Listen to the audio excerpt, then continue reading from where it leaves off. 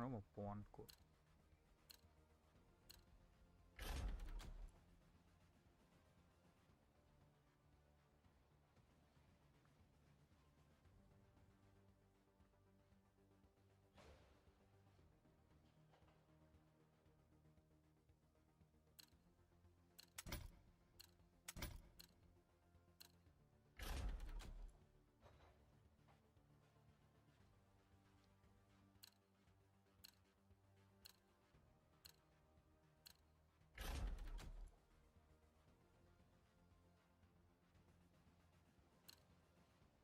yeah ba lên nộp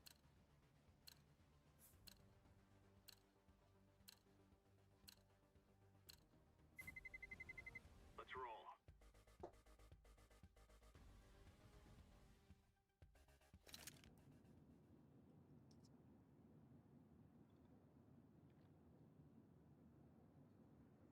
chọn một bộ phán nó thọp khơi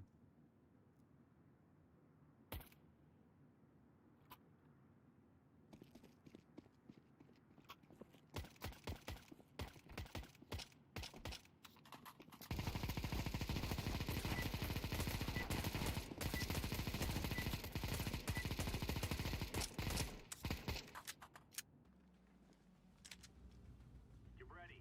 This is a free fire zone.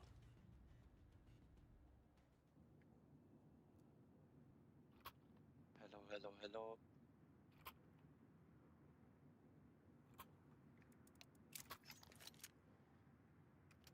That's how we roll. That's the way we do it.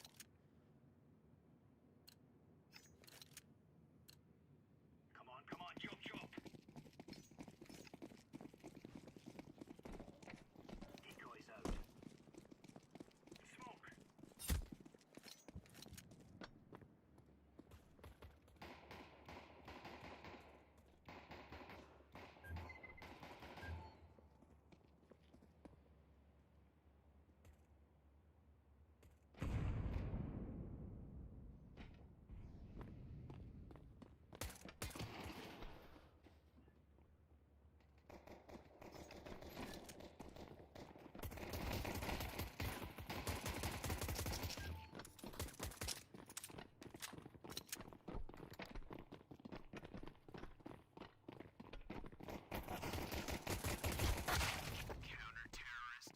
Champion.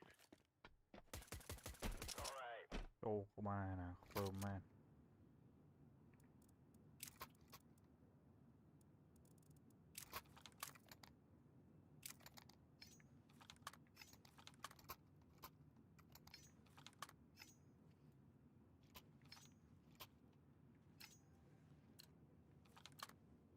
Play lads. What on?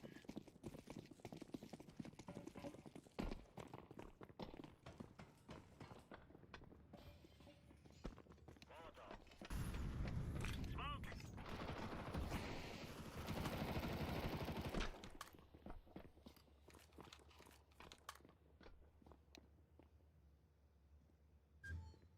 Laying down smoke. Fire in the hole.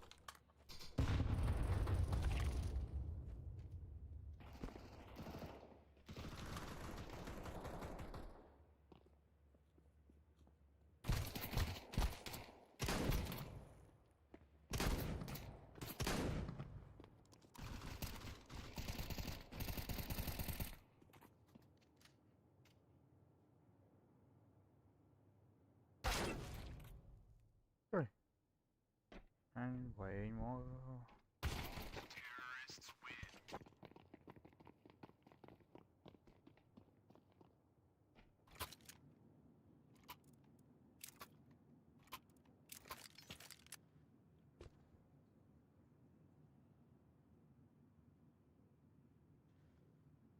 wow ra ghê anh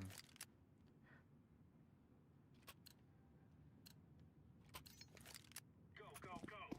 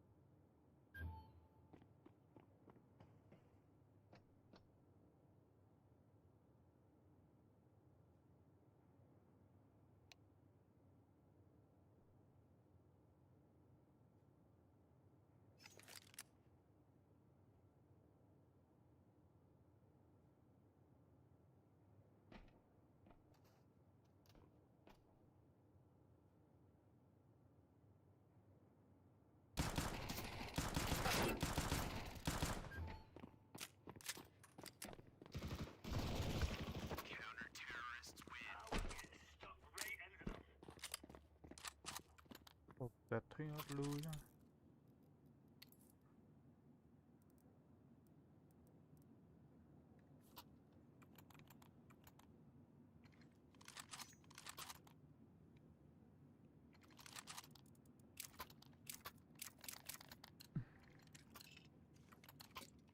Remove any doubts in your head.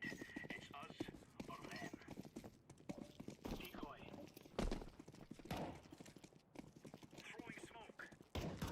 Flashbang. Throwing smoke.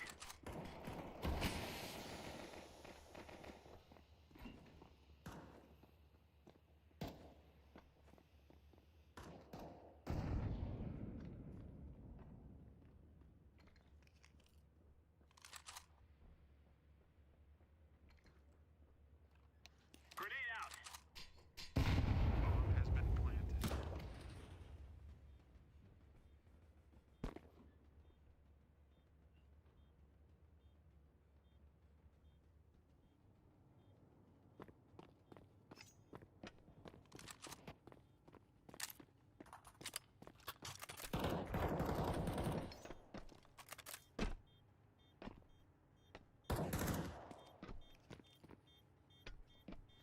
Incendiary out.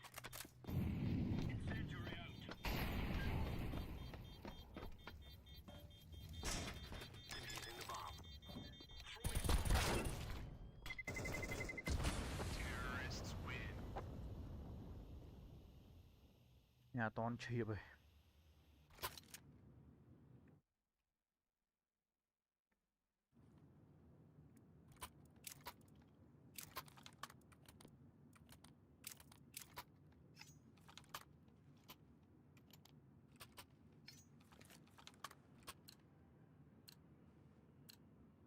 Let's go, let's go. Uf.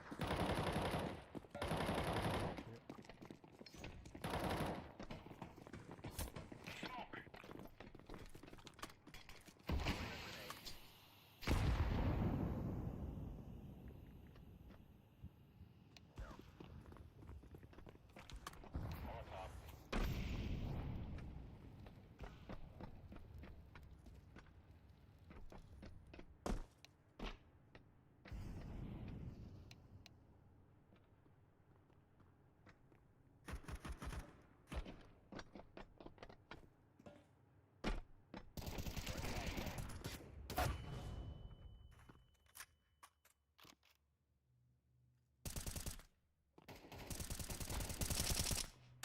Flash ta với anh đa chỗ cục flash.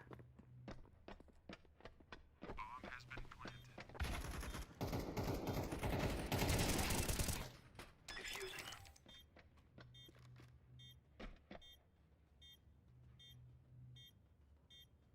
Save AW. AW. Save. Bomb has been defused. Counter terrorists win. Nice. Chứ nữa phải chạp rồi mà.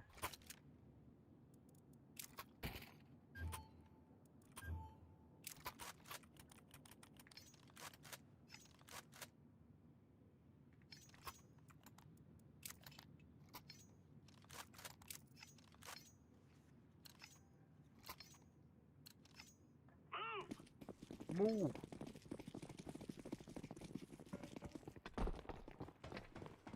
Throwing fire. Hey. Laying down smoke. Bang. Flashbang.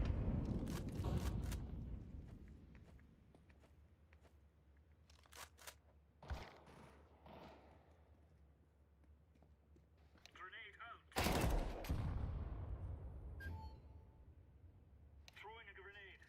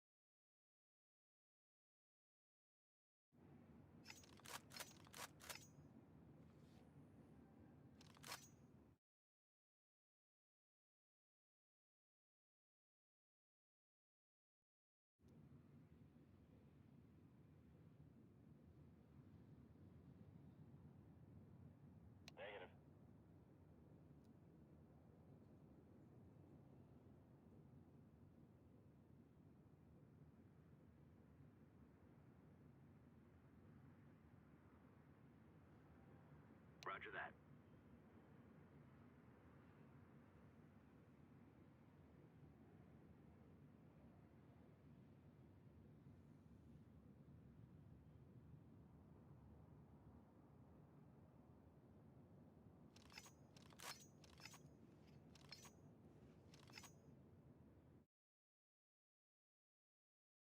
Ugh.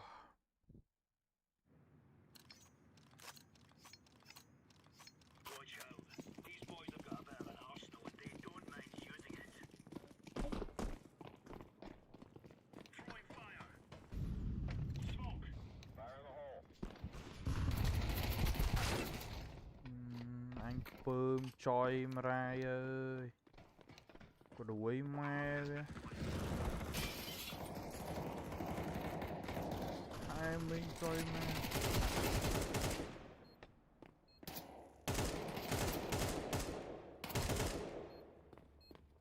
Throwing flashbang.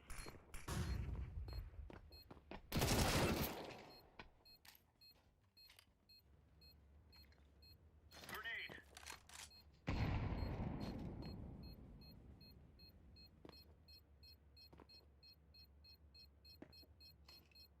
Laying down smoke. Oh, it's too late. Một tay. Terrorists win.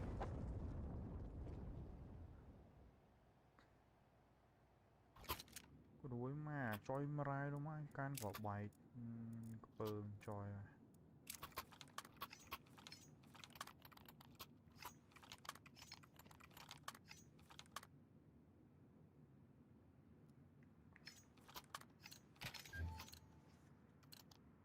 These fellas are gonna regret waking up this morning. Incendiary. Throwing smoke. Em cho mà tiệt.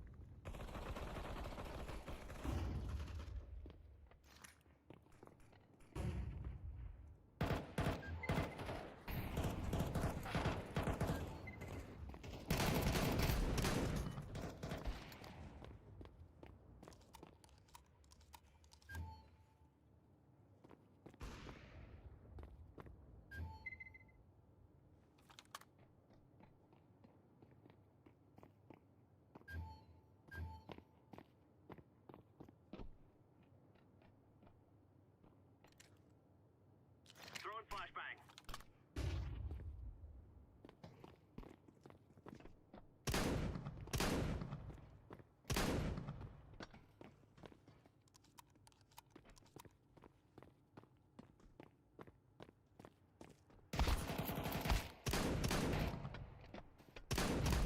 Counter-terrorists win. The best of the best.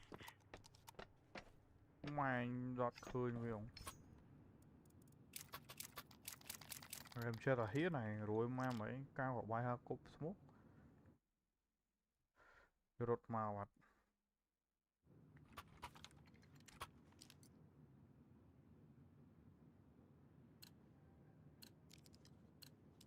We are Oscar Mike.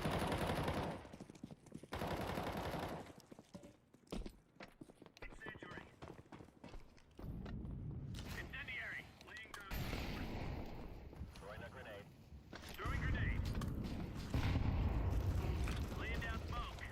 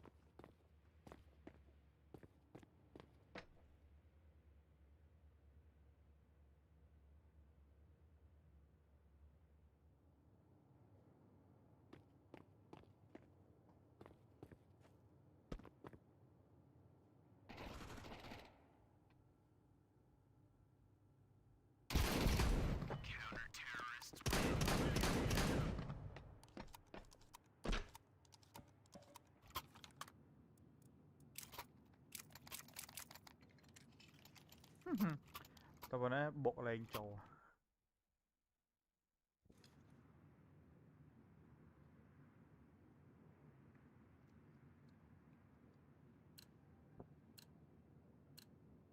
Let's go, fellas.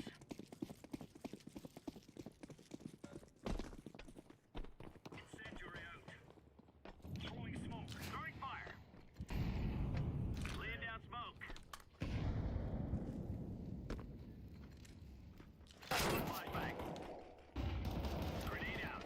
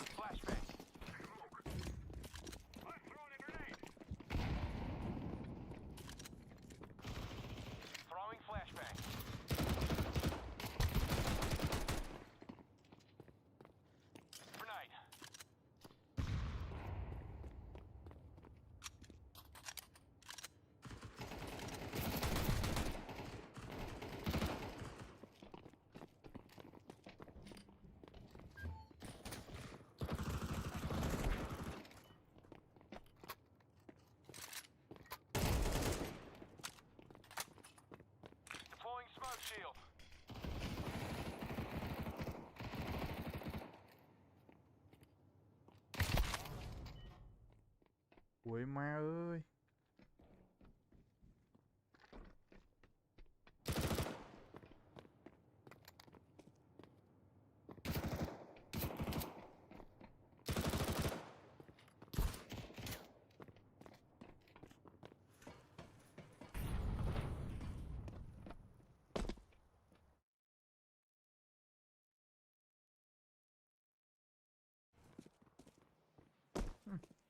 Lẹo một rồi mà.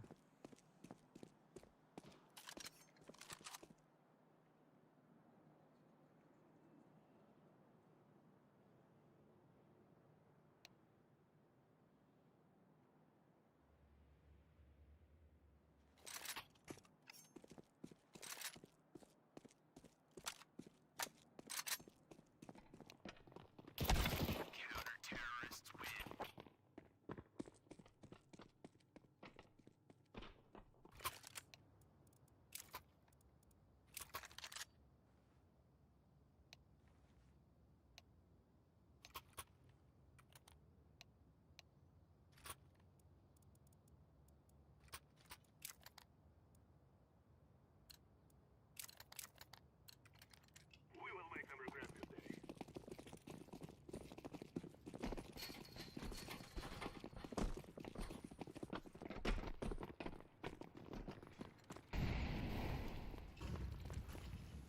Throwing smoke.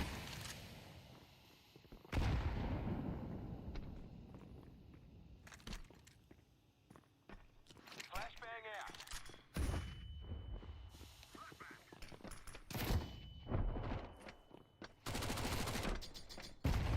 Fire in the hole.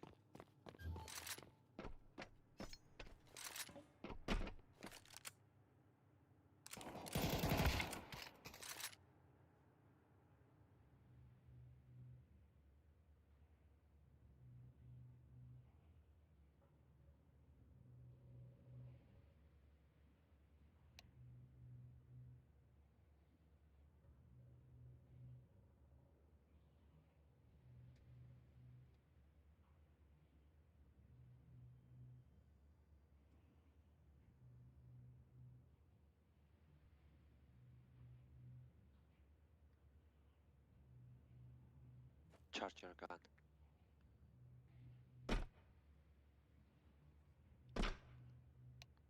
Plant. Cover me while I plant. Bomb has been planted.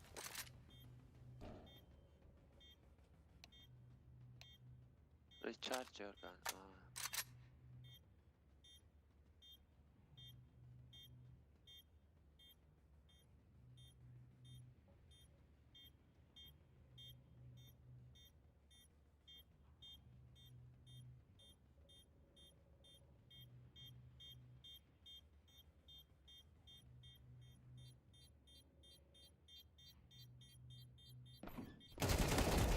Terrorists win. Nice. It's gonna go.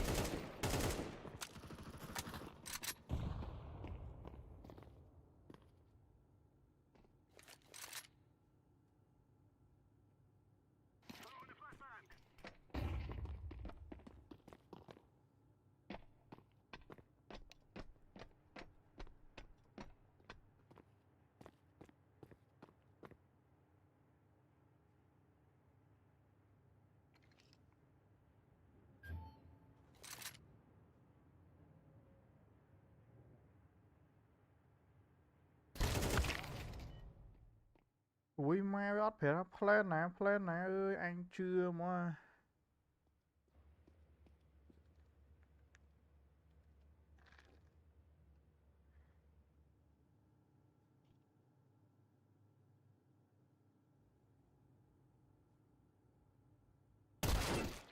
Throwing a flashbang.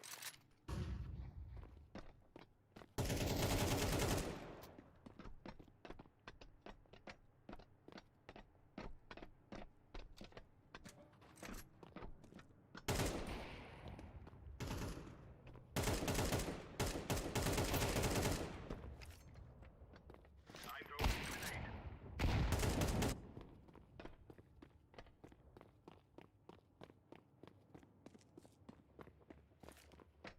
Activating the bomb. Bomb has been planted.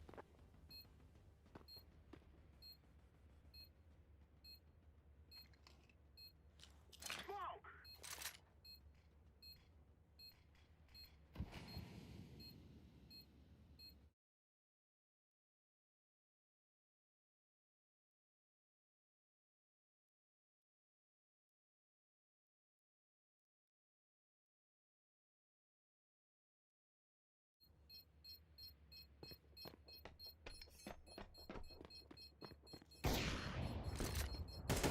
Terrorists going to win Ôi fair. đột vào đây. Bùm.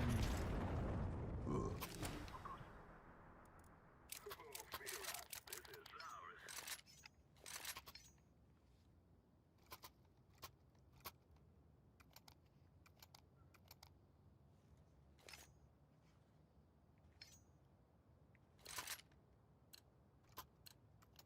Let's go.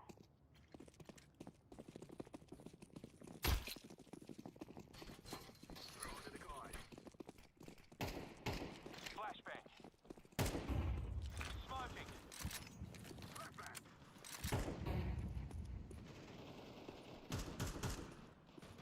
Molotov out.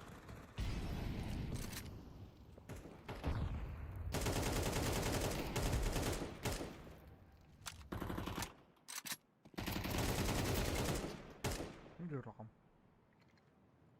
Grenade out.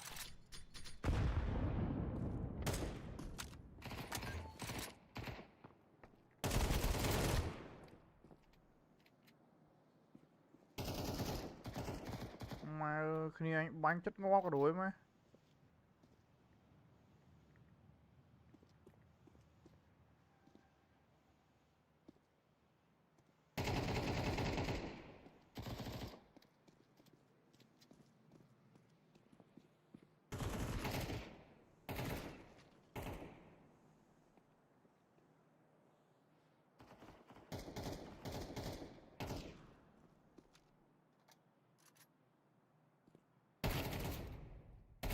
Counter-terrorists win.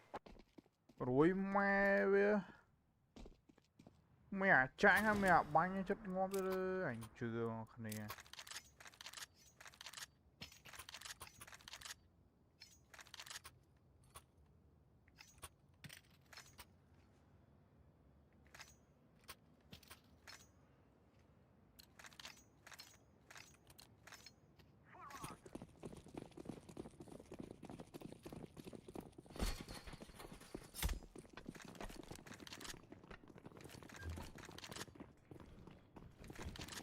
Mà tao anh đấy rồi.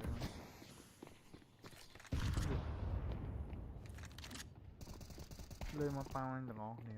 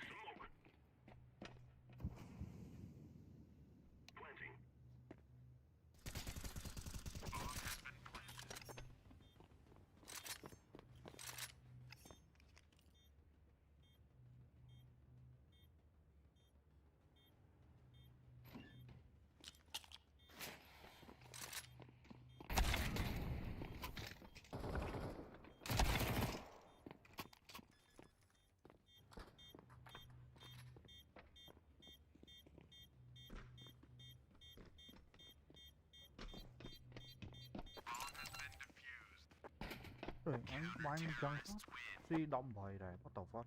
Không được.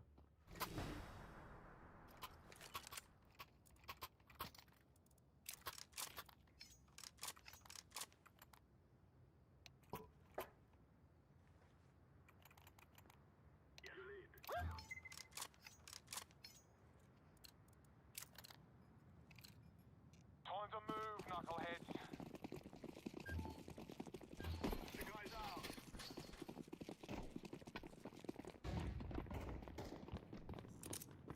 Decoys out.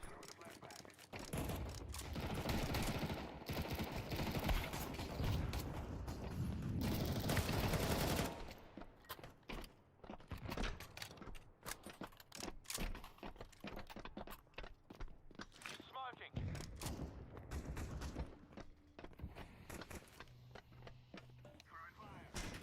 On my way to plant. Bomb has been planted.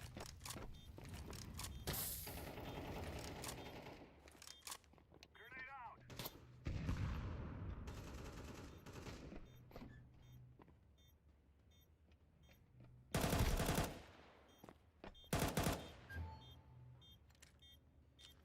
Throwing flashbang.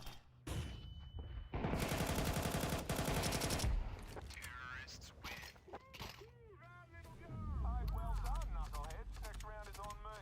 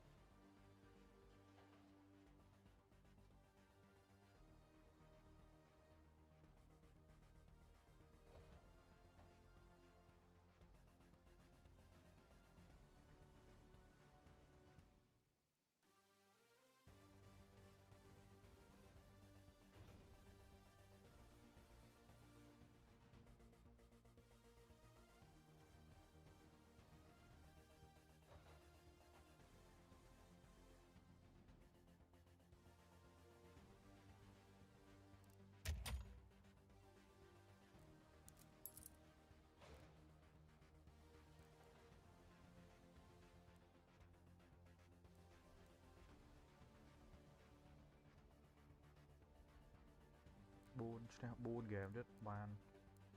Bên lên trong này trong bàn đàn nè. Để mọ đây là bàn để đài.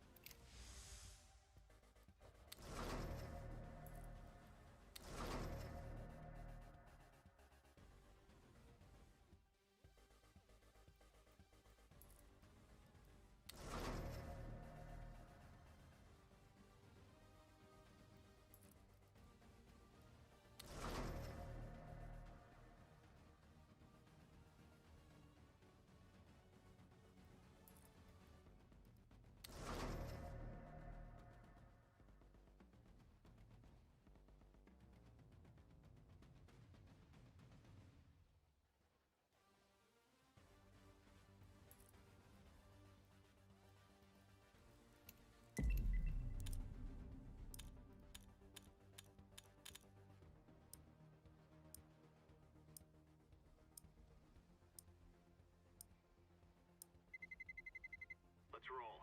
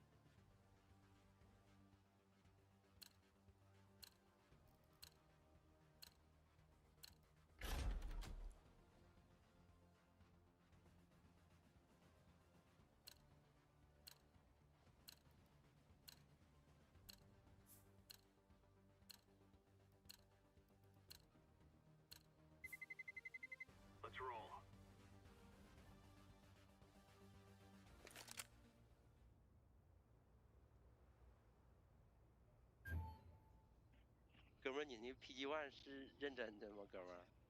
你就是这个。 Let's go. Chinese power, Chinese power. It is time now, my brothers. 你跟奶亮现在还有联系吗？ Oh my god, Russia power, Russia power. Viet power, Viet, let's go, let's go.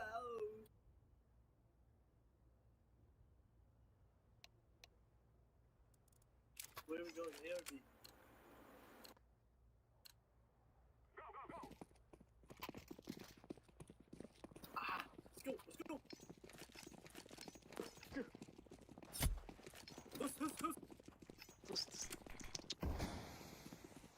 Who's?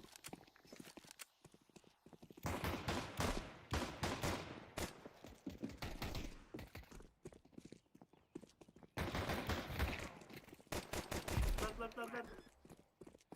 Nice. Bomb has been planted. Throwing a flashbang. Solar flare. City. Nice. Yes! Fan bloody tastic.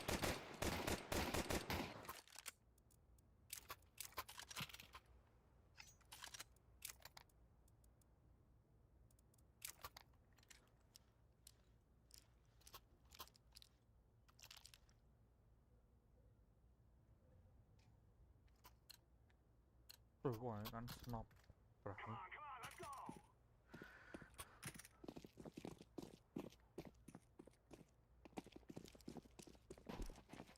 Smoke.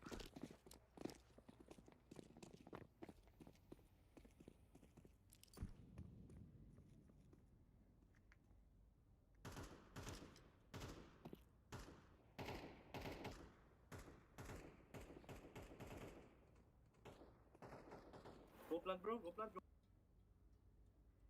Throwing flashbang. Flashbang. I'm planted. Deploying smoke shield. Bomb has been planted.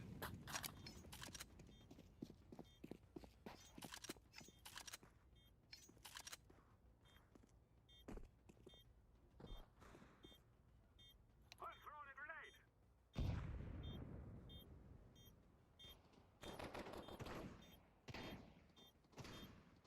Terrorists win. Yes.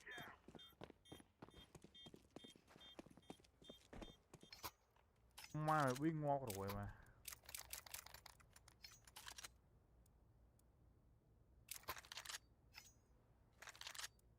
Em mà đấy ngon không? Đài. Thế ra money in the bank. Let us go. Smoke. Throwing smoke. I'm throwing a flashbang.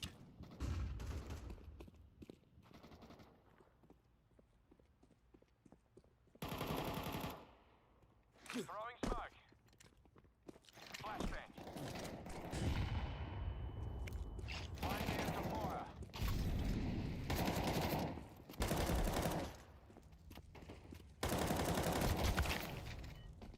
Cho em mà lấy. Nice. Plant, bro, plant.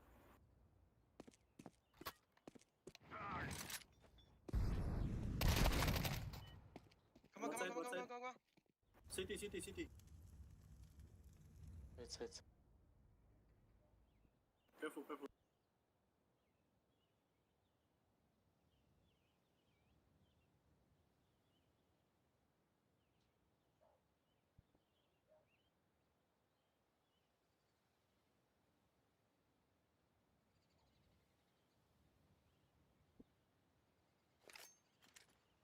Flashbang.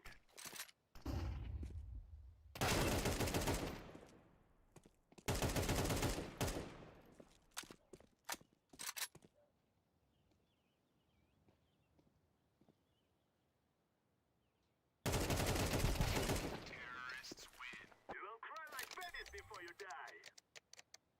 Bomb has been planted. That's the ticket.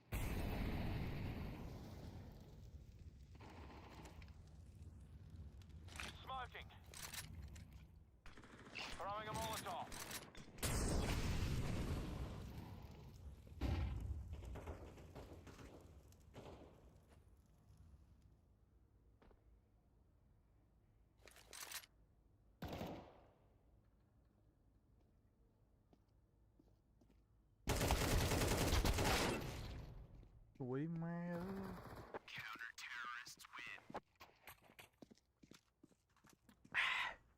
Anh sao mà ngon không bền.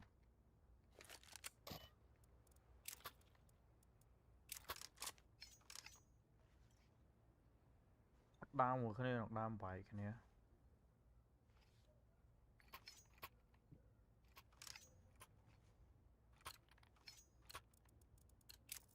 Together we can do this.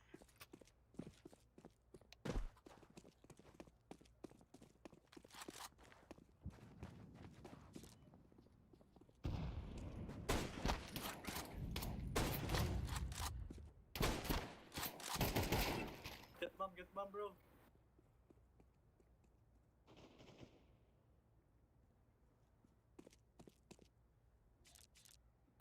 Grab bomb.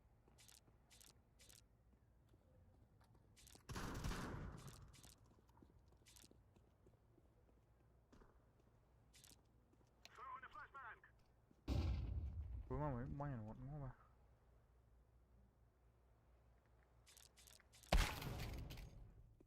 Thầy mình trời mày.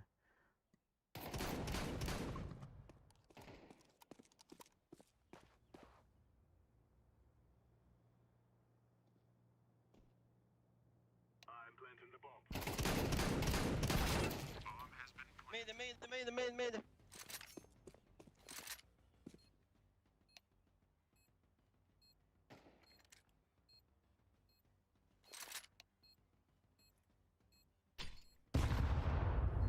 Take the fire. Take the fire.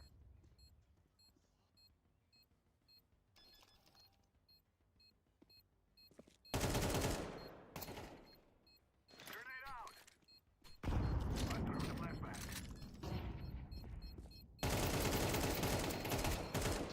Nice, bro. They cannot stop us now.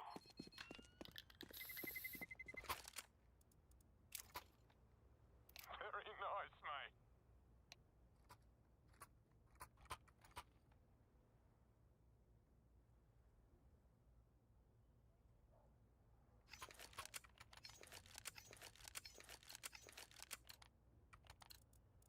Let's go.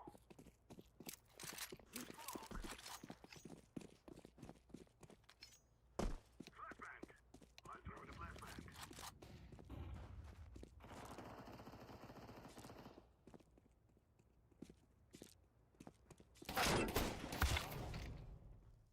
Chô khẩu ba nè mà khổ của đuổi mà.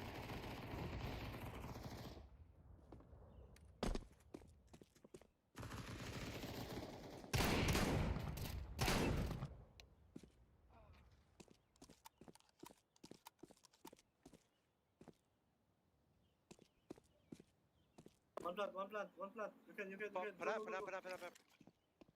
throwing fire. Cover. Activating the bomb. Bomb has been planted. I'm throwing the flashbang.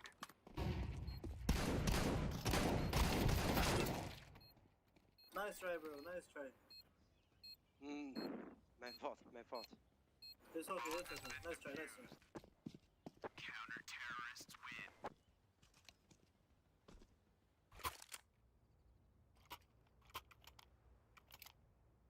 You beauty.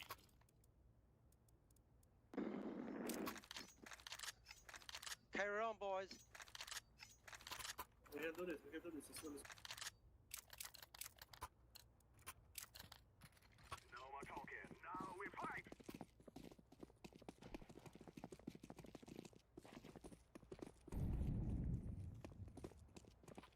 Từ tới cậu biết anh bày mà.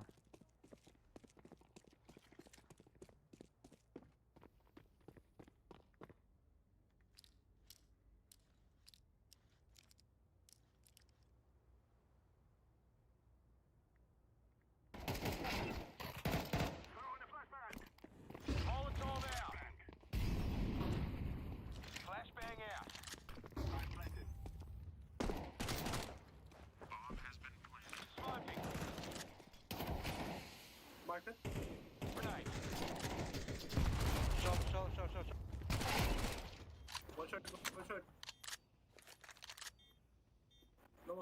good. I'm throwing a flashbang. One market. Flashbang out.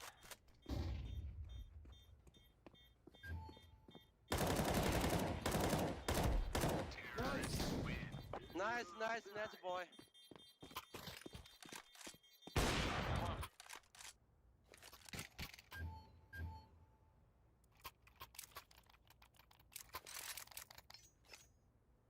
You beauty. Alright, good on you. No, mate. No. Slow push, hey, slow. Walk. Calm down, boy.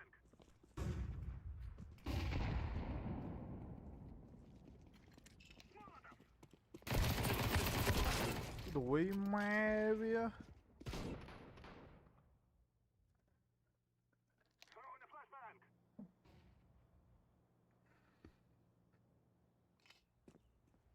Smoke. I'm planting the bomb. Bomb has been planted. Throwing bomb.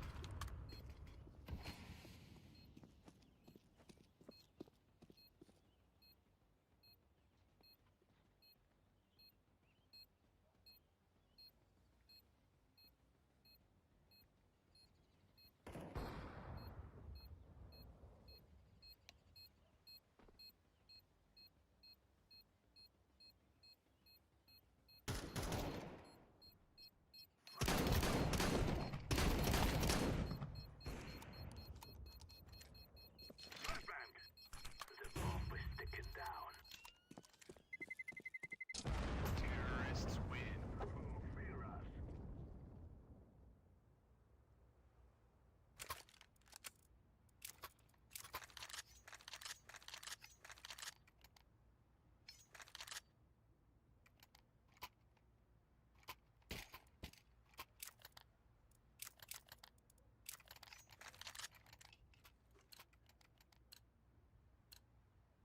Now is the time.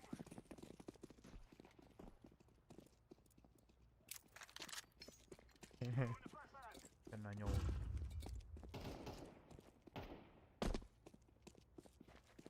Molotov. Throwing smoke. Throwing fire. Molotov out. I'm throwing a Throwing Go short. flashbang. Go short, no, go in. fire in the hole. Smoke. Flashbang. Throwing a flashbang. Plant bro, go. I'm throwing a flashbang. Throwing a flashbang.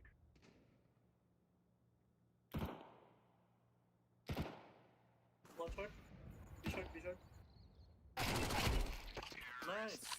We will dance on your grave. Planted. Bomb has been.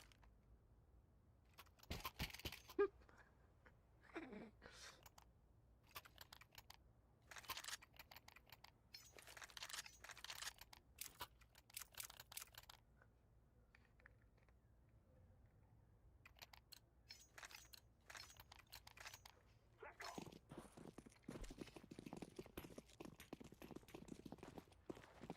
Flashbang. Deploying smoke shield. I'm throwing a flashbang. Grenade out. Laying down some fire.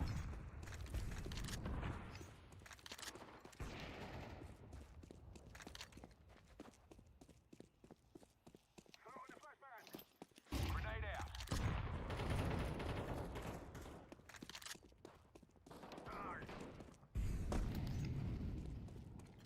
Activating the flashbang. I'm throwing a flashbang. Bomb has been planted. Molotov. Grenade. Smoke.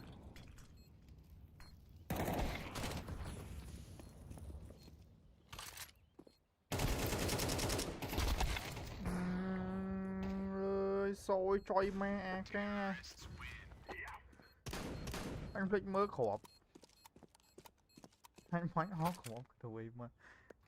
Good, everyone. Nice one, nice one.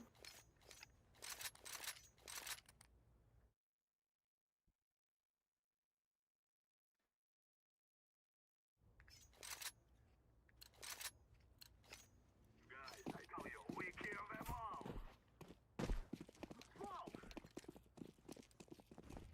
Flashbang. Flashbang out.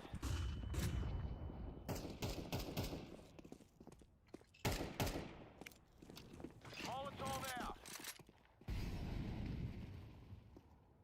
Throwing smoke.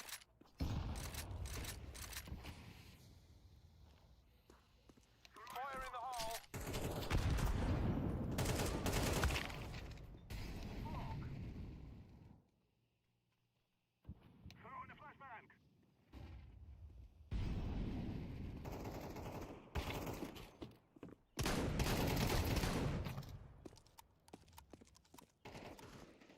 Last market. One market, one market. I'm planted. Maybe low, maybe low. I think I shot him. I'm not sure, I'm not sure. I'm throwing a flashbang. Just hold, we can do this.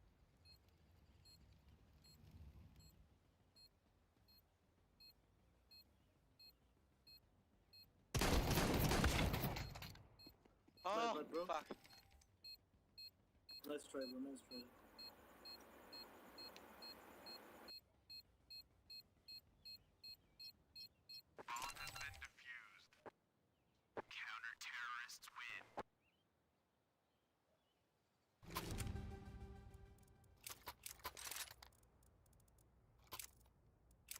You side me and T, right? What?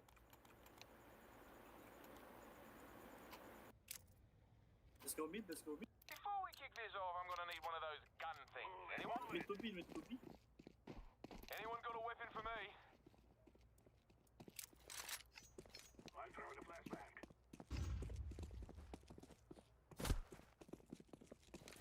Molotov.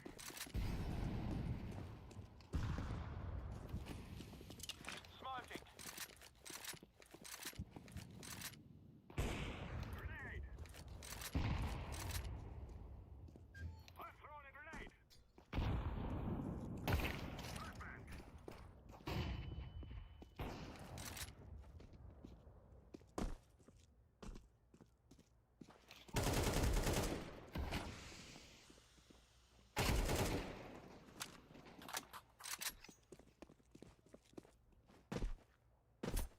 Fuck.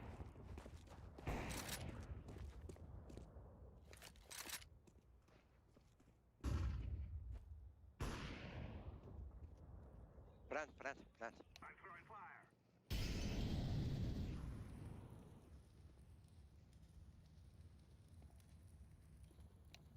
Activating the bomb. Bomb has been planted. Terrorists win. I fear no man. rồiមកថាធ្លាក់កុំឲ្យចុះ These fellas ថាធ្លាក់កុំឲ្យលឺម៉ែលឺក្ដឹកធ្វើទៅបាទ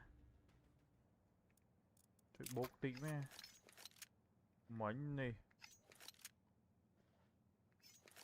មិញ300ឲ្យពេលឡើងចិត្តនេះវាអត់បោកបន្តិចទៅមកធ្វើទៅបាទ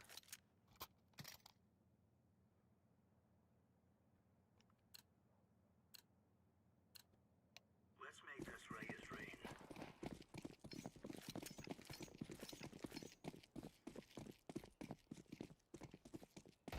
Flashbang.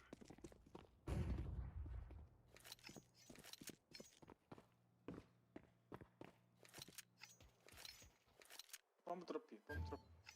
B, B, B. Hold bomb, hold bomb, hold.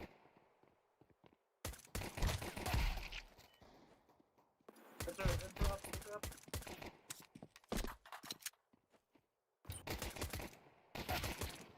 Oh my god, bro.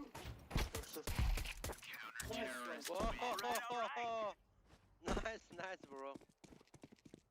We got. I am fired up.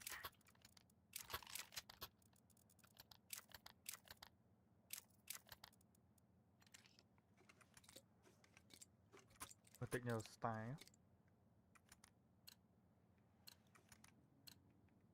Gear up. We're going in. Yeah. Maintain hold. Throwing smoke. Flashbang. Smoke. Throwing flashbang.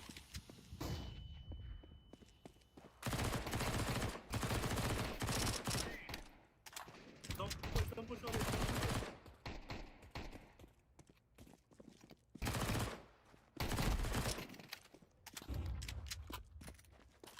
Hey,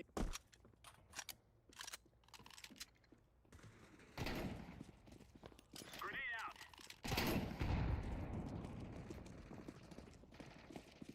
Throwing flashbang.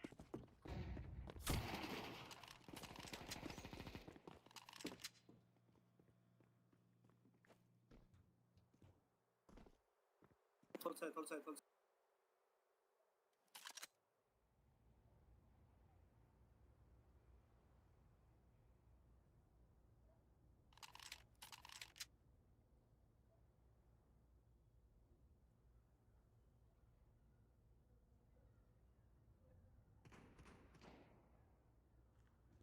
Counter-terrorists win. There you go.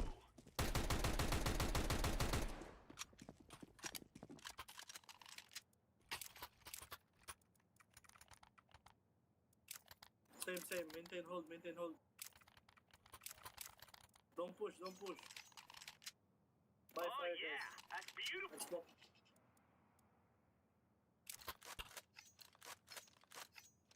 Remember, this is bandit country. Shoot everything that moves. Smoke. Throwing a grenade. Incendiary. Laying down smoke. Throwing smoke. Laying down smoke. Deploying flashbang. Incendiary. Deploying flashbang.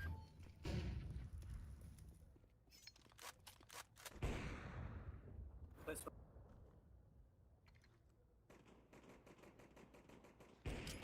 Fire in the hole.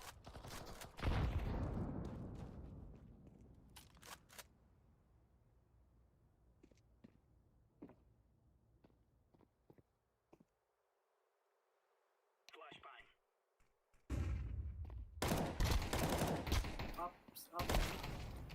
Hey, đuổi mai với timing rồi. Throwing flashbang. Counter-terrorists win. Clear, lad.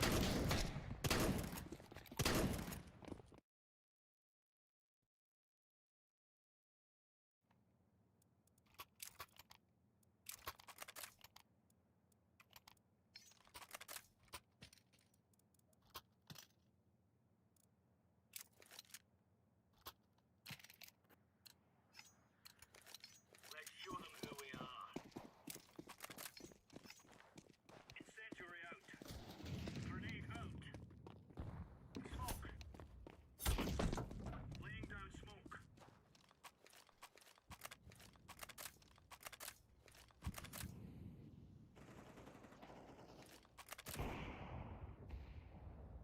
Come B. Hey, help. Flashbang. Grenade out.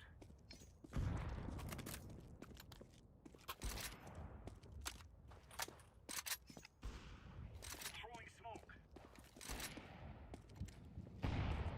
Throwing flashbang.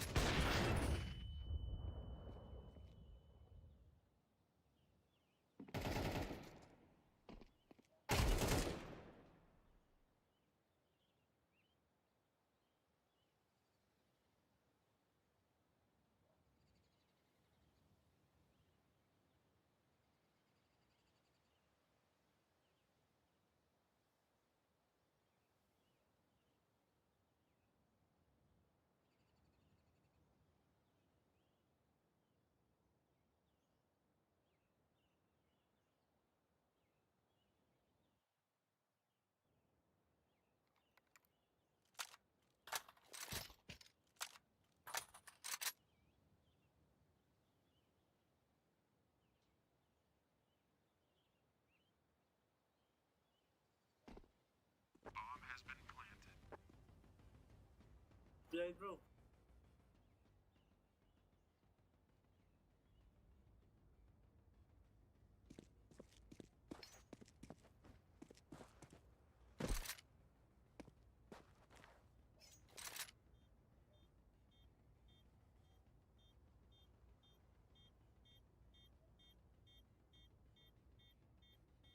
Save, bro. Save. Just save, bro.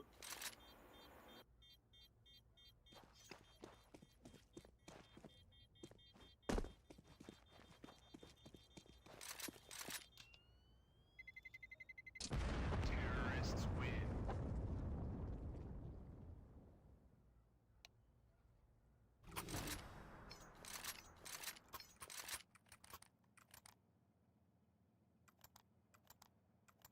Roll flip Don't roll throw roll what the smoke fuck to ចូល into គ្នាយើង block, លេង okay? full អស់ហើយណានេះមិន solo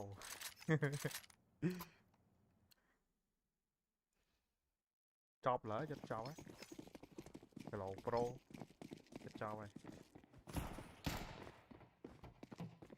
Throwing smoke. Smoke. Don't push. Deploying flashbang.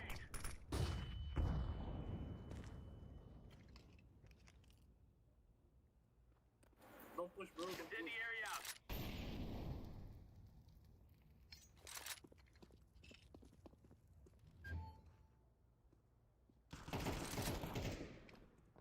Smoke.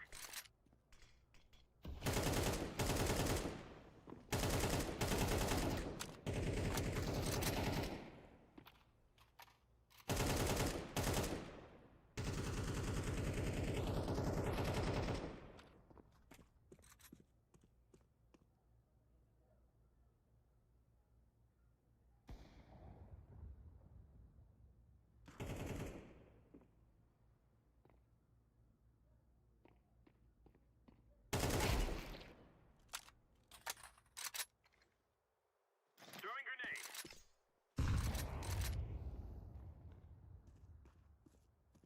One go A, bro. One go A. One go A. One go A. Drop. Oh, hold bomb. Bomb. I never saw that, bro. Sorry. Yeah, nice, bro.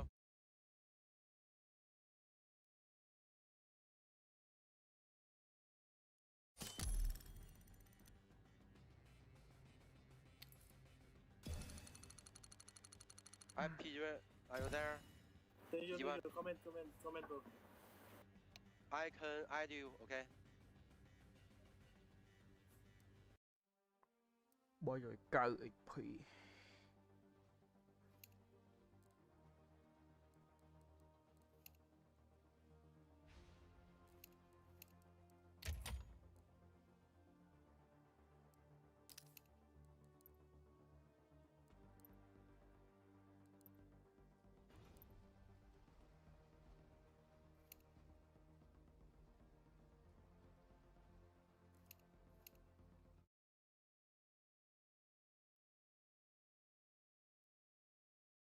ជួយមកលឺ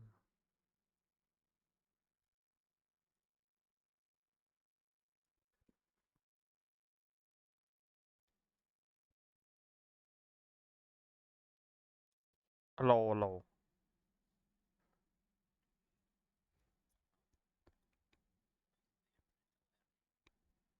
trước khơi lê vậy nè phải nhầm bạc lại à full đây tái full lê chẳng nhầm solo của bạn à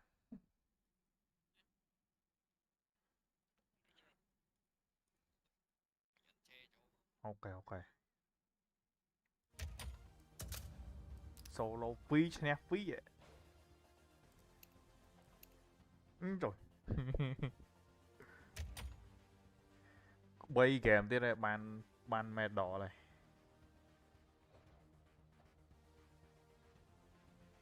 អូលេងអាបោកជួយម៉ោងជិត10ហើយម៉ោង10ដូចជាលេងមើល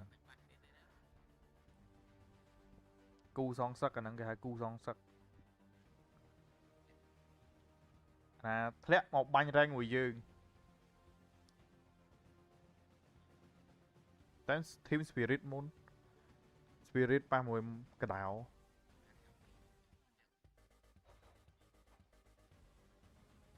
ចុយឥឡូវឡាយសិនបាញ់2 game បានឈ្នះ victory នេះចុយម៉ែទីបំផុតឃើញបេតងវិញហើយក្នុង history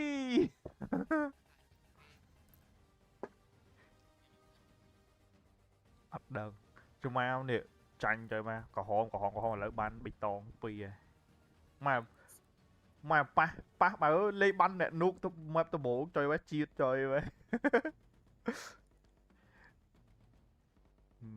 វគ្គនូកដំបងសេចចុយម៉ែបានលេងទៅ carry ពួកវា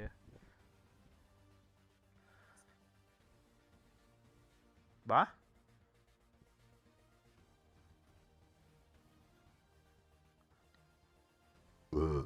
ជី business ខ្លះហើយដាក់ account Steve ចូលនឹងលេងបានហើយ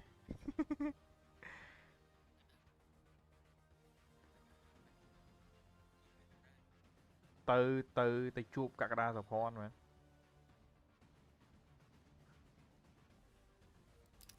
យ៉ាវាយគូដឹងស្ងាត់មានគូដឹងអត់ប្រាប់ខ្ញុំកាតឃើញហៅអូ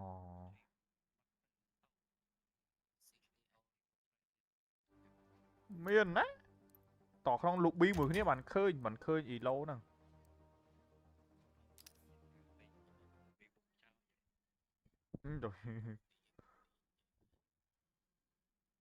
ចូលទៅបើក live មើលប្រកួត Team Spirit ហ្នឹងសង្ស័យបើមានគូដឹងអីកុំឲ្យមានប្រុសចិញ្ចឹមនៅអាមេរិកចង់និយាយថាកុំឲ្យបើសែតអីកុំឲ្យមនុស្សប្រុសចប់ដល់ចប់ហ្មង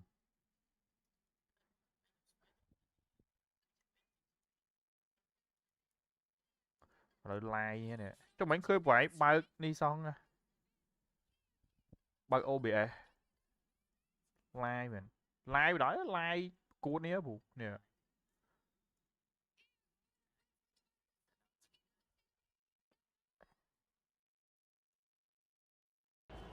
ស្លាប់ Eu acho que vocês têm um favorito.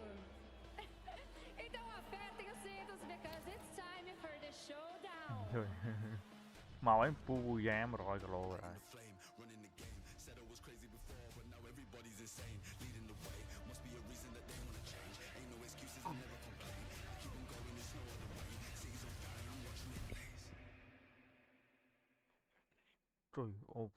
Man, imagine being Mouse and walking into any building, any room, any arena, anywhere, and you are still getting booed hardcore. You can't be the hometown in anywhere. You can't be the hometown team. Honestly, it made me wonder what would have happened if Kerrigan joined Mouse. Like, what would have happened if he would join this lineup, if that still would be the case? Because you're right, it doesn't matter where they go, even in Cologne, for Christ's sake, couldn't get the home turf. Well, surely that gives them the aura. It might even figure out the problem with them having to have Roland be an IGL. But it doesn't matter now. Didn't we get an answer for that, Jacob, in Hungary at Budapest when it plays Mouse and Toji still was no caption that in that one,នេះ but, ពេញមក no it is just crazy. I think maybe it has something to do. They beat like Furia last Euro 2 years ago. Like 10 years ago. You know, so that's ឈប់ចាំផ្លែតកាយដាក់នេះ 10 lâu cái ạ, 10 lâu cái ạ, mai mờ mờ sao? បាត់តែព្រោះដាក់ថាហេតុតែគេ Mai lâu buộc cọp. មកហើយបាញ់មួយ in shape ត្រូវប៉ះ elo ខ្ពស់ហ្នឹង ហេតុតែគេតែនៅក្នុងចិនស្រួលចង់ធ្វើ banner អីណាចូលរួមសោកស្ដាយឯណាអនិច្ចាសង្ខារាចង់និយាយចឹងអង្ខារាសងម៉ាំងទៅឆាមីដាក់ caption វ៉ាវីថាឡាធីចាំសេមិនមែនអូស្គាល់ក្រុមឈ្មោះក្រុមដែរបង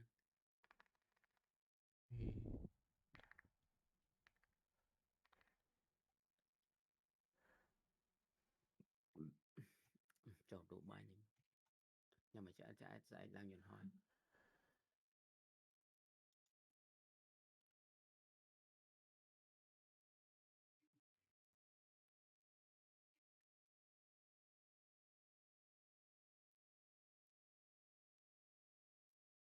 Úp chăm pla.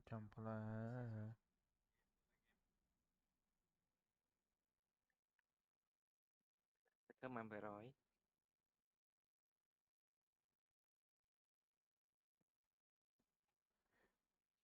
Miền là cái miền của bật na tiếng shoot vui độ thủ thu. Nhưng mà Miên thành rồi. của số với tờ địa cho dễ họ Như thế quậy tay nhẫn. mà luôn mà. Nhưng men a cái bật nè a cái bật kia hụt nè. Hụt cái địch. Ô à bật này bật ấy quá đấy. Cái hai bật plug. Trong nhưng lúc học phèm bài thời can. Ô phải à. Nói vậy. Rồi thu. Anh đang thu bờ bài tinh tím chết ra vì giờ lang lại.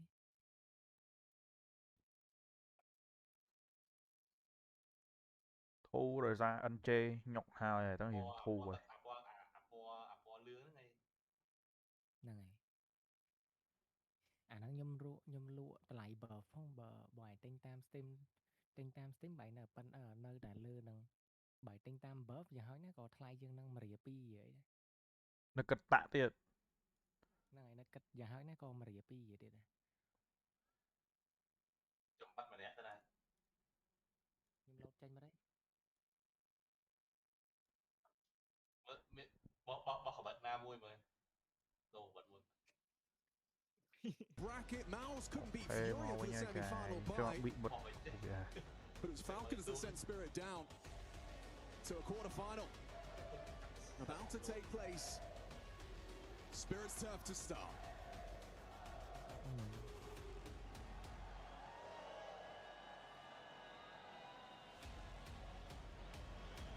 Trời mà team máu ơi, bão 3 đợt thu, mê tao 4 đợt thu rồi. Now speaking of the CT side on Spirit's turf, and it's Spirit's turf for a reason this year, 2026. They have played the map 10 times. They've won it 9-1. They only lost to Astralis at EPL. Trời mơ schedule mới đặng hay đom bòi. Ai sợ đó lắm, nhưng mà lên đom bòi. For Mouse, this is a weakness. Played 15 times this year. Won at 5, lost at 10. Wow, trời này. So constantly point of contention, but that's a lot of reps and official that they've been getting in. You go back to the head-to-head this year, back at Krakow. That was a third-place decider. Completely different stakes to today. Elimination on the line. Spirit hay ma rồi mày rộng ham, mày nè. Spinks is looking for a fight. They swing on through, and he doesn't get a chance because Donk cho Spirit to continue. Nice attempt from mơ đoạn khơi mơ down and denies Donk a third. It's a clumsy block smoke, but it might serve its purpose. Tough to play nameplate Counter-Strike on the pistol rounds. Things are a whole lot more varied. You see Exertion, a rotating rifle on the pistol, entrenched in the tunnels. It's going to be tough to get past with these dual Berettas. Mid to B smoke ripped out from Zontix. It's Jimmy and Brolin over to Day. And they confirm Exertion has pushed, so that now the B player occupies the tunnels. It's Magic surging forward alongside Jimmy to bring him down. It's an equalizing frag. It looks like Zontix wanted to go, but it's actually this cross of the bomb. Trying to get across his. Here comes Zontix. Zontix late long, still taps the head of Jimmy. Nice from him. Shiro partners up, long range claw to the spine, and the sight has fallen. They knew exactly where Exertion was, but hey, he's got legs. Vì mỗi bao nhiêu mà He's going to give this one a look. Highest rated player for Mouse so far this tournament, and he might just be calling this one off.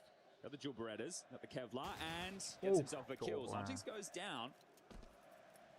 Might want to hang around. Don't want to go too deep, lose everything. But if you can get these last 2 kills, sure you don't win, but it could turn into an M4 into the following. It's going to be difficult with the positions that have been opted for in the post plant. But Spirit, they've been the best pistol round team. Long range Glock headshot, not bad shooting from Tanir. And he's going to try and get away here, Exertion. So he's lost those Julies, but he's still got that Kevlar. Cho anh chế xuống mà thấy mấy bạch tì do ăn bạch nhóc cút với nhở. Mấy chặt đồ mà nó với nhở. Hold up, Tanir. He's running in. Can he take away this Kevlar? Hả? Just okay. Saved by the bell there. Oh. Mouse are in the top 3, right? So they've both been pretty good in that department. Now there's obviously a whiff of this. You're not throwing a shallow molly like that unless you spotted something. Zontix them through it.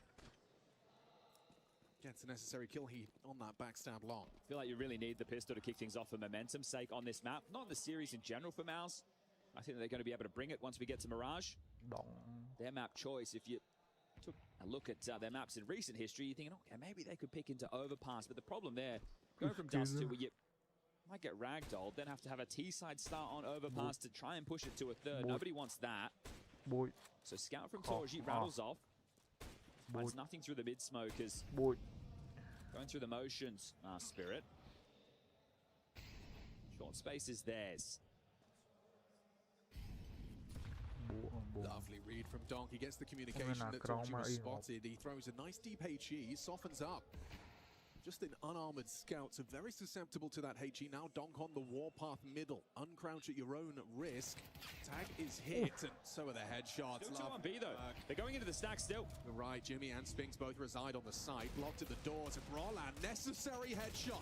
Messy from Spinks, doesn't connect a single bullet on the FAMAS, and Jimmy ripped out of the server too. It's a Zontics double. There was moments where that could have gone wrong. Look at the health of Tanier and Donk to exemplify it. Definitely so. And the desk they're discussing with Spirit, right? We're always talking about Donk and, of course, Shiro, but he's the AWPer. You need the second-string rifler, and I think a lot of people were hoping that was going to be Tanier. Zontic's a safe pair of hands. I know he plays some of these more pivotal roles, say, short on Mirage once we get there. But Tanier, when he was in Heroic, the flashes of brilliance is what excited everybody. There have been some position changes for Spirit on a few of the maps. We haven't seen them all just yet, but Dust2 is one on the CT side where Magix has now adopted the A rotating rifler. We'll see that once he gets onto the CT side. Yeah, we've heard actually Flamesy talk about it in interviews about the value of playing different roles. You further your understanding of what your teammates are doing in every position. BYOB, that is. BYOB. I think, for me, if you're the in-game leader and you're going to be the player rotating between the mid to B, helping the long player and stalling up the short, getting to throw all the extra nades, unless you're an eco or the position I'd like Donk to play, then I think, yeah, it's good to have an in-game leader like Magix residing in that role and just let Tanier anchor down long, right? That's the swap. Tanier was doing that before. I think Magix will have a much better read of the situation. He's got so much more experience if you compare it to Tanier. Yeah. It's not even close. Despite being such a young man. That's the thing.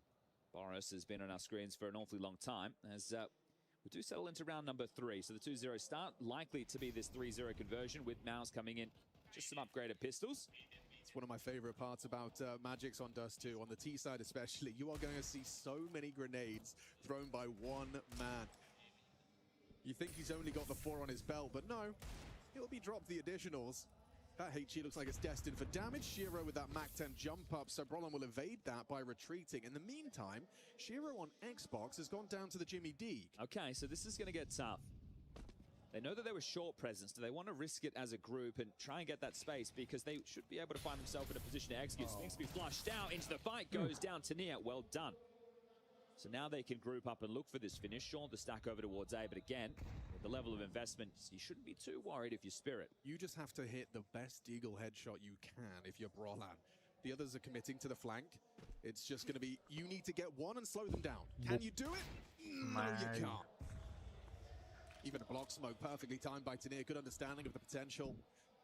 We'll get the AK out in the hands of Donk in the next, most likely.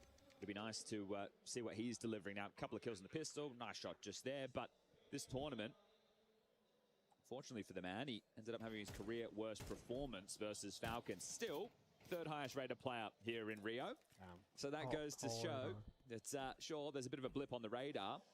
Hasn't been feeling the best, but still delivering that world-class form. The Phenom, the Freak.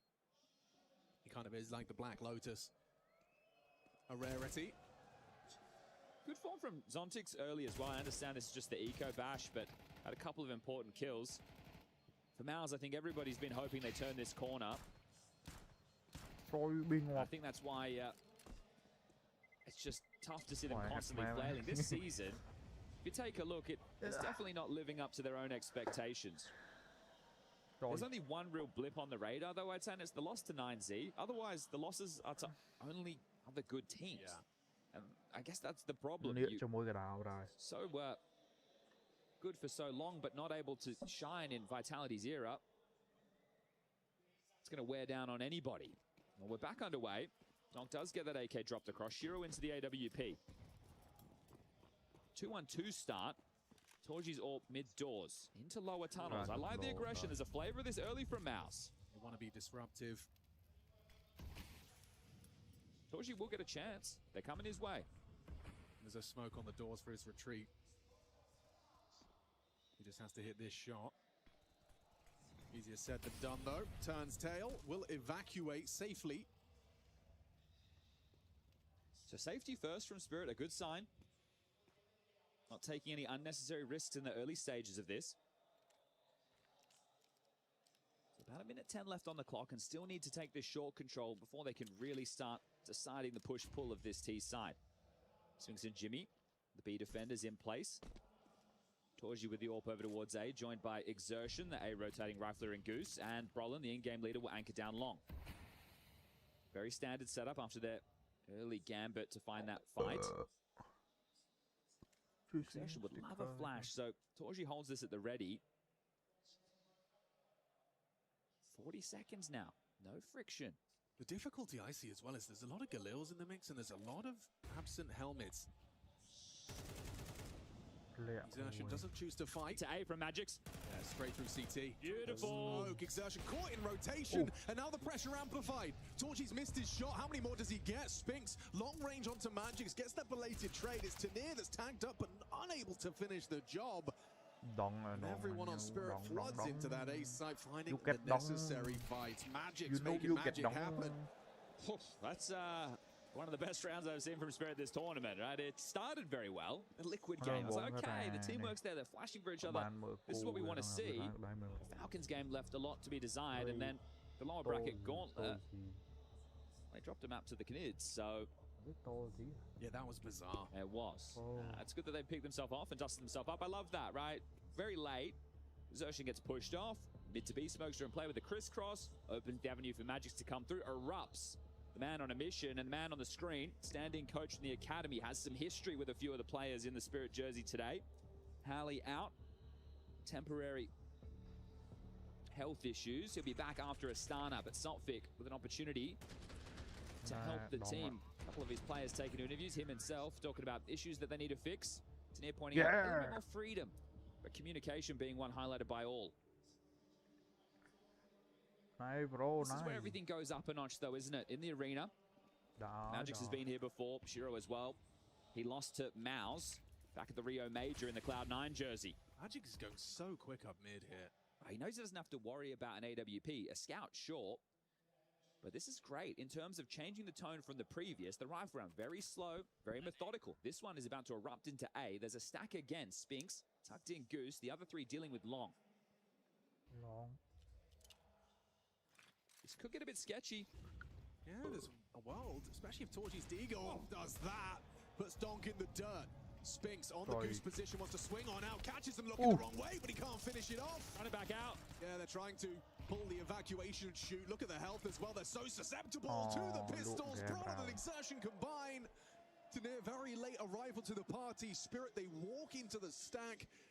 And they leave with Mouse finding their fast, unless Tanir can go 1v4. He's got a decent chance in this. There's Kevlar and guns picked up, but Tanir has so much time. The flashes did connect, but it goes both ways. Exertion didn't have the vision to go swinging off of it. Got that multiple elevations. It's going to be so difficult for him to be able to find that individual fight. They're playing that high-low setup, ensuring that this goes their way. The hard work they think is done. Jimmy up close as well. That range good for the 5-7. Exertion loses it down nicely. Pair of frags for Brolin and Exertion, and they leave with a couple of AK-47s for free. Very well played from Mouse there in the late stages. As you mentioned, the elevations being used, not giving over the 1v1s once it came to the 1v3. And a fantastic shot from Torji to open the account. You can see how sketchy it gets. Spinks gets to play in. And there wasn't a full commitment with as many numbers as required, so that's a great fire starter for Mouse on this CT side. Shiro, booster's been fumbled. Might not have gotten the information he was hoping for, but regardless, nobody into lower tunnels this time. No aggressive start from Mouse towards short. This is just standard, going through the motions from the defense. Yanko pointed out on the desk that this B defense, it's been exploited before with some faster plays. So they got to make sure their protocols are on point. This is what I'm talking about. Magic's going to be doing all the juggling.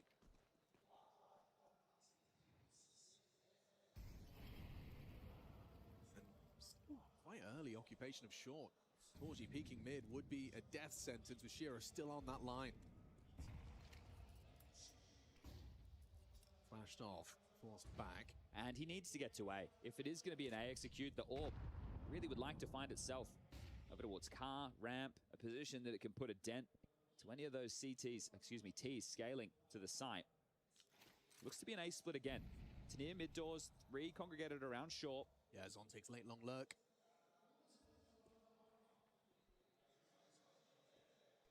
Replenish on the mid smoke, and a crisscross established for Tenier to kind of puff up his chest and act bigger than he is. Flash looks like it's going to be turned. Wow, and a great headshot from Tenier, but they start to apply pressure A simultaneously. Tenier's cleared out B. Can they pivot? Gets weird now. 30 seconds. Bomb spotted. Dom covers. And it's closed. Tenier, high impact round. Crazy.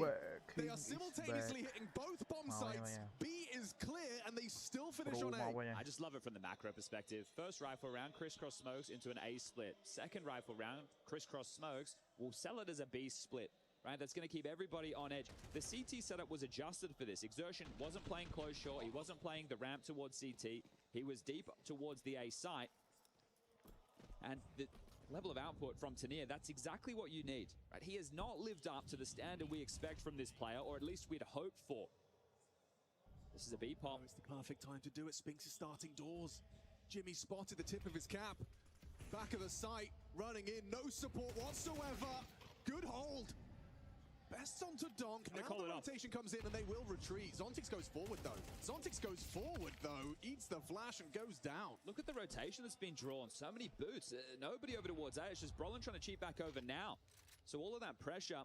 Clumsy from Spirit. It's completely shuffled. Wow, you this defense, but nobody was able to capitalize on the space. So 1 minute and 10. Money. Not going to be a conversation just yet for Spirit. I don't expect them to go for a save. They can give this one a look in. That's that anchor work from Jimmy. I feel that they think that's a fake because what just happened was a fake. So they're playing outside B. There's so much room right now. Looks like it's destined for Mouse to post number 2 here. Oh, Jimmy's absolutely whiffed that molly there. Throwing it in the doors, blocked himself. Spots a sliver of the Magic's heavy damage was flames from Tenier. Do spread, and now an equalizing frag. Sping's got a choice to make. This advantage from Mouse now slipping out of their grasp, breaching the B bomb site. Magic's actually retreating that AWP, enables him to have more of an impact on that 8 points of health. He's got Tenier, who's got a hot hand at the moment. Owen's got a kit. Torgy not able to help Brolin out as he pokes his nose out the doors. Tenier stands and bangs, wins it out. You really want to have a look at this. Does so, picks up the M4, announces that he's giving it a look. How much of a commitment? He's fully committed to this. Time ticking away. They're both low HP. The M4's the right weapon, and that's the right frag, but simply no time. Jade. Get away with his AWP. Magic's the same. Spirit's gonna find a 6th there, and Mouse's advantage, despite Jimmy's handiwork in that initial defense on the excursion B, does not translate into a second round. I'm not sure if we'll catch it again in the replay, but some whiffed utility. Jimmy threw this, whiffs it, then they threw a smoke, missed it. Look at this smoke, look at this CT smoke, the top of your screen. What's going on, boys? You had 2 key pieces of utility to block the upper tunnels. Spirit didn't play contact, they threw a molly, they announced the presence, and that's the basics. Missing nades, and it's not even set nades. These are just ones you have to throw in directly in front of you. You're not obscured, you weren't even under pressure in that moment. So some speed wobbles from Mouse early, the nerves showing, and second time out as Cyclone gets on the mic. They still have money for another bite, just that Torgy saved AWP is going to be the mantelpiece of this, but Spirit might want to keep up the flow of changes. They have some good long spawns. Could be pacey right now. You've been exploited through mid. You lost a round to some missed utility on a B site after some nice early frags, and now it could be a pace change from Spirit to punish your long defense. They're starting 4-1. There'll be a bit here. Oh, yeah, we got a big fight here. Dom's going to be flashed out. Spots an easy headshot. See you later, bro. No trade available because Magic's has vision. He catches Spinks, keeps him with empty hands. Torgy arrives, but the damage is done, and they have evacuated. They've seized the advantage. Magic's gets away with a scrap of health, and he's quickly pivoting into something. I'm more eyes on Exertion right now. He knows he needs to keep pushing. He needs to make a move. Oh, a move he shall. What an audacious push. He's going to have 2 backs turned here. Shiro's a free frag. He's practicing some trigger discipline, going for that double, lining up smokes. It's clean. 3 kills from Exertion. Jimmy activating towards B as well. That's a big play from Exertion. That's what he needs to make in matches like this. This feels sketchy for Jimmy. The B side will fall if he does get away. Picks back in, does very well. Not the second he'd have liked though. Zontic's in the clutch. Already with the util down that should facilitate a plant. Oh, he's playing through this. Woo. You're not expecting that. Exertion certainly, surely not. He is jiggling it. Oh, nails the headshot. Is he aware though that Torchi's right there in the smoke? It's smoke pushes on smoke pushes, and Torchi pulls it off. Only his third frag, but it's Miles' second round thanks to it. Converts upon Exertion's proactive CT maneuver. Okay, some big plays from multiple players in that round. I'm liking what I'm seeing. The patience of Spirit out long to take the fight. The 4-man start from Miles doesn't go in their favor, but Exertion, this is a beauty. Right? This is the type of plays that you don't see him getting away with once we get to stage matches, or maybe it's not even stage matches. The game's against Vitality. Yeah. So nice to see him doing it here. Still can buy Spirit. 6-2, 4-round gap. Oh, we got early first blood there. That was long. Yeah, Brolin had a glance. Didn't anticipate the AWP to be starting on that line, and understandably so, rather rare. But profitable. Smoke break, perfect setup for Spinks. Catches Donk, sat on the Xbox. A second one, this time with less vulnerabilities. Very important clawback kill there from Spinks. So now the round essentially resets. A man advantage no more. And a gamble from Mouse. The AWP over towards B. It's just Exertion on the A side. So they are essentially selling short. They don't think that Spirit will just walk out A unannounced. Block from Spinks, going to give the angle over the top of the smoke if there was to be a split. They're fighting this.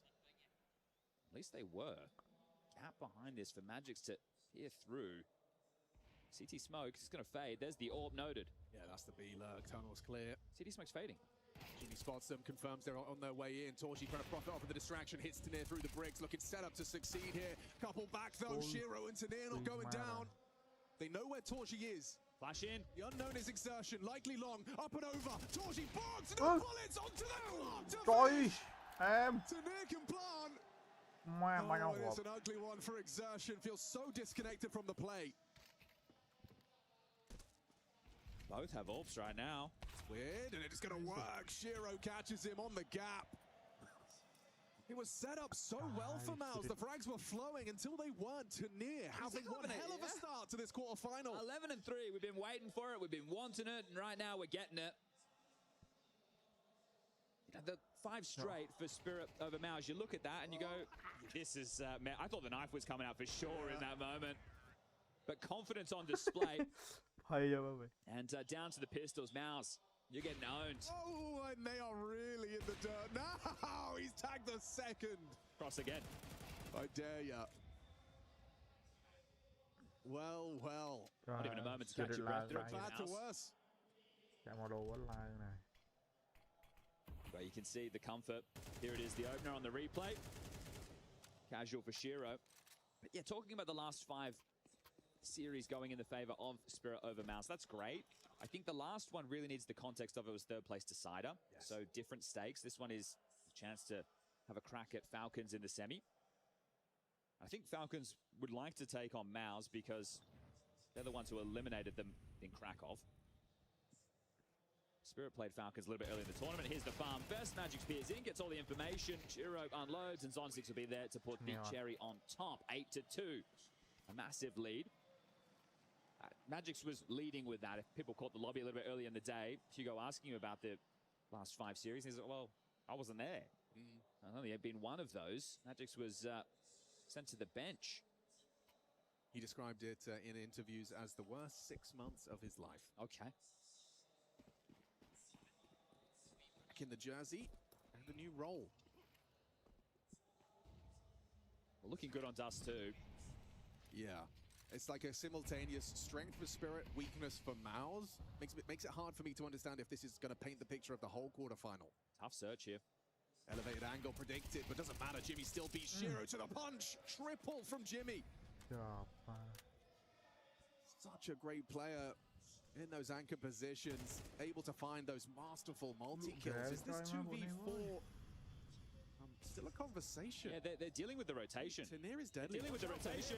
Oh, he adjusts. He's got 2 on his screen. He goes hunting for Torji. So now a vulnerability. Jimmy wants to lend a hand, but it was so vulnerable. Drops in onto Torji.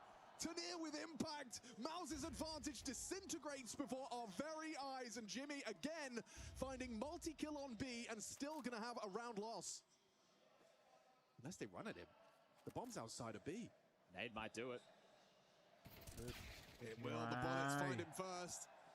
What a turnaround. Here's the thing, right? He does a great job. He locks down B. He doesn't spot the bomb, but the team started rotating because Magic's able to get out those mid doors, cause a little bit of chaos. And then at that point, they're not even worried about Jimmy. They're just worried about how skittish Mouse are.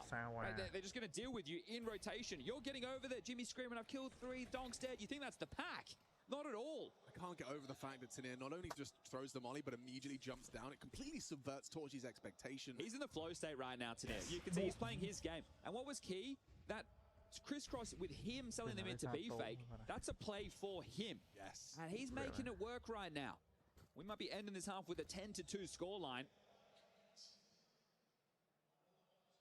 Well, this is someone playing their own game as well. It's Donk just walking contact out middle. They started heavy B. A third man cheats over in exertion. He's tugged. He has to find impact here. Oh, and he's just found a bullet between his eyes. Quick one back, but the flood of frags continues to flow. B-side brought to its conclusion. One started long, won't have an opportunity to have much impact in this. Does look like that 10-2 half. That's far and away not the path of the course. No, and not that many competitive rounds either for Mouse in this one. They win a light buy situation early on in the piece with a nice deagle shot there from Torji to clamp down the stack, but otherwise it has been fine form for Spirit on their map choice. This is their 11th outing with this roster on Dust 2 this year, currently 9-1, looking to make it 10-1. It's home turf for a reason. And Brolin, the Swede, the in-game leader, is going to give it a crack, but Shiro says no. That's 10-2 on the half. Spirit have come to play on the playoffs of Rio.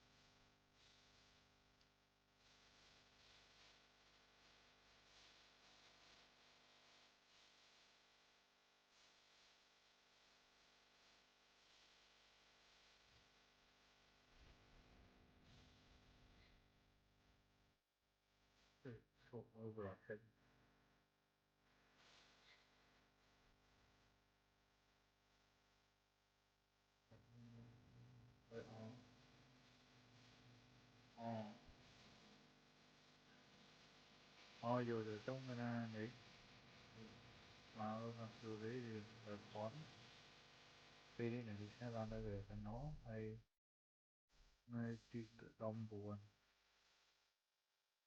hay đông buồn ở này ấy ấy bà con ngồi nia này thì đông buồn mà này chúng anh đang này đồng phờ tại đồng với bà con ngồi khi nhận đây là nè ai đông đồng vốn tuy là đấy là đây và tuy là sẽ phù ní hay bản đồ thì mời là theo đấy bản có thể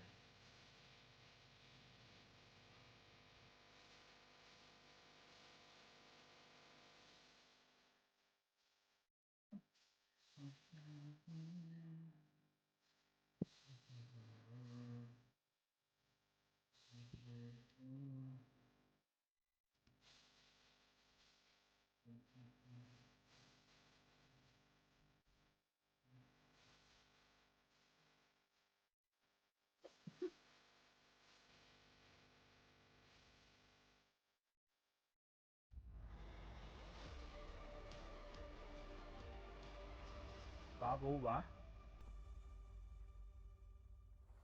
cứ vũ phong mơ và cuột game và cuột spirit bánh ấy spirit bánh ấy thêm cái đảo đấy lấy cái đảo phát điện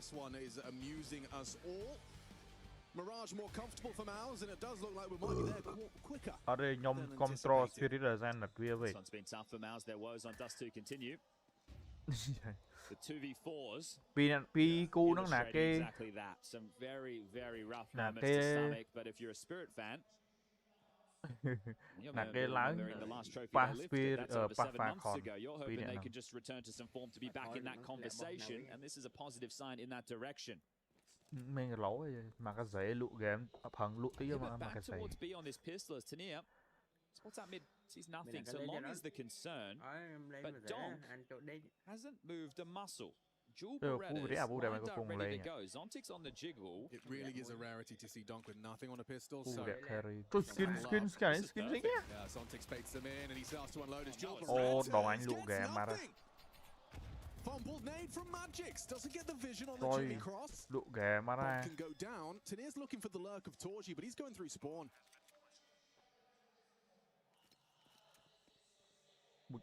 Not sure they're going to be giving this one a go. It might just be getting this kill. There's really no conversation to be had. So, Mouse, simple approach, get that long space, drop back to B, execute in. I understand the logic there from Donk. You feel like you want to catch them coming out of the grey screen, right? So that way they're seeing nothing, and you're getting the glimpse of them first, and you are able to unload. Excuse me. But see him swinging and couldn't connect the dots. So the B defense of Donk and Zontix, which didn't over-rotate, which didn't bite down. There are a few players pro player of Blue Clay or with Sail in a game. They aren't a coin toss. Zai with one of them. Nó mau bị ấy nè, mau bị việc khai cái kia tới ban lôi ghê rồi. That's come down to the micro. There's nothing wrong with the way that this round was structured from Spirit. They didn't over-rotate. There it is, right? Couldn't connect on the first, and then the B site stripped. So is there more to come? Force fight to follow through. Now's able to get some guns in their hands. Felt like a rarity in the first half of play.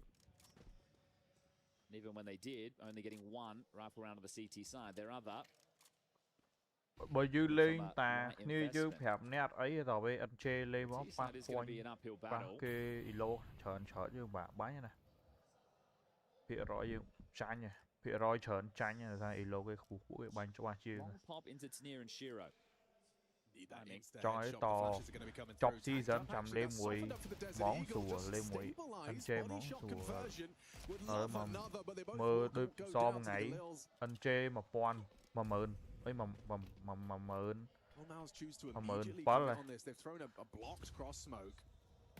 swing it through was Donk. He wanted answers, he wanted bloodshed, but instead Jimmy, a comfortable frag for him to receive. He's probably hoping, in hindsight, he didn't accidentally block that smoke. Yeah.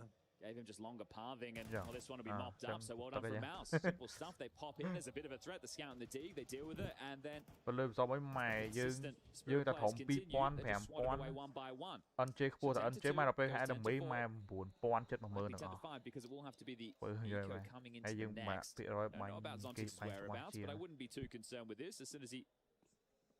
oh yeah, never mind, he's cleared. Exertion deals with that. Trôi mà Now it's a Spirit 6-round anh lụ gap. ghé It mắt này. should become a 5-round gap, and that becomes manageable. Tầm nghĩa đọc tôi này á, trời mà thích comeback. Đọc tôi buồn. Nhưng mà anh đã đóng về vì mình nói với tranh thôn vẫn lẹ và mang qualify tầm mà So here with the 5-7 and flash, Deagle for Donk, thôn mình USP nó with bán a lang smoke and a HE qualify. for Magix. Zontix with a Deagle of his own, and Shiro wants that all, Hello. so he's just got the USP. But the nade, well placed, good damage. Does it count for anything? Magix bowls that one, and the legs of Jimmy. Yeah, Jimmy didn't play scared either. You know, I think Magic's throwing that nade is hoping that they won't just disrespect Long. That flash that's somewhat exciting, because if this is Cho mắt skin a à, long mỗi finish, it skin doesn't gì need nhá, to be rồi mà resolved học on lương 25. They đôi catch a good timing, and đôi everybody comes trôi streaming này through that mà đôi smoke. cái hai ấy đấy à, biết They could cause some chaos, but không all phải in được all, cho cái you chai take a rồi. look at the weapon and the utility Skin rồi. advantage. You have a tough Đại time khơi seeing không? this one fall apart for Đấy, Mouse. OG rồi, skin OG. If you're Spinks, you don't want to go too À, far. You don't John. want to give away a gun for free, so you need to be on high alert of all the possibilities. He's hearing some steps out towards B Hill. And now they're starting to pressure short. So Donk's been tasked with trying to keep a lid on Spinks and his mid-lurk. And now the cross smoke and that flash play you were discussing. Let's see if the chaos does come through. Needs to be now. Possession's ahead of it. He's going to have full vision. They back up into him. Backs are turned, and the Galil unloads. Just the one from the Deagle. Donk down. Combination of bullets and that HE grenade. And now just Shiro's USP to be dealt with. Now as will make it a 5-round game. All right, well, it gets serious immediately, in my opinion, because if you don't win this first rifle round of your Spirit, the board gets wiped. At that point, you're down to just another partial. You saw the tumble dryer that Mouse was in the first half. Things can get out of control quickly, and we also know that Spirit, they're not immune to Thôi tilt nó creeping mau in. bắn lang So qualify, you did đấu have a khối lang dominant first half qualify thì short. Losing the pistol, okay. First rifle round, you would love to at least make it competitive at a bare minimum. Standard start looking likely out of Spirit. Tania being set up by Shiro to lock long. Magic's over towards short to harass the default. You can see he's going to jump spot for lower. The Grenadier lobs it in, and boom, it's an awful lot of damage. Exertion brought down to 69. 69. Zontix has a kit, so if the bomb does go down on either of these sites, Spirit do have an opportunity to give the retake a look with the 5-second defuse. Được tươi đã bô rồi nè. There's trickery in the first gun round from Spirit. So there's crisscross smokes, finding themselves into an A split. What do Mouse have in store is... Oh, Spinks has released that one on the jump. Bit of a sky ball there. With the bomb on the back of Torji outside upper tunnels, the mid to east lined up. It does look very likely to be a B split, so it'd be into the likes of Zontix and Donk. Magic's the new position for him, the A rotating rifler, is going to do his best to support this. Oh, Incendio, he's going to get caught with it in his hands. Doesn't go down though, draws them into Donk, who's elevated the angle, backs up on the B ramp and connects onto Brolan. Zontix as well chips in, catches Spinks, trying to advance through the tunnel's position, and just piece by piece, it falls into place. No, B, no T. No T, no T. The fact that not only is Zontix able to deliver his frag on the entry into B, Donk also stalls out the mid to B. That's exactly what you need. Right, if one of the two falters, a big gap is created, and Tania wipes the board, Torji down. And the first seat. Spirit can close the game right here, right now. You win this gun round. Unfortunately for Mouse, they're only working with the 1900 loss going into the next. And that'll be a final round that'll see Tech-9s try and close. Dragon Lord era Shiro chết trời mẹ. Bit of a change this time, just Spinks towards the upper tunnels, doesn't have his buddy in crime. Or partner. Maybe they're buddies. That's what I say, always commit crimes with your buddies. As the saying goes. Cho nên mình skin nhóm này. Set up over towards B, they're playing for a B pop. Ta skin cái factory nhau này mình khuyên câu đây nhóm. Sitting and waiting with a H here ready, but cua xóm cốt cua xóm này. Now that smoke is faded, they rejig. His biggest concern is if anybody. មានអារម្មណ៍ skin ខ្លះ របៀបប្រភេទ AK giờ nó rạp phá là tạm miên Does sạt have tắc that ọt incendiary à if rồi. he wanted to force that fight. Doesn't feel the need to. Yeah, there hasn't been any pressure whatsoever applied to Spirit so far within the first 55 seconds of the round. There's still more U2 where that came from. Ôi mà bắt cục lơ nơi shot lắm rồi. Lên rắn mang toàn cục họ vô lòng Came from, and it's a very solid connection of the nade. Exertion was ahead of it, but Brolin stomached half of his damage. Cục lơ nơi shot lắm, hay nhung thua tam về lên răng rồi. Mà gọi là đa rồi thử ở lòng với họ chia họ cục tới. Mà nó về răng mà vậy. We'll see if they have another rough go of things like the pistol, or if they can just shut this down and secure 12.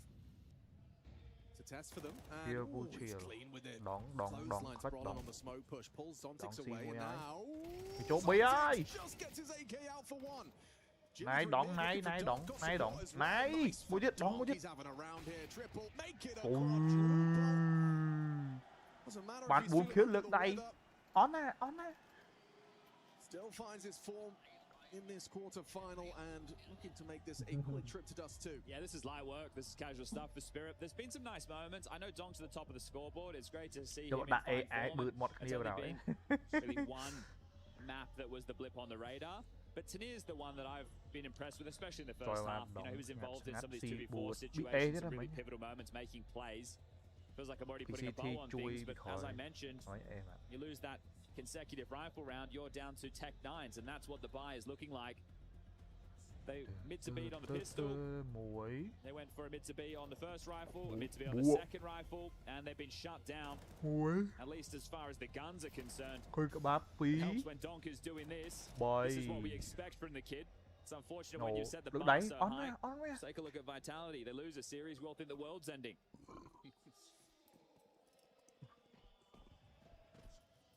Well, this is the form that you want to see from Spirit. You have to ask yourself, does it say more about them or more about Mouse?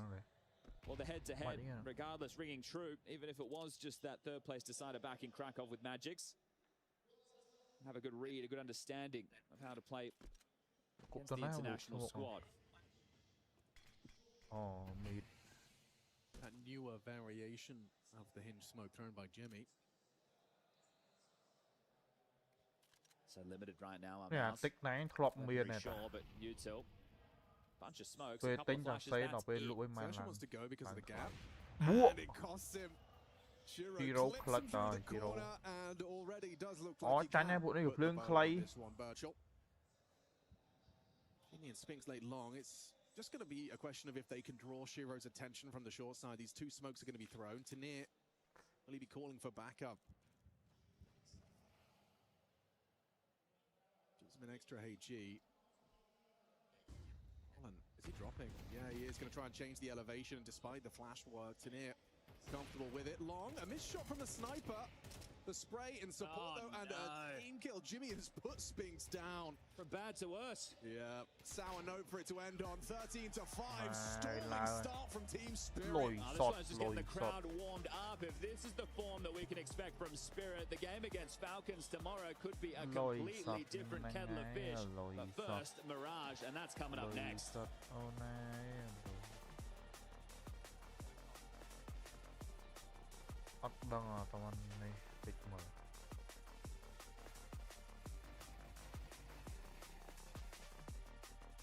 Cho mơ Việt Đại đi tiệt. Người hốt nó cho cái nào không.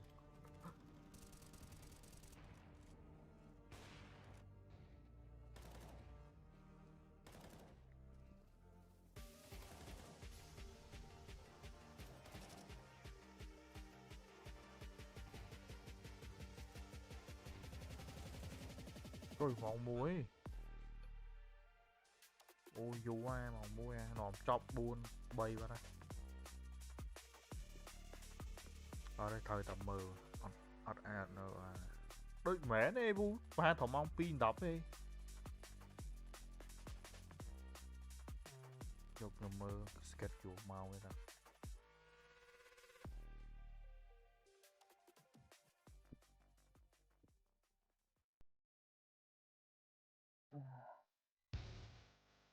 Mong muối đó, mong muối nó mũi đập hẻm nhanh du mẹ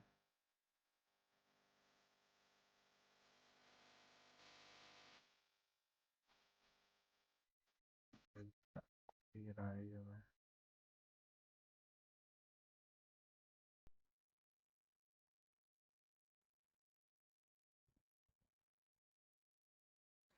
tôi dùng mẹ flat ta mán nịt mánจะคัน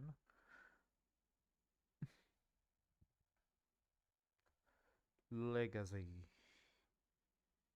ไฟปุ่มแอมก้น Collect Legacy ขอไอ Ultra 9 โจវិញបាត់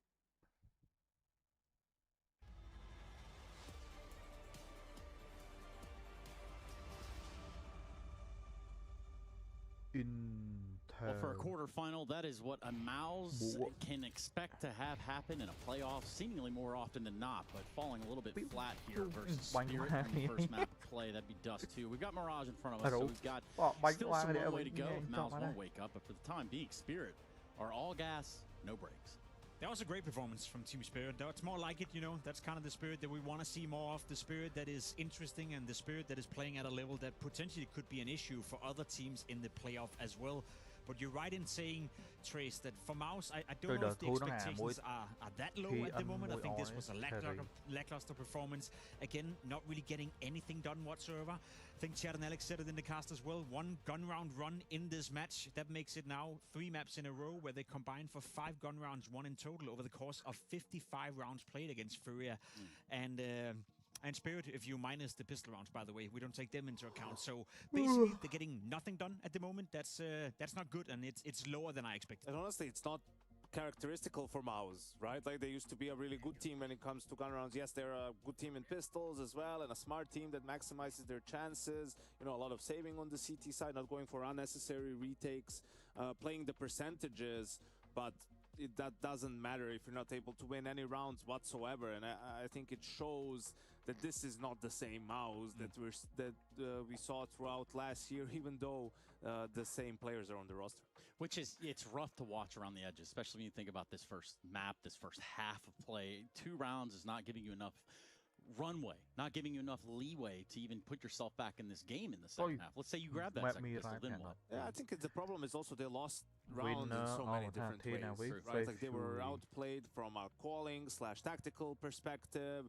They lost a 2v4 somewhere in there. They managed to win even a half, right? And it didn't matter, right? So everything, nothing was really working for Mouse, and it didn't seem like there was a lot of fight in them on this map. No, that's what I sense as well when I'm watching them. One thing is a team that is maybe not hitting their strides individually speaking. We can dive into that. Torsi having another game where he doesn't get anything done with the op whatsoever, but it does feel like, you know, body language, the way they conduct themselves on the server, that they're not really believing in it anymore themselves. You know, I know for a long time we stopped to believing that Mouse would ever go into finals and win anything, but it at least felt when you spoke to them in interviews that they still had some sort of belief in themselves.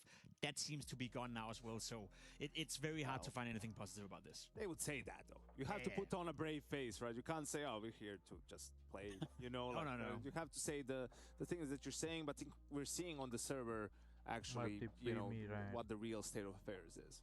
Yeah, let's go ahead and just jump in round 6. Early on in the game, you know, some of the troubles are already there for the side of Mouse. You know, they've lost this first pistol. The first 4 rounds have not gone their way. Yeah, so some things, when you do prep for a game and build a game plan, you always have a couple of rounds up your sleeve, right, for reset rounds. And this is what this round is. 4-0 for Spirit. Mouse won that half-pipe we were talking about. So in the reset round, what they do is basically a default opening, don't going underpass, smoke mid, right? They're spread out around the map.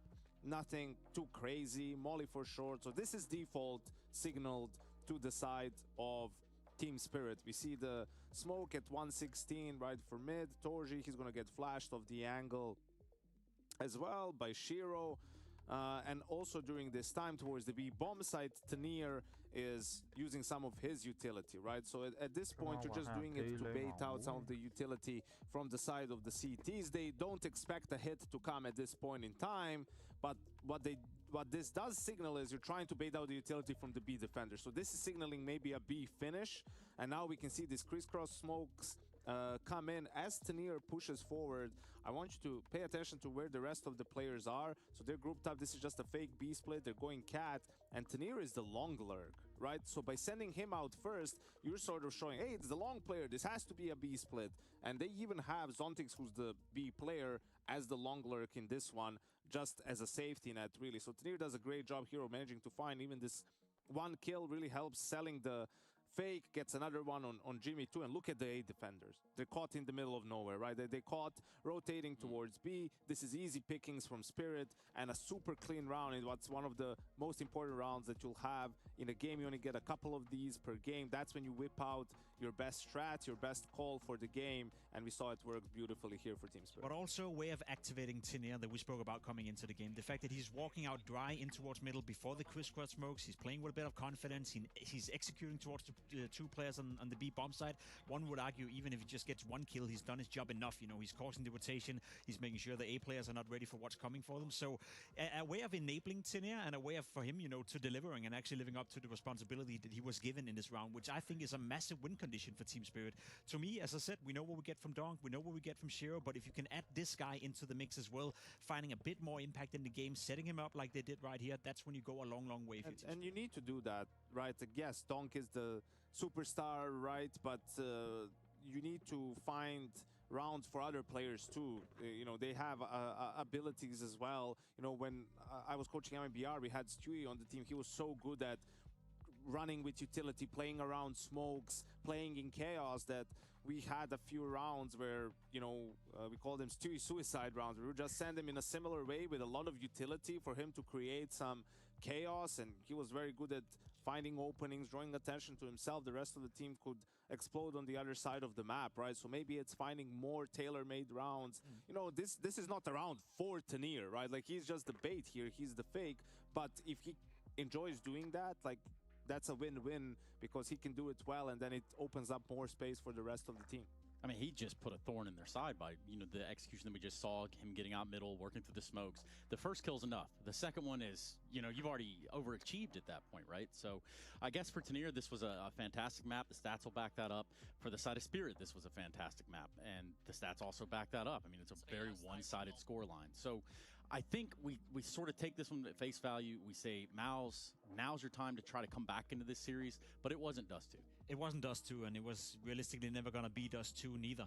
I think Mouse have struggled a lot on that map. Kind of got hurt by the fact that Train was removed from the map pool. They had to integrate Dust 2 into it again, but that's also what I spoke about coming into the game, the lack of progression. You'd say, okay, sure, the first couple of tournaments, maybe they need a bit of time to integrate the map into the map pool again, but I'm not seeing a Mouse that is getting better and better and better on Dust 2. If anything, it's getting worse and worse and worse. So yeah, moving into the second map, Mirage, they know how to play that. We've seen them play somewhat consistently on the map despite them being in a strugglesome period. So I expect a much, much better fight coming now. I will say one thing though, for this Mouse lineup, they feel a bit incapable of coming back into games. Yeah. You know, I don't think they have the mental fortitude and the unity that it takes to grind games out. So even though they're probably a slight favorite on this map just because it hasn't been great for Spirit lately, the win has to come from playing from ahead, right? If they fall behind, I don't think they have it in them to have a comeback win. It's just a different mentality that is within Mouse, because we've seen Falcons at this tournament. Right? We know the rumors with Kixon and Kerrigan perhaps switching roles, and we all agree that, okay, that's probably a good thing for Falcons. They come in with no pressure whatsoever. There's also rumors circulating that maybe Magisk or someone else will be joining Mouse after this tournament or after the major. I don't think Mouse is a team that thrives in that energy. They need stability. They need to know that they're working together as a unit towards a project. So if the case is that someone is going to get cut after this tournament or before the major, maybe even after, I don't think that's a Mouse that is relieved or playing a little bit more freed up. As you can see on the server, if anything, they just seem depressed in the way they approach Counter-Strike. I think the problem is actually it's unknown for them, right? Like, maybe, if they knew someone was on the way out for Magisk or for whoever, well, they could have the buff that Falcons have. The problem is, I think at the back of their heads, they know this roster, it's done. Like, I don't think there's anything realistically that could happen for them to stick together with the same five, right? And knowing that, it's really tough to sort of keep playing because you don't necessarily even know who's going to be replaced. It's hard to tell from the outside. So all this uncertainty, right, at the moment makes it difficult to play. At the end of the day, they're not robots, right? They're human beings. You go, you put in the hours, you do your best, but Counter-Strike, there's so much of the mental aspect that goes into it. And if you're trying to lift trophies, that uncertainty can be enough to put you far away from that #1 spot. It feels like a guitar that's sort of ran its entire... Hold on one second there, buddy. It feels like a guitar string that's kind of hit its note. You know, it's like out of tune, and you just keep hitting it over and over and over. I mean, it eventually, yeah, that's going to keep getting looser and looser. And it's unfortunate that we're watching maybe that unfold within the Mouse camp itself. But Mirage, a bounce back. Tell me there's a way. Tell me there's a chance. I think there's a way on Mirage. As I said, that's one of the maps that has stayed consistent for Mouse, or at least one of the maps they still play to a high level. I think we've seen this at this tournament as well. We saw it against Aurora, a great performance. We've seen it against some of the other teams they played in tournaments where the results didn't really showcase it.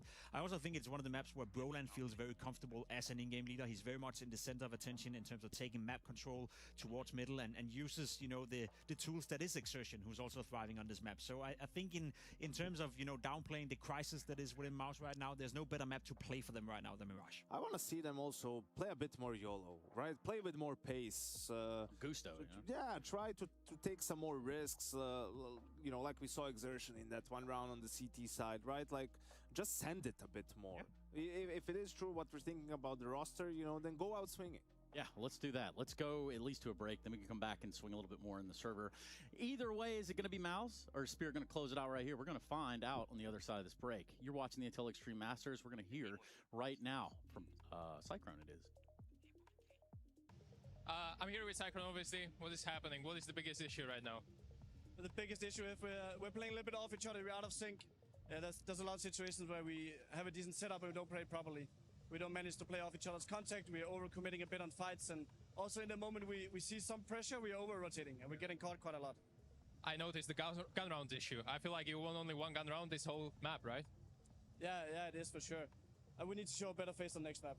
I want to say one more thing. Torsi and Jimmy both mentioned that they lacked initiative in that relation to Furia game, right? Do you think like this is a little bit better right now, or is this a reoccurring issue in Mouse right now? They both said that we lacked initiative. I mean, in a game of Counter-Strike, you always need some initiative, right? You need people to step up and take charge. Also, the pressure is a bit on. I think in this one right now, it was more the team play that was missing. Thank you, and good luck in map 2. Yeah, này ngồi.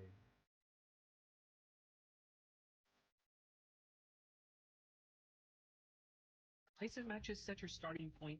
Basic rating measures your impact as you climb. The soft ELO reset narrows the gap between the highest ELO players and the rest of level 10.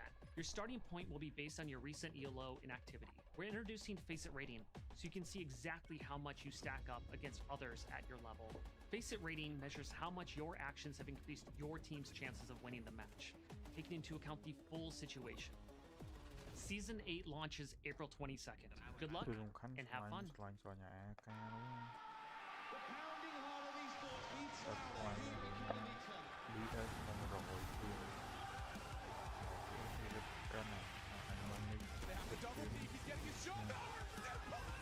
Cái nó vừa bón tiếng rồi có thời gian rồi phải kiếm cái không cái được làm mà cái vừa hơi lụa.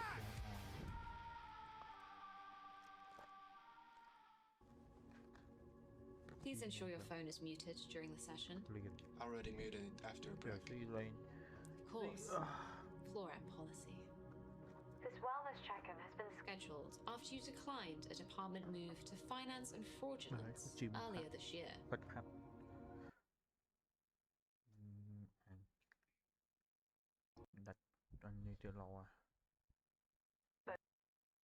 Exceeding the aura cap imposed by Floor M must be proving stressful for you.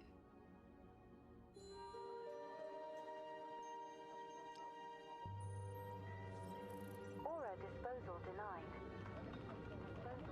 Your aura levels are concerningly high for your station. Luckily, your colleagues' work is ensuring that your team's aura will return to net zero by the end of the cycle. Aura disposal successful. The board is thrilled with your department's consistent presence. They hope you'll be around for a long time. Before we end the session, we produced a photo of your Outies family for you to enjoy at your workstation.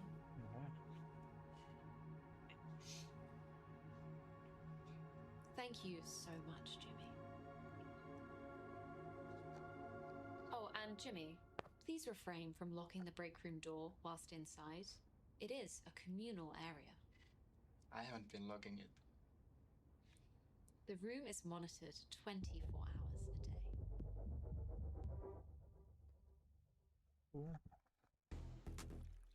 If you drink vodka, bro, it's another level. Next day, nothing, you don't have anything. Take cucumber, potato, you know, kartoshka, yeah. You can drink it, I don't know, 10 hours. Good. Bấm cửa phòng program á.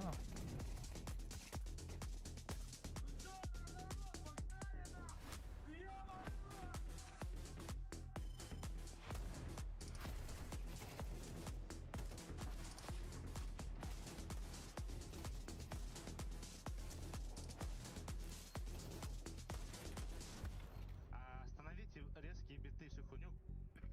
Все хуйня или заебись? Все охуенно. Ôi, trời.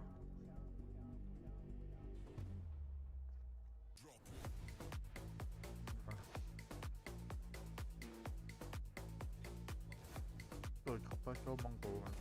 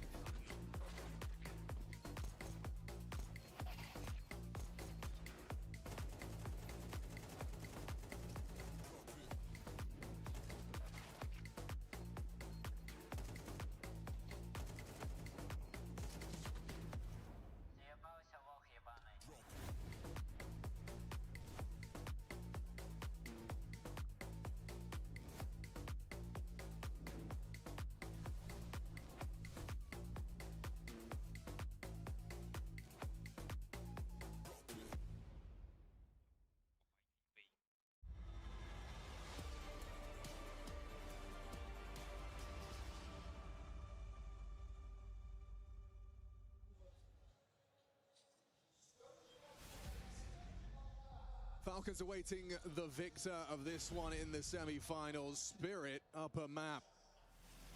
Cyclone citing synchronization issues on Dust 2. Team play missing for Mouse. Heading into Mirage though.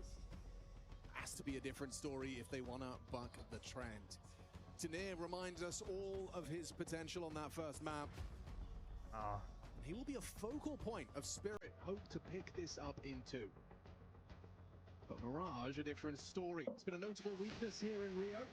A career worst for Doc in the tournament on this very map, and a lost map to the Knits. Local hometown heroes Red Knits pushing Team Spirit, and a loss on Mirage could be pointing to a third and decider. Mouse, on the other hand, they've played this 3 times. Here in Brazil, they won it twice, they've lost it once. That was the Fury, that was a seeding match, and now this is for their survival.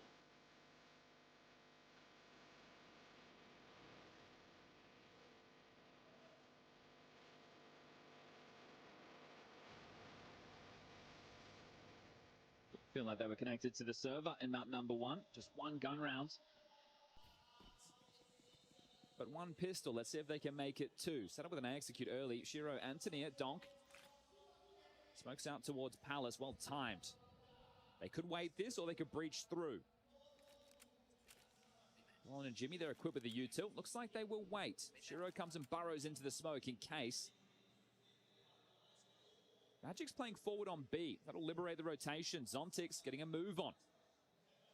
Shiro now paths back. Smoke's half-life almost gone. And they'll have 4 strong as another smoke into Palace. This is 2 smokes in the pistol. Feels like an anti, doesn't it? They've even got a flash for the Ram player. Torchy's lost the ball. It confirms their suspicions. A second from Shiro. The dual Berettas ripping the ramp apart. Tanir holding on to the Sphinx Palace push, and this could be flawless. R-O-U-G-H, rough.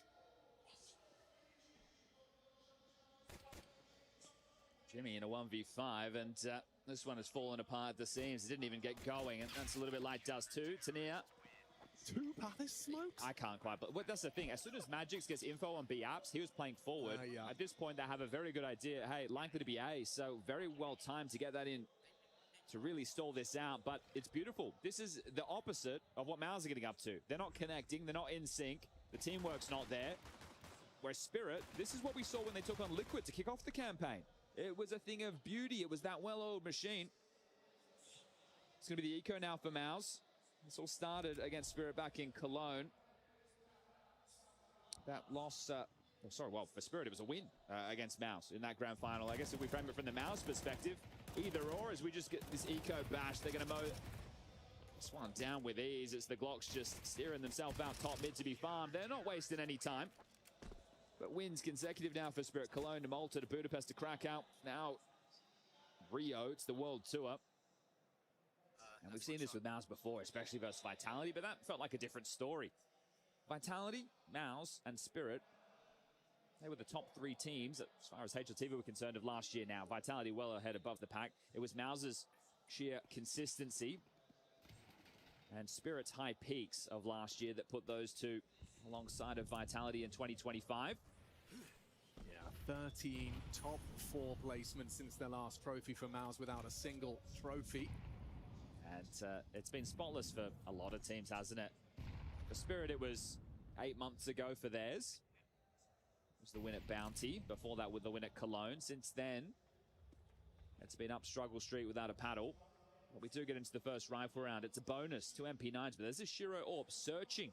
He's feeling himself as Shiro. Torji's just left that pixel, so as he sweeps through, Brolin could be a dead man. Should be a dead man. Shiro throwing aggression into the mix first gun. Normally they don't go in the same sentence, so this is nice to see Shiro taking some of these moves and chances. As now B will be blocked. Spinx's moves cancelled. This must feel like everywhere he goes, there's a perfectly timed smoke.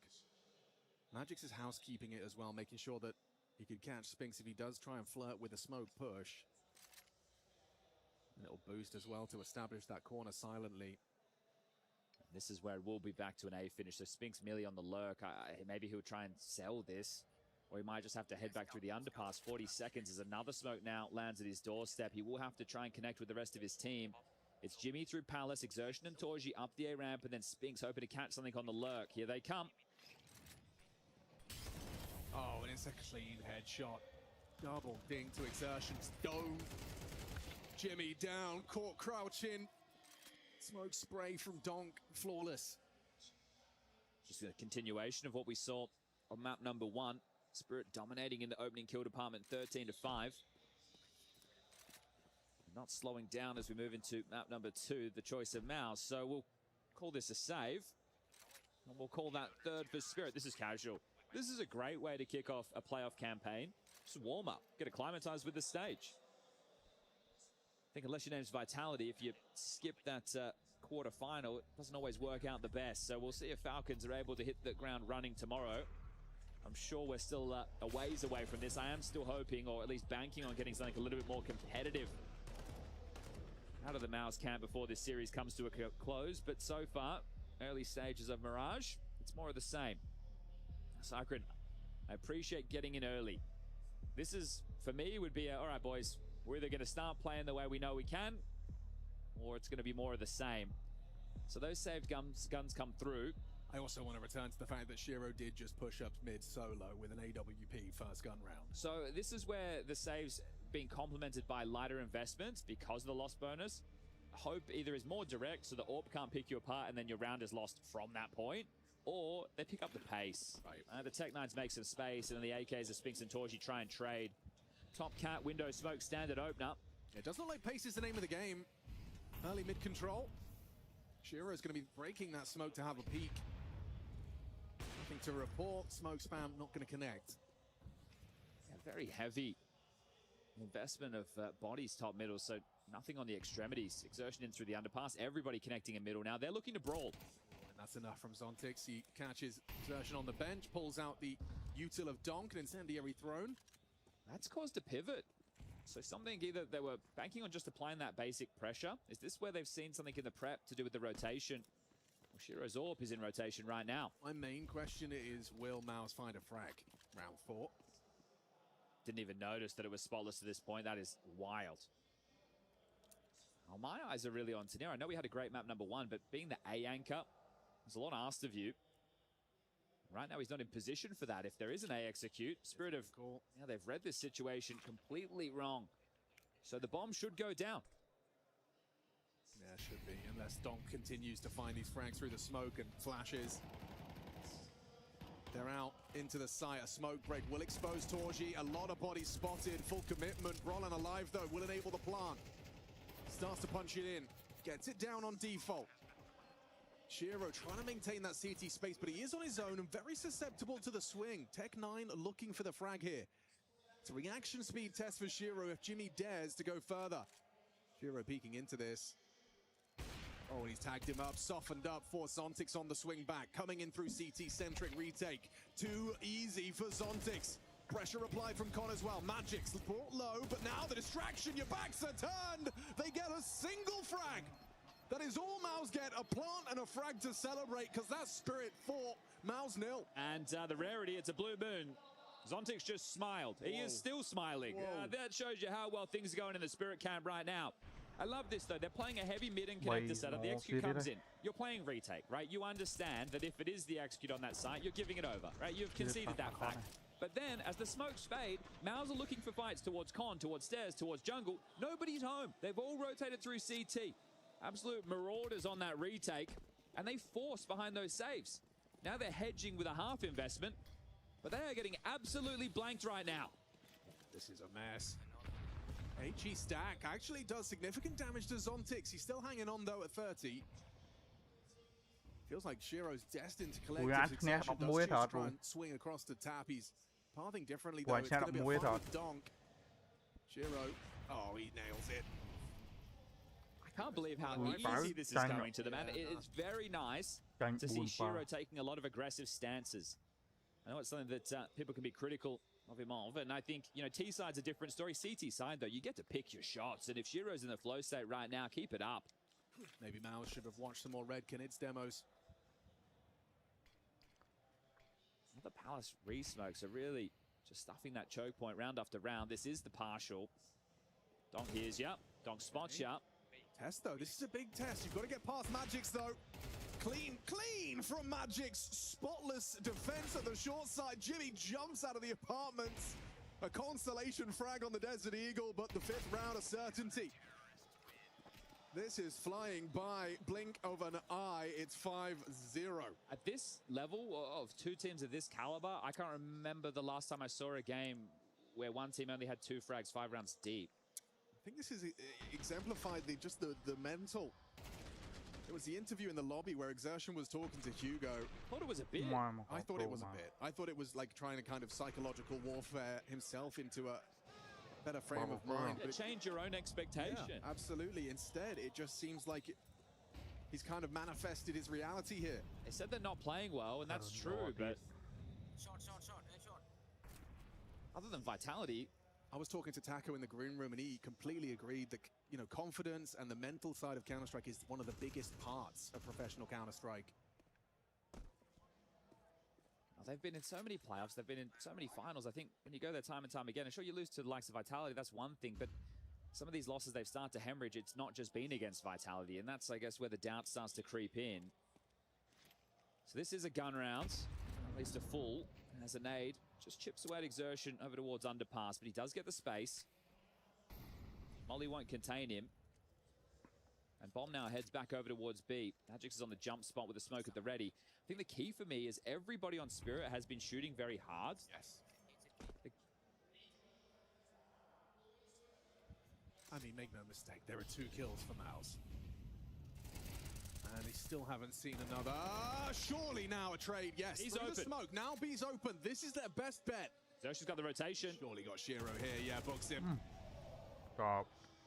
Donk's out.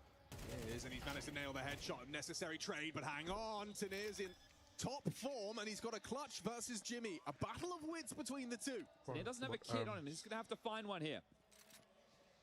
There's one. Scooped up. And Jimmy's playing from the apartments. Sure, you've got the kit, but Jimmy, if he plays this reserved, he plays this passively. No, he takes the fight instead. Maus finally bucked the trend. on the 6th time of asking. Yeah, you see the plan there. If you're Tanir and you're thinking, okay, it's very unlikely he's played market side. So at least had a rough idea, but still so many positions they have to worry about. No audibles able to assist him there. So they get the opener playing ahead of the Flames with Zontix. Magix also locks down B, but the sweep comes through and the key is exertion. Now, he was also the man on Dust 2 who made that long doors push. Yeah. The one that really caused the issues and got them that first rifle round. And I think his play here has also helped cement them with at least one.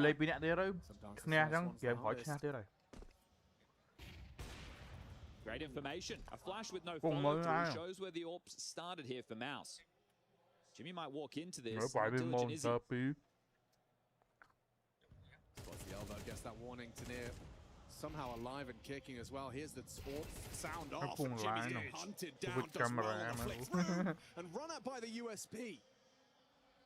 They can call Palace clear. Shiro maintains that space. Dong cheating over towards this mid-window. Does he really want to dry peek this? Yes, he does. Perfect timing as Exertion averts his gaze. Donk will strike to maintain the lead for Team Spirit. Roland's heard Zontix there.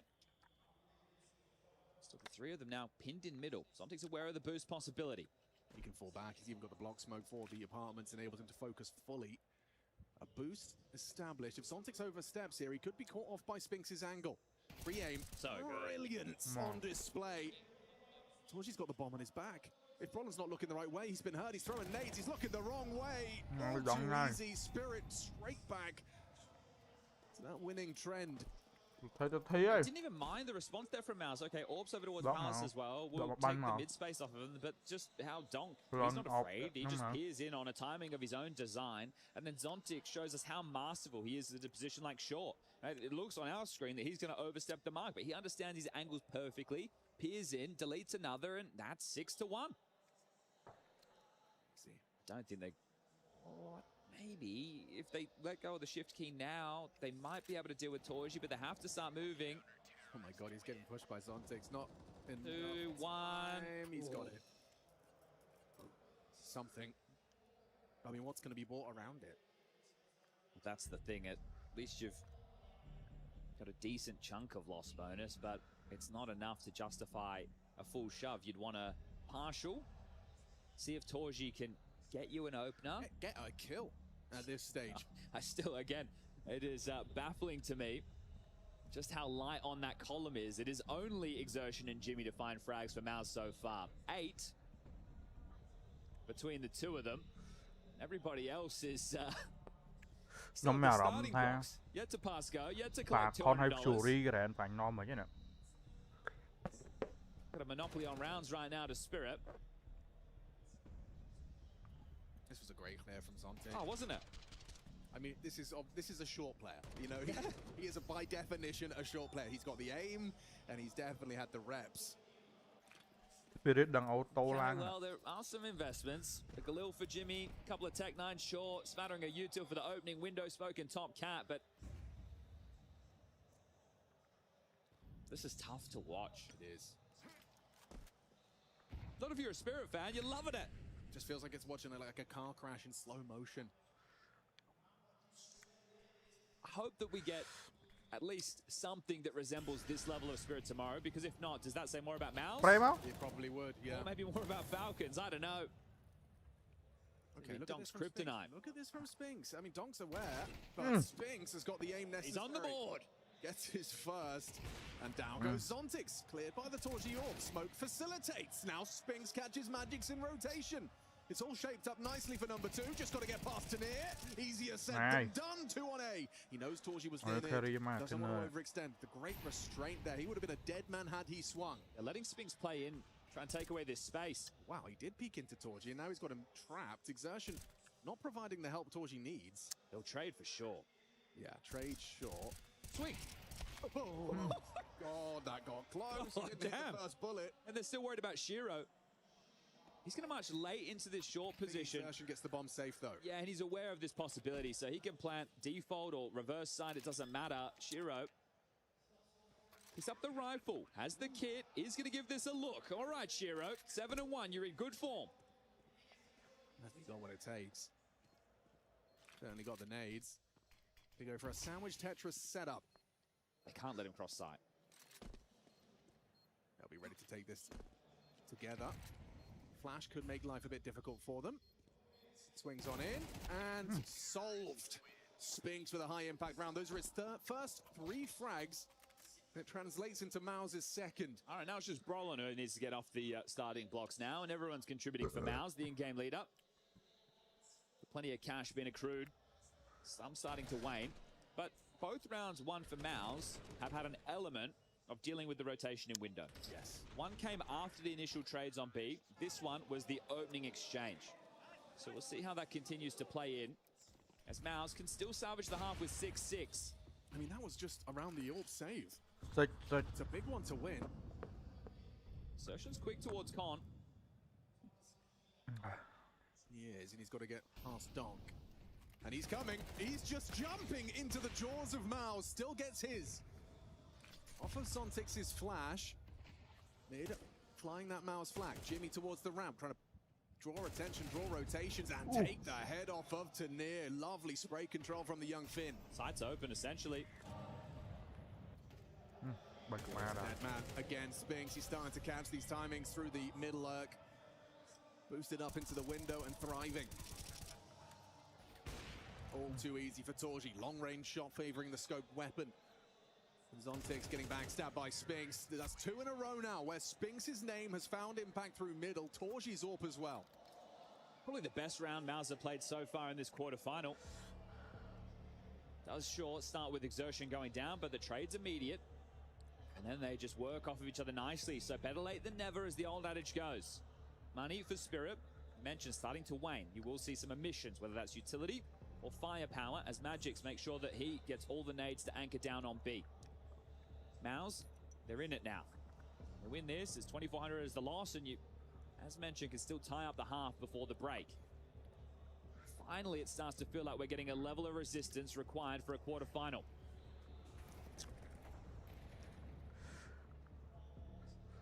A little bit of that Donk disrespect on the mid-fight. And I think a bit of Jimmy disrespect there as well. Hey, take the 1v1 against Tanir, right? We know that they're playing for a mid-control, so that fight should be isolated for you. Do your absolute best, and he's won it out. So an important kill there for Jimmy. To an A execute right now, Maus. A loose piece of Spinks, just making this look like a default top middle. This is going to come quickly. And Tanir's forward. He is, and he spots exertion jiggling. Donk and Tanir going to be calling for Shiro's aid. Nice support from Donk, just ahead of the smoke plume. Catches exertion trying to make space. The M4's connecting. Tanir swings down out for another. Damage onto Jimmy. Dink's going to make it so hard. He's going to be limping through the rest of this one. And it looks like Torji's evacuating Jimmy too. A full reset. This moment, if the CTs identify, right, because of Magic's position, hey, they're backed off. One of the standard responses you see is a player pushing through middle underpass to cut them off, right? But it is just Shiro's going to take his AWP over towards B. Zontix will focus on middle. And this full reset, it doesn't have to just go with a sight hit.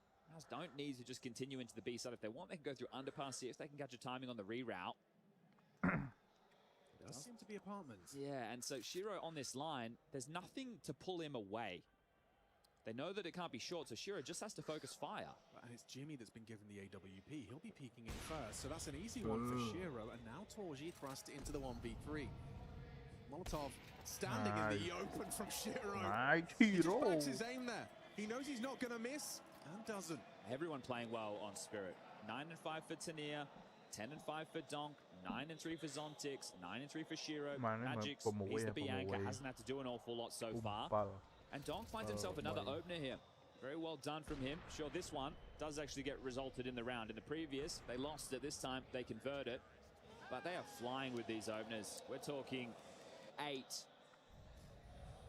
ready, and this is looking like another drubbing. Just as it looked like they were getting back underway, you get a relatively clean defense. Quick mid, really quick. Look at exertion as well. Going to catch Donk. Oh, Donk still prevails. Pulls an equalizing frag onto Zontix short side. Still, Tanir on the staircase, up and over onto Torji. Spirit maintain. Bomb spotted. Back and forth. Donk again. Pulling into place. Can't even get his boots on the ground. Shiro takes his head off. Donk has got the opening kill on Exertion in 3 consecutive rounds now. So, tough one for poor Exertion.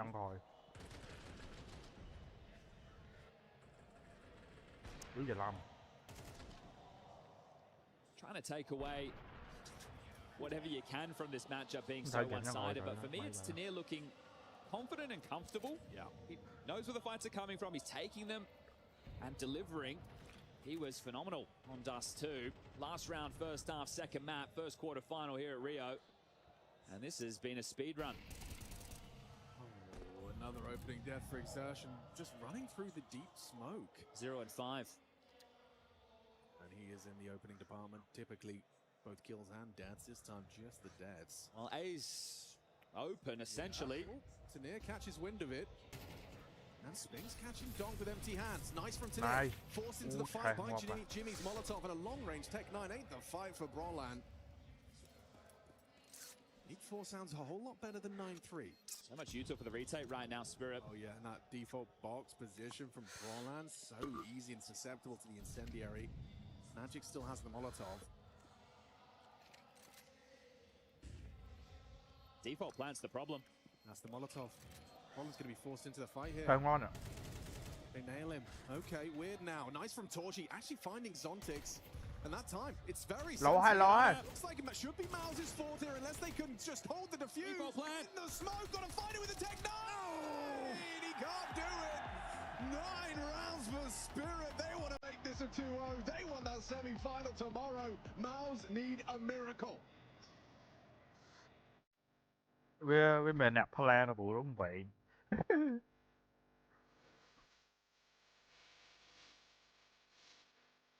Rồi. Nhá giờ nó về đẹp lại rồi ba con này.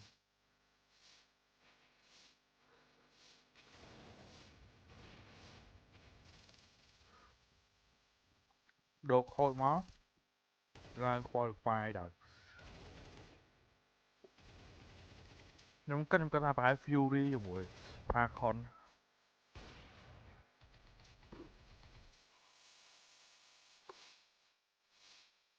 Hay chăm mơ bờ.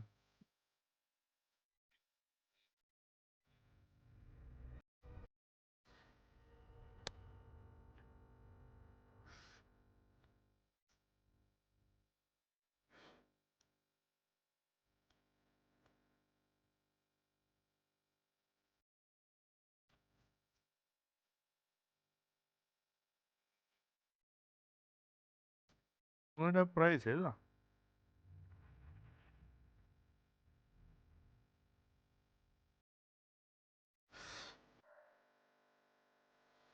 Go home. Đẹp thôi.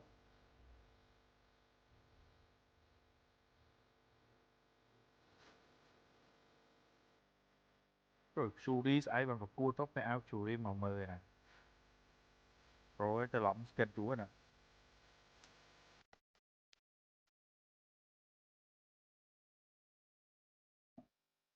Sẽ bằng Fury ba rồi ngày nắng ba khó giờ nào với mỗi spirit nè bây giờ và thang là cái snap ba Fury rồi cái áo Fury bằng mơ ngày này sẽ lỏng schedule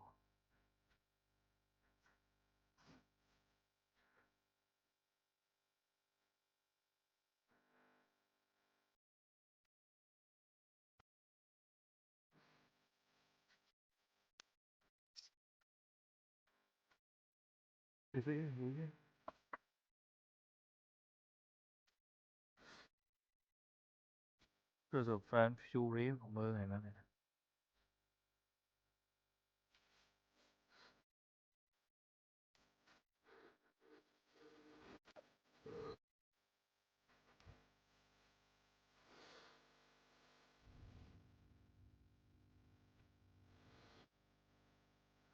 ôi bù trời anh nĩa sắt đá thật có sắt trầm lại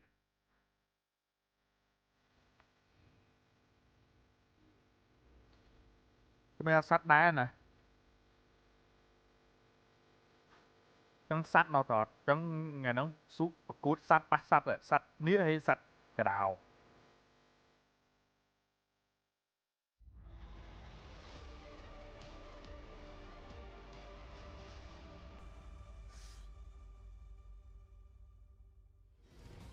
It's not just vitality that Mouse can't seem to beat. Dust too was quick, and it feels like Mirage might be going a similar way. The individuals of Spirit all hitting. To near noteworthy performance as well across both maps, now joining Donk and Shiro at the top of the tables. It's been a masterclass, hasn't it, from Spirit? Yes, this boy. is rapid. This is very, very quick. Final. Top Mouse this isn't normally where Mouse gets slowed down, but this is a Mouse who continue to deteriorate. It's hard to watch, and I'm sure hard to play. Ui da mấy đăng sticker sticker các bạn khói pòm miên mấy đăng mà nó double kill from Exertion on the Jewel Berettas. Tanir losing his head. Đuổi một rối á. Roland finding Magic's jumping mantling up through the connector as well. So you talked about the necessity for this pistol. It's come rather leisurely. I just think the problem at the moment is it's same as map number 1. Oh, that's a horrible headshot for Spinks. He can't get in cover in time. Zontic just chases him down. That'll draw the rotation because that was the bomb. Something that they were struggling with in the first map, right? Out of sync, over-rotating, the team play wasn't there. I don't know how you can lose this 2v5. I mean, with Shiro Exertion standoff, he's just been caught on the ladder though, gets the info. And he doesn't know about Exertion. Exertion knows all about him. Hang on, he gets the info safely, and Bronlund's still choosing to take that fight. Fortunately, the nade combined with Exertion's headshot through the boards. Chốt năng Dragon Lore này. Up close. Clay, Clay at what cost? Trời. You'd love to get plant, but I don't think they'll allow that. They are giving you the cross to short, and Jimmy playing safe, so this is likely the next point of contact. Exertion playing safe sandwich, Toji in jungle. They're just going to let Zontix finish the round. Yeah, Jimmy as well. One bullet, all he needs. Step 1, complete. And this is it, right? You're likely to get an eco for Spirit in this situation. They bring the rifles out into the next, so you should get this one for free to make it a 9-5 scoreline. The same discussion we were having on Dust 2. It's all about stringing these consecutive rounds and rifle rounds, something that Mouse have really struggled with.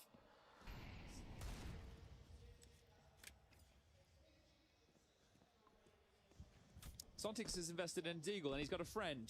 I wonder why. Donk hanging around to see if he gets to recycle that from... But he did just reload after one bullet as well, so... he doesn't want Donk to have the chance, I see, all right.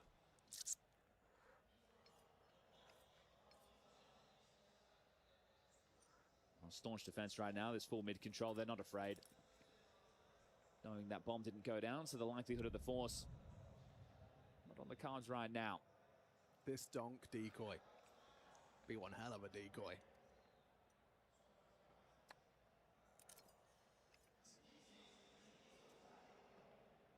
The Exertion would be nice to be able to pad the stats if they do come flooding out of middle. It's just Tanir and Magic's. Say that, Zontix is bringing his Deagle over there too. Torji, Spinks, all finding it. There's the Zontix headshot. That's what he's been waiting for. A singer of a second. And there's Donk's turn. See if he can match the output. Already decent damage. He gets one more. Seriously. The amount spent. Oh, he's gone and done it. Okay, why not? Takes off of Spinks's head. Why not? Because they have guns, Kevlar, and won the pistol. That's why not, but they have to pay a very heavy price. Yeah, that's a lot of casualties to stomach there against what was essentially just a $700 investment. And that decoy. I can't forget about that. Never forget. Spinks a bit of an unnecessary extension from him, gets immediately punished. So they're teetering already. it's going to be worse this time than Dust 2. Missing nades. At least Dust 2, you got 2 rounds in a row where you had the guns. This time, you're only going to get the 1, and then it'll be the 4. So straight into what is likely an A execute here. Standard mid openers, Exertion, Torji, Spinks, all kept busy by that, trying to identify, is it middle? Are they parting behind that island box? And in the interim, the setup. Boy. Now, Spirit execute. Roland is trying to block this jungle smoke, trying to disrupt. Donk will go down to the spray. Today caught flag 2. Palace exposed. Actually, Zontic's the one that profits from the smoke break. Mouse lose out Xertion. Shiro's taking space. He dropped the bomb. He wants to keep moving. They've thrown a deep CT smoke. Jimmy's going to try and play ahead of that. And Shiro, he's there, perfectly poised to collect. Brought on from the staircase. Torji Mingus looking to catch a timing on the smoke push. Spinks flanking. Lovely forward maneuver. Forward momentum. Spinks feasts on the double kill. Default plant. Tanir can't win this. He'll give it his best shot. Finds the head onto 1. A double swing. Roland ensures the round. That was a test on his sight, and he's passed it. 5 kills between Spinks and Brolan. Smiles starting to creep onto their faces. Something must have been in the lab. I feel we're seeing more headshots out of this guy than normal, aren't we? Here he comes through the smoke. Bang, while flashed in a smoke. Admirable. Spinks' forward push here. This was like incredibly quick. Yeah, very well played from Spinks, understanding that he has an opportunity there. Underguarded, not expected, and now just a 3-round gap. Cyclone happy with that. Starting to see more of what he expects from the boys as the mid-smoke's lobbed out. Partial bite. Bomb plant helping them with a little bit more. Another round where you want to make sure if you're Spirit, you're getting a couple of kills. Continue to apply the pressure for Mouse. It's the opposite. How many can we keep alive? Can we start to make this look clean? Can we make it look competitive? That we're here to play today. Magic selling this over towards mid, but Zontix has already gone down towards A. Yeah, that stops Zontix, Donk from following through. Magic's confirmed Spinks in ladder. Shiro is out and about, but was counting on Roland going down to the Donk Dig. Now spotted on the jump peak. Still something from Tanir. More than something. Could be everything. He pulled them back into a 3-on-2, not a 5v3 fumble against a Tech9. The defensive smoke let Shiro plant. He might get towards Con and be able to pick up one of these guns. God, it's fallen into a post plant. This could go horribly wrong for Mouse. They know Spinks was ladder. That's what Tanir's playing for. Cashing him, crouching, can't hit the shot. Was aiming for that head, and then looking the wrong way is Shiro. So many ways that could have got a whole lot worse, but still, you get the bomb plant, you get a couple of kills. And you turn it into a 2-round game. So this is Mouse finally finding some form. We were expecting a better showing on Mirage. Dust 2, as mentioned, this year so far, they played it 15 times. Well, 16 now. They're 5-11. It's not their forte. Mirage, a little bit more their bread and butter. It's their map pick. You can understand so. It's either going to be this or overpass, but just the idea of starting T-side overpass against Spirit. No, thank you. Okay, second gun round, second half. Can they really make a map of this? Starting to feel that way now. Going straight up mid. Donk and Shiro waiting for him. Flash connects onto both of them. Important trade. Shiro gets vision just in time to ensure it stays level. The opening stage is around 17. And not letting Donk be comfortable in all of these moments. Not that he's a non-issue, but they are getting a couple of openings against him. Magic's had a chance on Brolin. Whistles one past Brolin's ear. Now man advantage, and maybe a little bit disconnected in some of these plays of Spirit. Trade potential not there.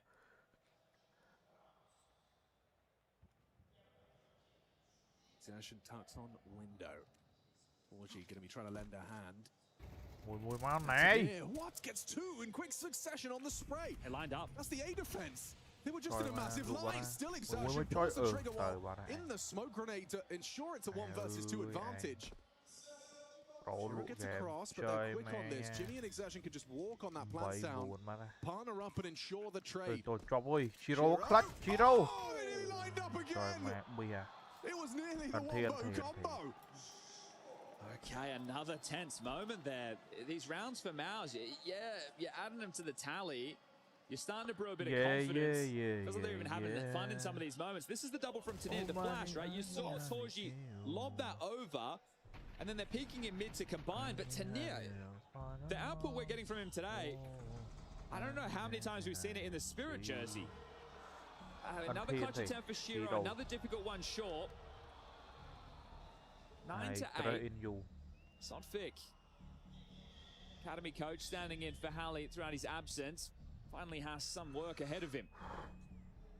No rounds posted so far in the first 5. The second half here of Mirage, but they're close. The bomb's going down. It's tough situations regardless of investment. That does mean that the money isn't comfortable for Mouse. They have a little bit of extra on 3 out of the 5. Does mean this house of cards can get blown over damn quick. So is the big bad dragon ready to blow it all over. Well, Mouse about to tie things up.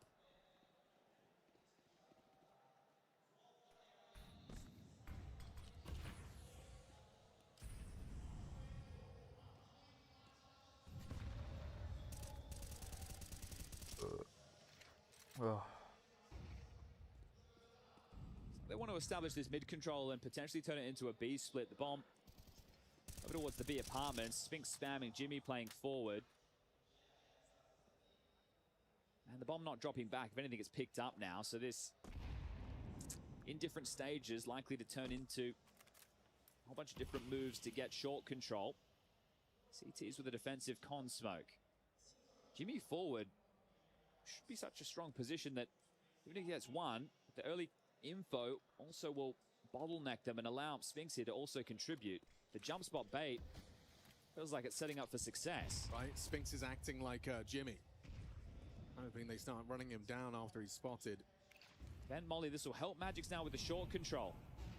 Try and pincer in. Spinks' attention drawn, so no longer baiting. Jimmy, however, hiding out on this position. They'll clear him. Donk. Oh, a laser clear from Donk. Jimmy's alive, though. Spinks tucks in. Exertion's already arrived on the site, so things shaping up. Still caught on the smoke spam. Oh, he's gotten away for a moment. There's 2 there. They can pivot. They can pivot. Exertion and Spinks both on that kill. They're trying to sell A. They're trying to force a rotation. They still want to finish over towards B. There's only 20 seconds. They have to finish B with the bomb. Ambitious. They're hoping Tanir and Shiro can sell the A finish. They're both still, there's 14 seconds. How's Zontix meant to get this done? Oh, and that's the kill. Zontix kills Spinks. It's just Exertion here, but they have to plant. 8 seconds. Zontix just has to get that bomb in, or they'll go for the kill. Oh. Chaos. First T-side round here on Mirage. And you think, okay, just pull the plug. We have the info, but they're thinking a layer ahead. If the rotation comes in from short, how are we meant to get up con? That's not an easy fight for us. But then it's still tense. It's a tough choice either way. The fact that that's a buzzer beater right there, how close these rounds have been. Spirit, they pull one off. They finally get on the board on this T side. They get to double digits first. And remember, Mounds have been walking funny. These rounds, they haven't been easy to get by. You can see on your screen right now, there's an ult for Torji Shaw. A couple of M4s in the mix. It's Brolin gonna have to defend A with an MP9. And Jimmy just down to a 5-7. Util's lacking. There's no defuse kit. And 5 seconds, the final frag comes in. Tanir. Such impact. Everywhere in that round. Another showstopper from him. 18 and 12. Donk's been hemorrhaging opening kills in this second half.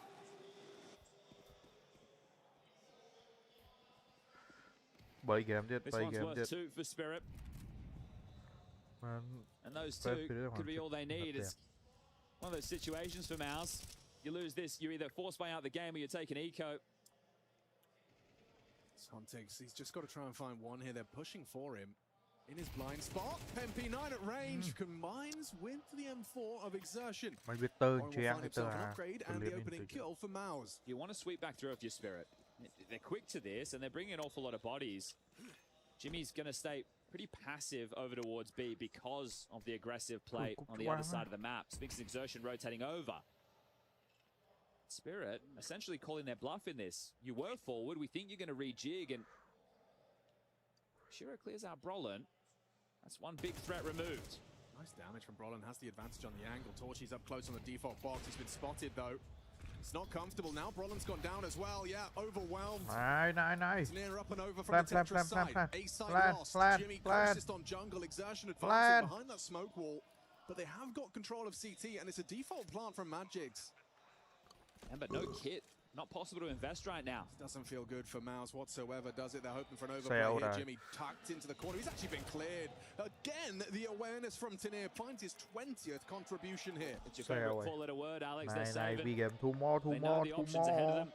Mouse with 1900 going into the next, the late stages, and they are just going to have to retain these M4s, so they have next to nothing to defend their honor, to defend against 12. Spirit. They call the bluff on the Palace push. Shiro deals with Brolin. They erupt onto A, and they make this one look simple. Only a handful of rounds away now from making it 6 consecutive series. Spirit have a Mouse's number. Another one of these head-to-heads that's no longer a rivalry. It's domination on display.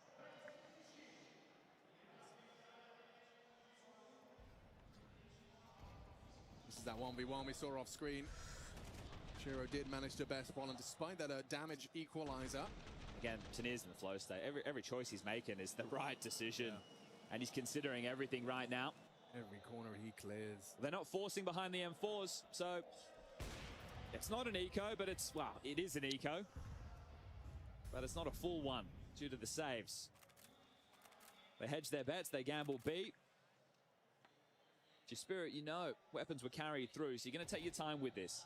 You want to make sure you don't die to any early aggressive moves, whether that's Palace, a ramp push, up the guts of middle, jumping out the window, underpass, harassing your B defaulter. All of those considerations. You put out a wide net. You play slow. And then once you're sure there hasn't been that aggressive move, you start to piece this together. And you can do it. Again, they appear to be picking perfectly. Take a look at the radar. There is absolutely nobody at home. The B stack from Mouse starts to play forward for some info, but it feels like it's going to be way too little, way too late. 12 looks like a certainty.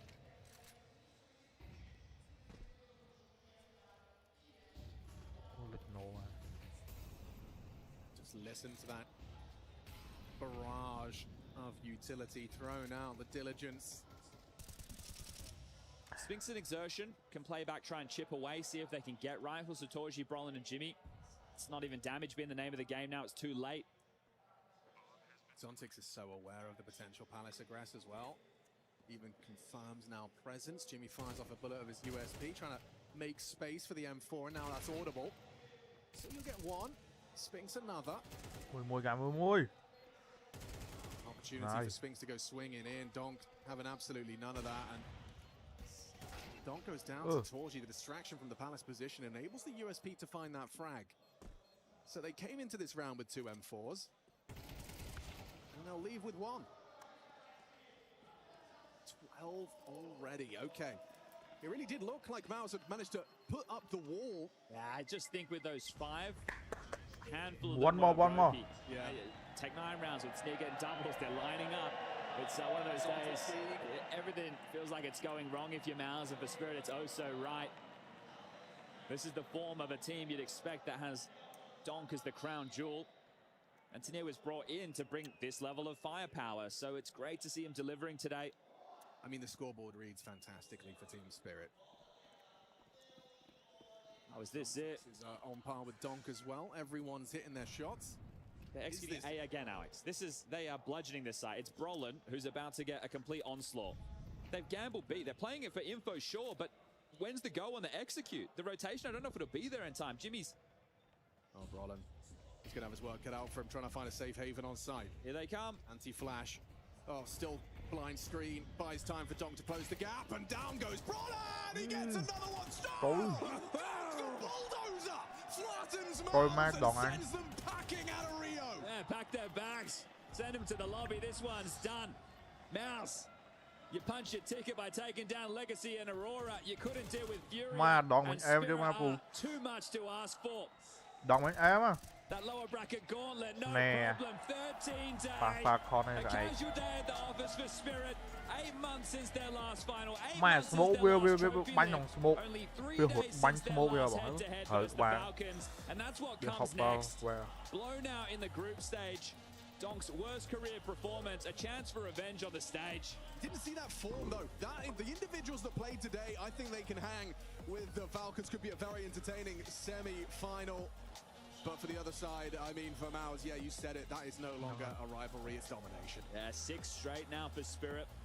This is one that they've got in their pocket. They take to the stage, get the handshakes in. A good game for some. But Mouse, the questions continue to be asked. They continue to put up the front. It's the opposite of the form you want to have ahead of the major. Yeah, well, they're saying, look, this one might not be the priority. They are looking to find that form. They've got a couple more months to find themselves. Bit of soul-searching required. Because the Mouse that was the second most consistent team at 2025 look like they are eons away from that, but we're heading down to the stage. First of all, congratulations. What a consistent victory. I know you were not feeling well over the past few days, and you are playing without your coach, but even so, you're performing incredibly well. For you, how's the tournament going so far? It's fine, you know, I was sick sometimes and like I was feeling like I'm dying inside the game, so it's sad, but right now I'm feeling myself like good and everything is fine. But now you're on Prime, right? You're Prime. No. No, it's not. You want more? Yes. Well, you have chance because tomorrow you're gonna face Falcons. How are you gonna prepare for that? As always, I think we will try a little bit better than in group stage, but I think we will do better. Amazing. Have the best of luck. Thank you. Congratulations. Obrigada, galera. Ó, recadinho importante para vocês. Pouco antes da nossa segunda quarta de final do dia, a gente vai ter anúncio muito importante aqui nesse palco. Então, voltem aqui pelo menos uns 15 minutinhos antes de começar, tá? Não saiam daí que daqui a pouquinho a gente volta. Vocês não vão se arrepender de estar por aqui. Muito obrigada. Right now I'm feeling myself like absolute domination, and I do not mean by Mouse. I'm talking about the spirit that came through here and reminded Mouse that this is the way to the airport, fellas. So go ahead and get at it.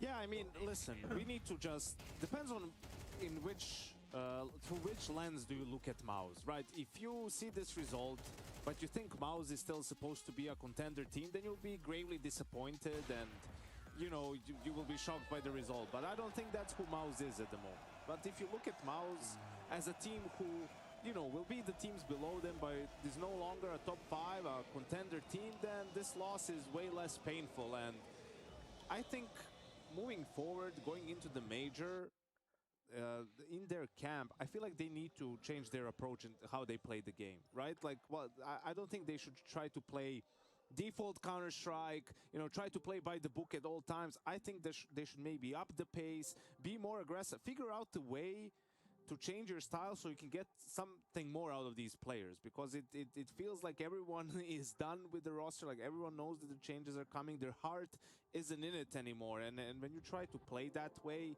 it's not going to go well for you. Yeah, I very much agree. You know, it is a better result for Mouse, I guess, compared to the last tournament they played where they finished dead last. And they did have a couple of good showings here as well. The game against Aurora was one that gave themselves, and I guess us a little bit of hope that maybe they're finding out and maybe they're figuring out a way to play slightly better. But it's the fashion they lose into Spirit here as well. It's not a competitive game. It's not a close game of Counter-Strike. It's not a game where you at any point are like, ooh, maybe they're coming back now. Maybe we're heading to a third. Maybe they can kickstart themselves. It's the fashion they currently play Counter-Strike in that makes me agree very much with what you're saying. You know, at this point, it does feel like there's nothing to lose if you're Mouse. Sure, heading to the Cologne Major, if you're sticking with the same lineup and you're not making a roster change heading into Cologne, then just free it up, you know, play a little bit more loose, and as Janko was saying, trying to see if you can get more out of the individuals instead of trying more of the same and the same and the same. So at the end of the day, the way I want to summarize this game for me is that I didn't learn anything new about Mouse, and that's a great disappointment, because I've been asking for that for a long, long time, to see signs of life, but as we would say, Trace, the lights are on. There's nobody home in the camp of Mouse right now. Yeah, and I do hate that he's right, but he's right. Cannot always be the day, right? Yeah, can't always be the day. Sometimes you got to be ready for the night. I did like, though, from Spirit, you know, some of the stuff on their T side. I mean, it did get to 9-8 in this map, right? And Spirit had to win 4 rounds in a row, or didn't have to, but they won 4 rounds in a row to close out the game, and had some cool rounds on T side again, right? That had some tactical depth. We saw it on Dust 2, we saw it on Mirage, right? And that's a good sign with all the question marks around Magix and his leadership, right? Tanir having a good series is also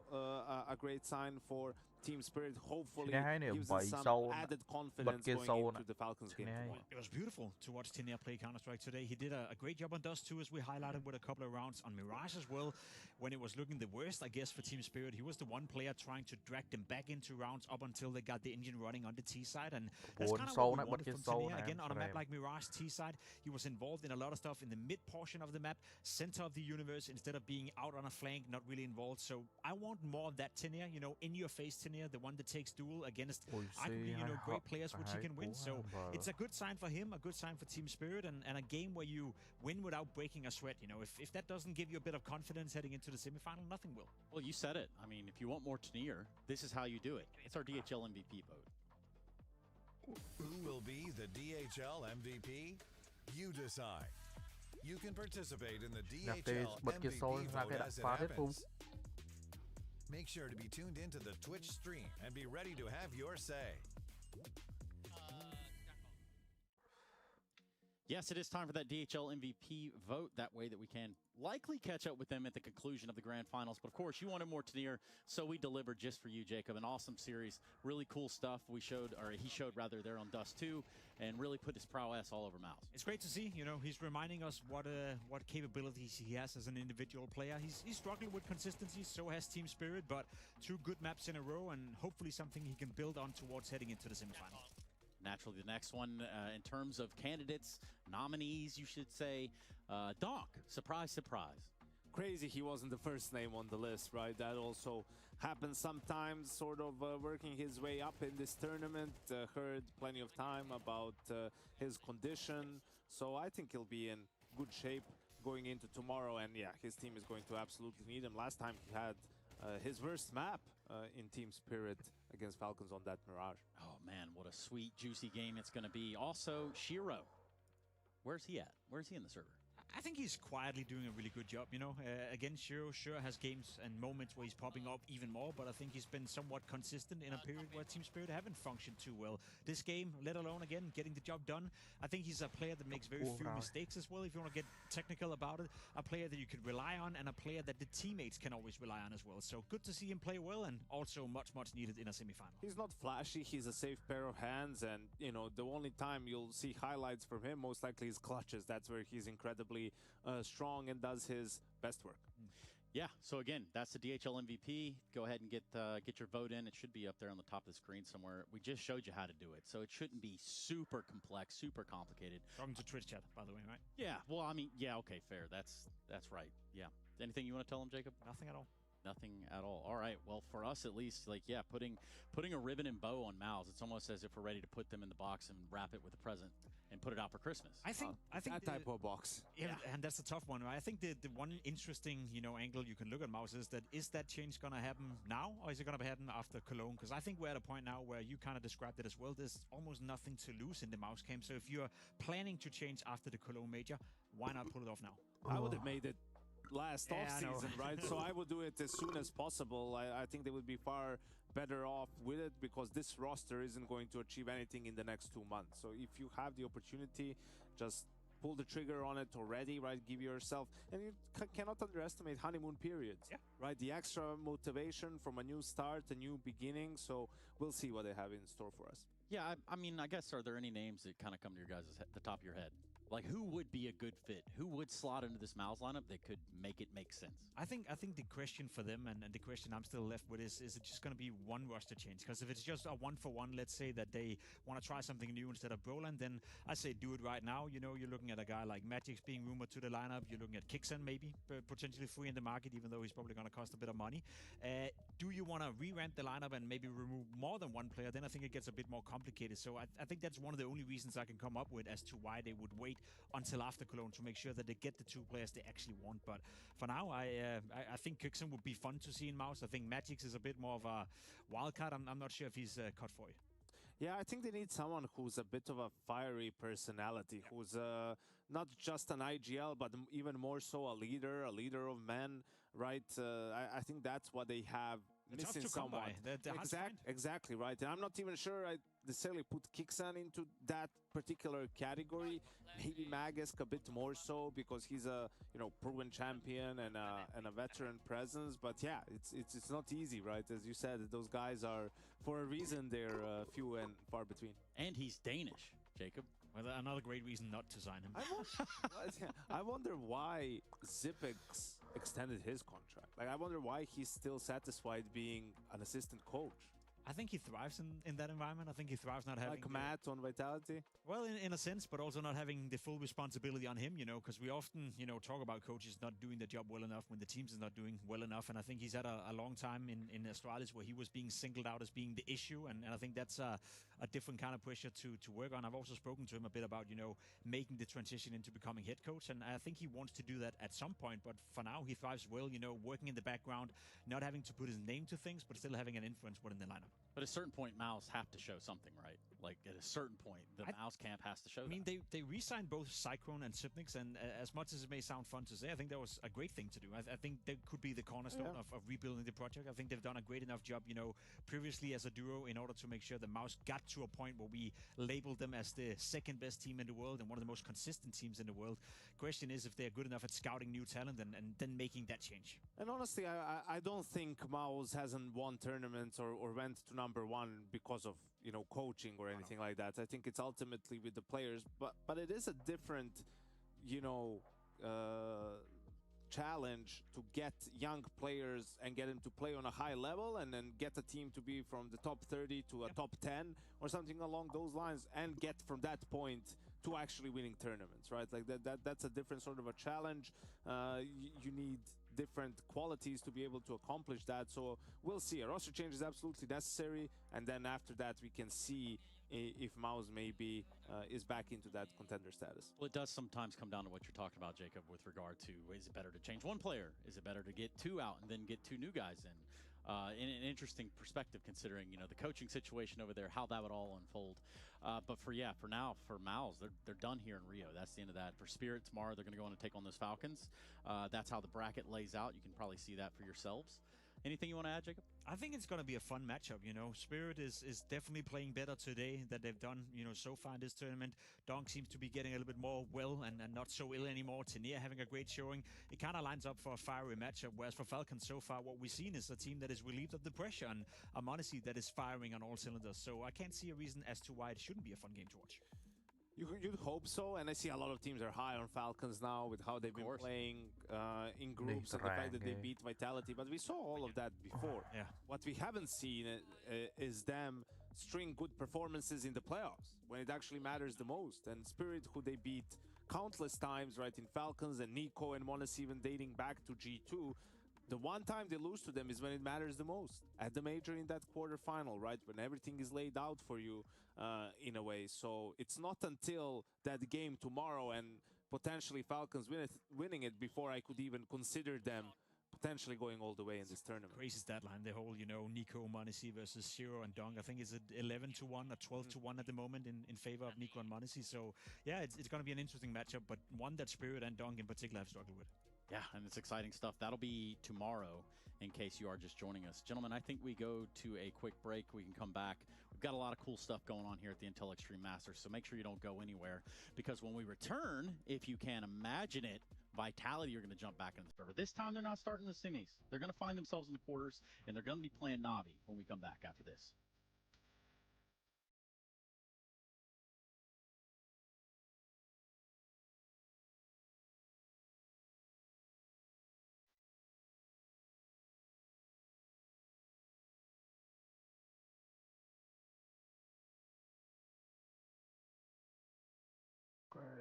Cool boy, home.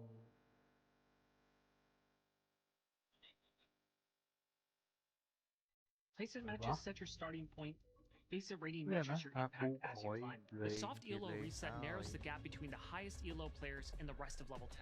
Your starting point will be based on your recent ELO in activity. We're introducing Face It Rating, so you can see exactly how much you stack up against others at your level. Face It Rating measures how much your actions have increased your team's chances of winning the match, taking into account the full situation. Season 8 launches April 22nd. Good luck and have fun.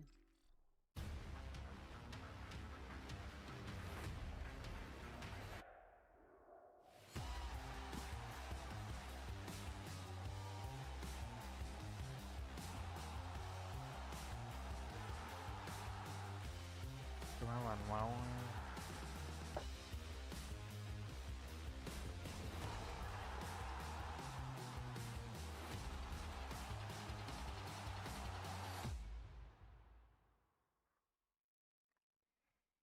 Magic's big news. Have you heard the news? No cries to BC game at Atlanta. Thoughts? I think he's a fraud and he's washed and he's just farming in A plumbers and washed with no HLTV profile? How do you get washed that quick? I mean, we have seen his rating throughout, like the first rumors and the first his, social media presence, and after that. Ôi, 72 នាទីងាប់អញហ៎ Not farming them. Not farming them. Okay, well, we'll keep our eyes on Atlanta. You guys are going to be in the starter after this, but Rio right now, first game, Mouse, 5-0. You haven't played them since Austin. មិនធ្វើឲ្យខ្ញុំខូចចិត្តខូចបំណង You've won the last 5 games against them. I did not. Is that not true? Fake news? Me personally, no. Oh, okay. Who won the games? Oh, it was Dong, it was Shiro, and sometimes it was Chopper, Nier, Zweig, and Zontix. Personally, I won them only one time, and last time I faced them, I lost in Austin, as you said. So, I don't know.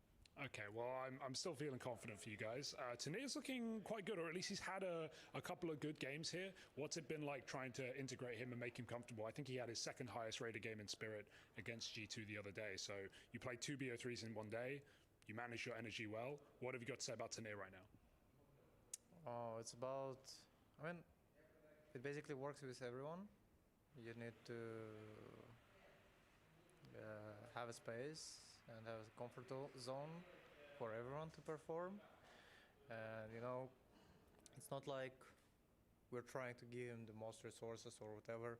He's just doing slightly better in some similar situations which he had in the past, and I feel like it's about you're facing a situation and you're losing and you're sucking, and after this you're going through it, and the next time you just play better, and if that works this way, it's good. Well, it's going good so far. I wanted to ask about Sotvik. You talked to Stiko about him after one of your matches, saying you have to do a lot more work as a guy leading up to games, maybe in prep. How are you balancing that right now after a couple more matches with Hallie, Sotvik, you, and Hallie not here? Well, Hallie has been doing the game plan completely, and we're doing this in duo, kinda.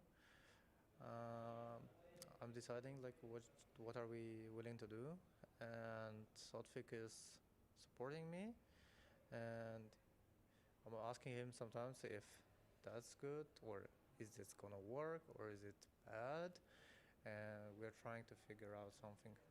Is Donk feeling better? I saw his Telegram post yesterday. I don't know. We'll have to wait and see. What do you have to do outside the game to keep Donk happy? I see you guys have a special bond. How do you keep him so happy in this team? So the daily routine is ordering a big McDonald's combo featuring 20 nuggets, double cheeseburger, Diet Coke, definitely. Yeah, for sure. Also, TikTok grind, like 2 hours daily. ដល់គូខ្ញុំឡូវហើយទៅលេខ 4 5 like the basic, that's the minimum. Can I see your algorithm? Do you have your phone? Can we scroll មក some លេង TikToks? សមមិនលេងសោះ No. It's private. It's very personal. គូ idol You don't want to see it. Why don't I want to see it, Magic? Just don't do it. Instagram or TikTok Reels? Or Instagram Reels or TikTok? Well, I'm mixing them usually. Sometimes it's exclusively TikTok grind, sometimes it's Instagram Reels, and when things get rough, we're going to YouTube Shorts. YouTube Shorts? Yeah. Surely the algorithm sucks. Yeah, but when everything is falling apart, you just get to this point. Are things going to fall apart at IEM Rio? I hope that we will not have to open YouTube Shorts again. Wow, that's inspiring. Thank you for your time. Best of luck. I wanted to ask you about body shotting, right? It's something you've talked about in the past. You're still doing it. You're still lowest headshot percentage from pretty much any rifler here. What's your theory behind this? I've explained it many times, and I believe I'm not the player with the lowest percentage anymore. I think Alexei has less. I'm not sure. So I think I'm just able to kill more, especially with the M4 if I aim like that. What about time to kill though? Like, I just want to hear you like explain the logic of the time to kill, right? It's obviously quicker going for the headshot, but you still have a lot of success doing it. So, can you explain the theory? Like, I believe it's pretty simple. If you aim only at the head, there is just more of a margin of error. Because if you look at like Beat or I don't know, Robs, you only kind of looking at the way they kill, but not the way they're not killing people, just because they're missing at the head. So now there's just a less of error available because you aim for the body. When it comes to being a supportive player, how do you view that role on your team, right? Like, what would you say you provide the most to your teammates in your role? I'm just trying to fill the holes that him have with the different aspects, especially I would say it comes to a lot of different things, and I'm just trying to adapt for every new problem the team encounters. It's not something specific every other match, it's just very different from match to match. But I would say I'm just trying to do something that others are not really willing to do, kind of help them. Can you get more specific in certain positions there? What do you mean? Like, can you give me some examples? Yeah, I would say I'm trying to, for example, talk more if my teammates are not talking enough, and a lot of stuff like that. But it just depends, to be honest, on a specific situation. Can you tell me about Sotvic being back in the team? Obviously, you and Donk played under him in Spirit Academy. What's it like having him here behind you and, outside of the game? I would say he's a lot like he was like 3 or 4 years ago when I was playing with him, with Donk. But he has a little bit different approach to the game. And I think we are kind of using it to our advantage. And I would say he gives a lot more freedom, because I think that's his goal here. Because we had a problem with trying to play very different Counter-Strike.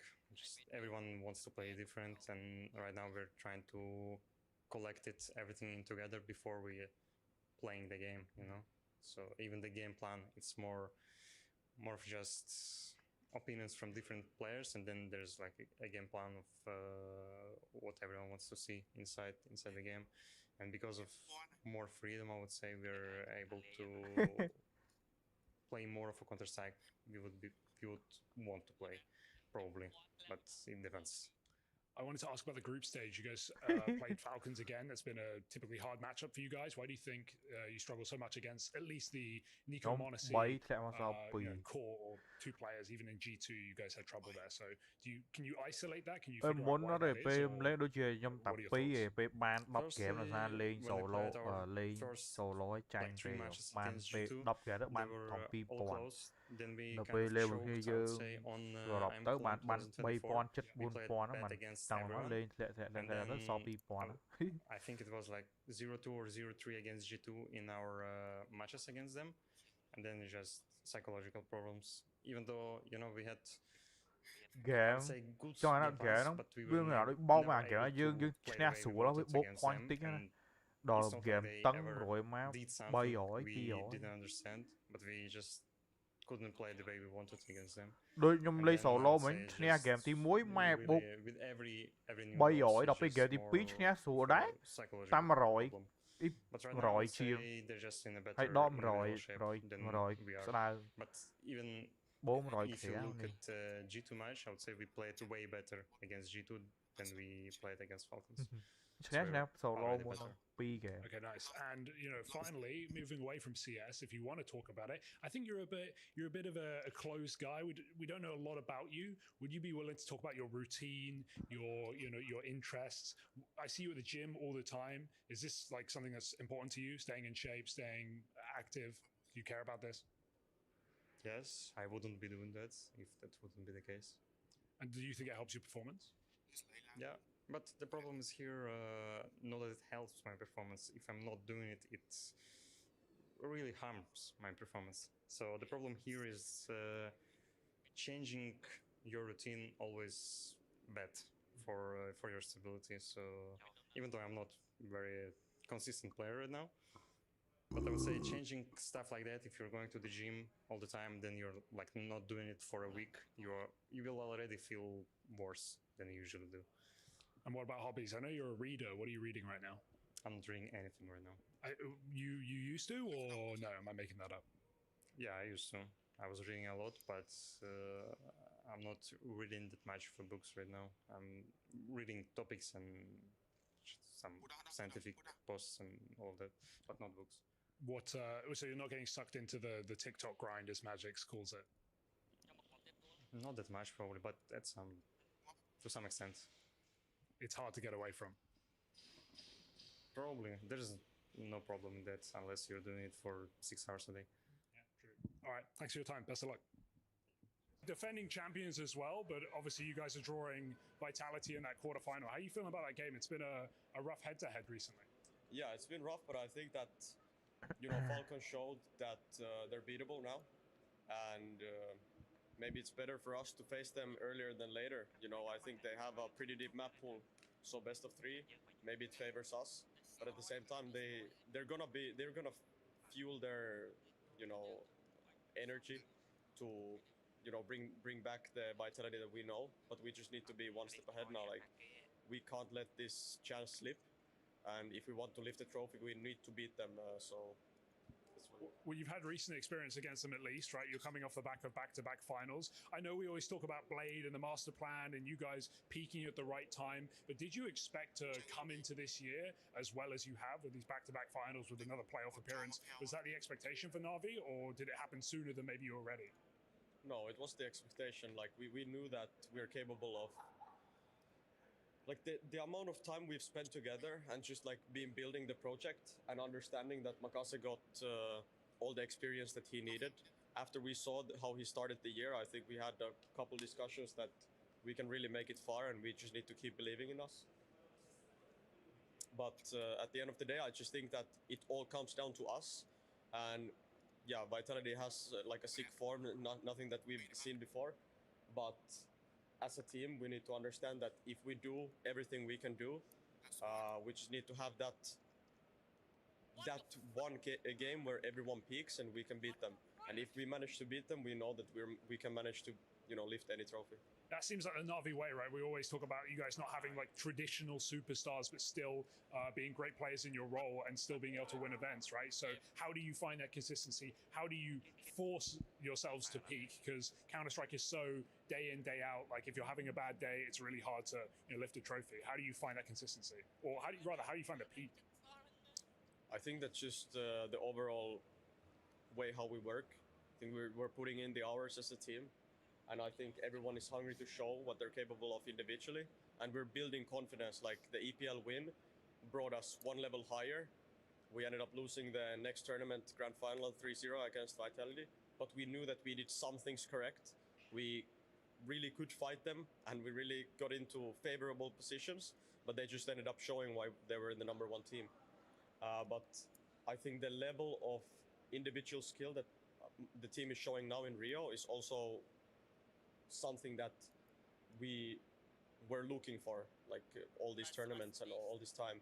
I think Makase is playing tournament after tournament, very solid CS, but everyone is catching up now. Like, I think the whole team played very good this event, and we still have 2 tournaments after this, and then the major.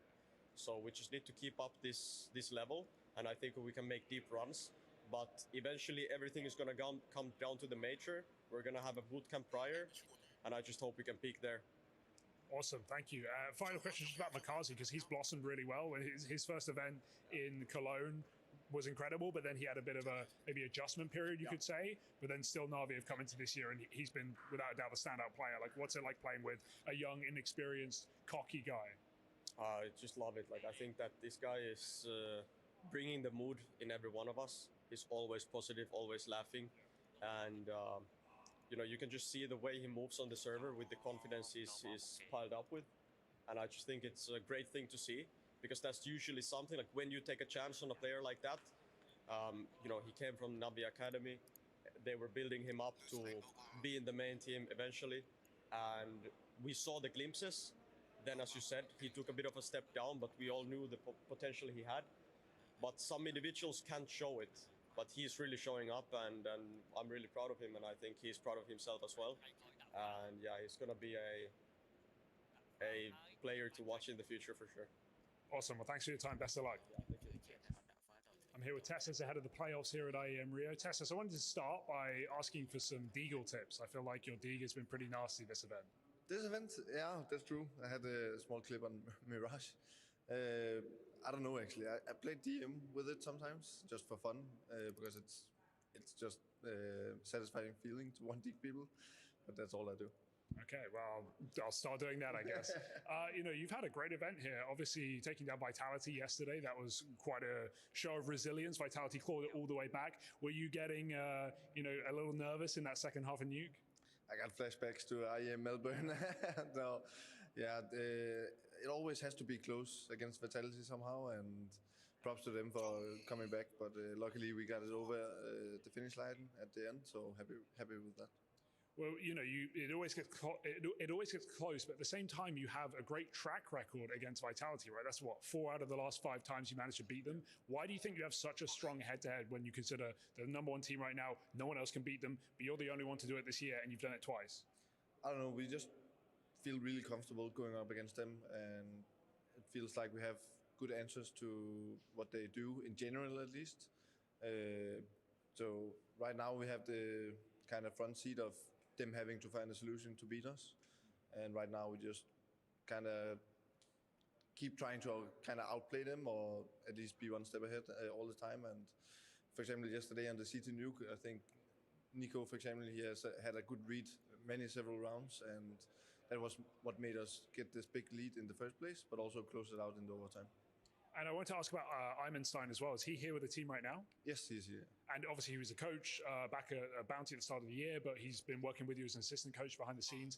What does he bring to the table? Is he helping you with the prep in a game like that, in a high-impact game?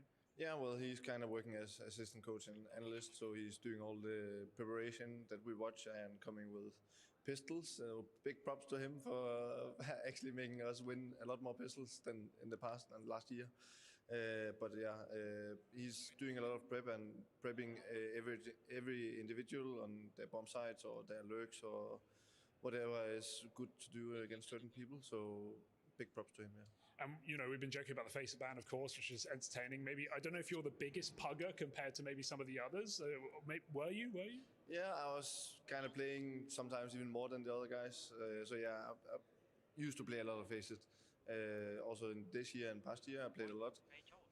But yeah, I actually think that the face ban kind of helped me to chill out a bit and not overwork or stuff like this, and I can feel on myself that I have a lot more energy when we're practicing or coming to tournament, and I feel like this energy makes me having a lot better focus when we're playing. Do you still spend that time in the server doing other things, DM, like going over sites, or do you spend it off the game or talking with your teammates? Where's that time gone? Well, face it, it's definitely the biggest time spender you can do in CS, and a lot of it is also time wasted actually. So my time is going a lot more to off time, but of course there's also time for other things like watching the practice through, talking with your teammates about your sites if something has gone wrong in practice and stuff like this. So we go a lot more into details with things that we have made mistakes on in practice. Other than that, just using time on deathmatch and reviewing stuff for myself and other teams, of course. Awesome. Well, thanks very much and best of luck. Thank you. Cheers. IEM Rio playoffs. I'm here with Monacy. Monacy, that CT side of Nuke against Vitality, kind of crazy. You know, it was nice to watch you and Nico completely disrupt outside. Was that kind of the game plan in the first half of Nuke? Because everything they tried to do, they started 3v5. Was it the game plan? No, it wasn't game plan. Nico mastermind. Was he calling that just in the moment? Yes. Had the read?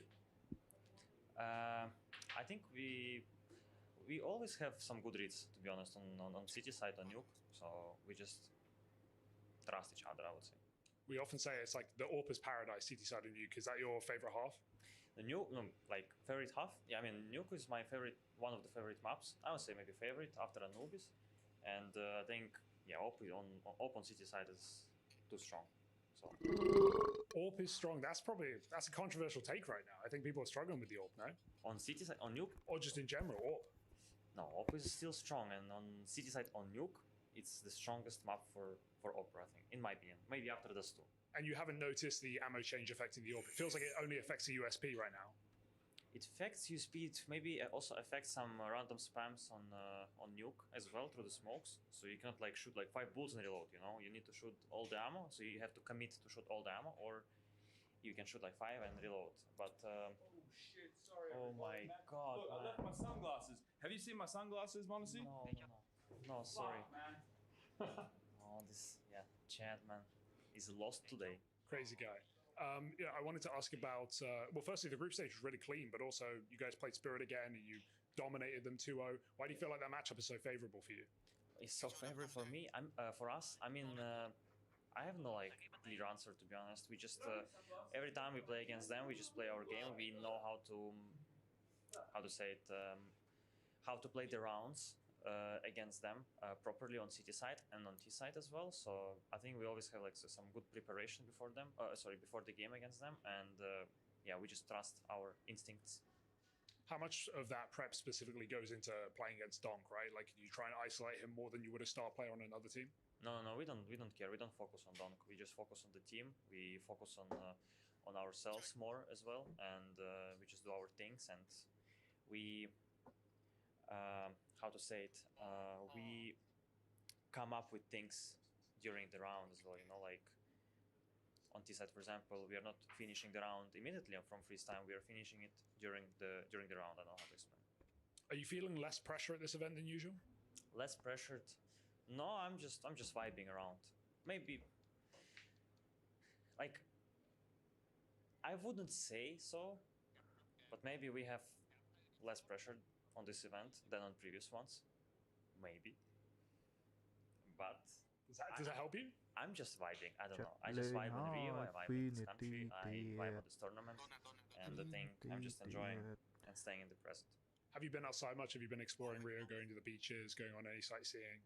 After this media day, we will have time. We will go to see the big statue as well. We will see Rio. We will come to Jesus Christ to see the biggest big statue. And yeah, because like 2 years ago we lost in 2 days, and we came as a tourists, and we had a lot of time. So now we don't have that much time because we need to prep. And final question, just out of nowhere, who is to you the greatest in-game leader of all time? Greatest in-game leader of all time? No, I have only two options, like 2 captains that come in my mind. It's Apex or Kerrigan. Maybe it's gonna be Apex, just because of the trophies and because of the history. For me, I think he's the greatest captain of all time. Okay, thank you, Monacy. Good luck. Thank you. The world number ones are officially in the building. Zyru, welcome back to the arena. Can you tell me what the routine is for the guys when you're playing the second game of the day? Classic routine for us, to be honest, like having a teamwork, preparation of the game, thinking about bringing good energy into this arena, and that's it. Now we are ready to fight again. I feel like all over Vitality socials, you guys have been enjoying Brazil a little bit. You've got the Rio experience. What's been your favorite thing that you've done in Rio so far? So far, I mean, the first day we came with the media day with Vitality, when we could meet the UFC fighter and went to the beach with him, like having a great day, to be honest with him. So we enjoy really much, and yeah, it's been a great day. Did you learn any moves off of the UFC fighter? I have a big belly. I cannot do any move for him, so no. Yeah, he kicked me in my legs to know the feeling, but that's it. Okay. Obviously, it's not often that we see you guys playing in the quarterfinals with this IEM format, right? Playing on a Friday. What does it feel like to, if you want to get your hands on those gold bars, have to do it the longer way this time around? No, actually, for us, I mean, it's also a good thing. We play more game on stage. That's something we like to do, and I think it's also something we want to improve. We didn't play good against G2 and Falcons. That's something we're gonna improve now, and we are looking forward to play good as Vitality does for more than 1 year now, and just bring back the confidence, the trust into the team, and that's gonna be the goal. So excited to see you guys on stage once again. Thank you so much, Zamu. Good luck. Hey, wonderful. Hello. What's up? How are you feeling? Very good. Very good. I mean, I wanted to ask because there's been obviously a break between the group stage and the playoff. How are you using these kind of the breaks? Are you chilling? Are you hardcore practicing? Bit of both? A little bit chilling, a little bit practicing, and that's all. Yeah. I want to go back down the memory lane a little bit because 2 years ago we you actually actually won this event and you're now coming here as a defending champion. Do you have any memories of this place? What does this revolve around you, Rio de Janeiro? I just remember it was amazing feeling to play here on the stage. And we won this tournament 2 years ago, and we are just confident to play here today. But it's just amazing crowd, amazing people over there, so. Ready to repeat the history, taking down Vitality first? I hope. Good luck, see you on the stage. Thank you. That's fine. Thank you. The Intel Extreme Masters Rio 2026 is brought to you by ESL in partnership with Intel, Acer Predator, and DHL. Bộ xoay này chỉ bọn sao mùi mà.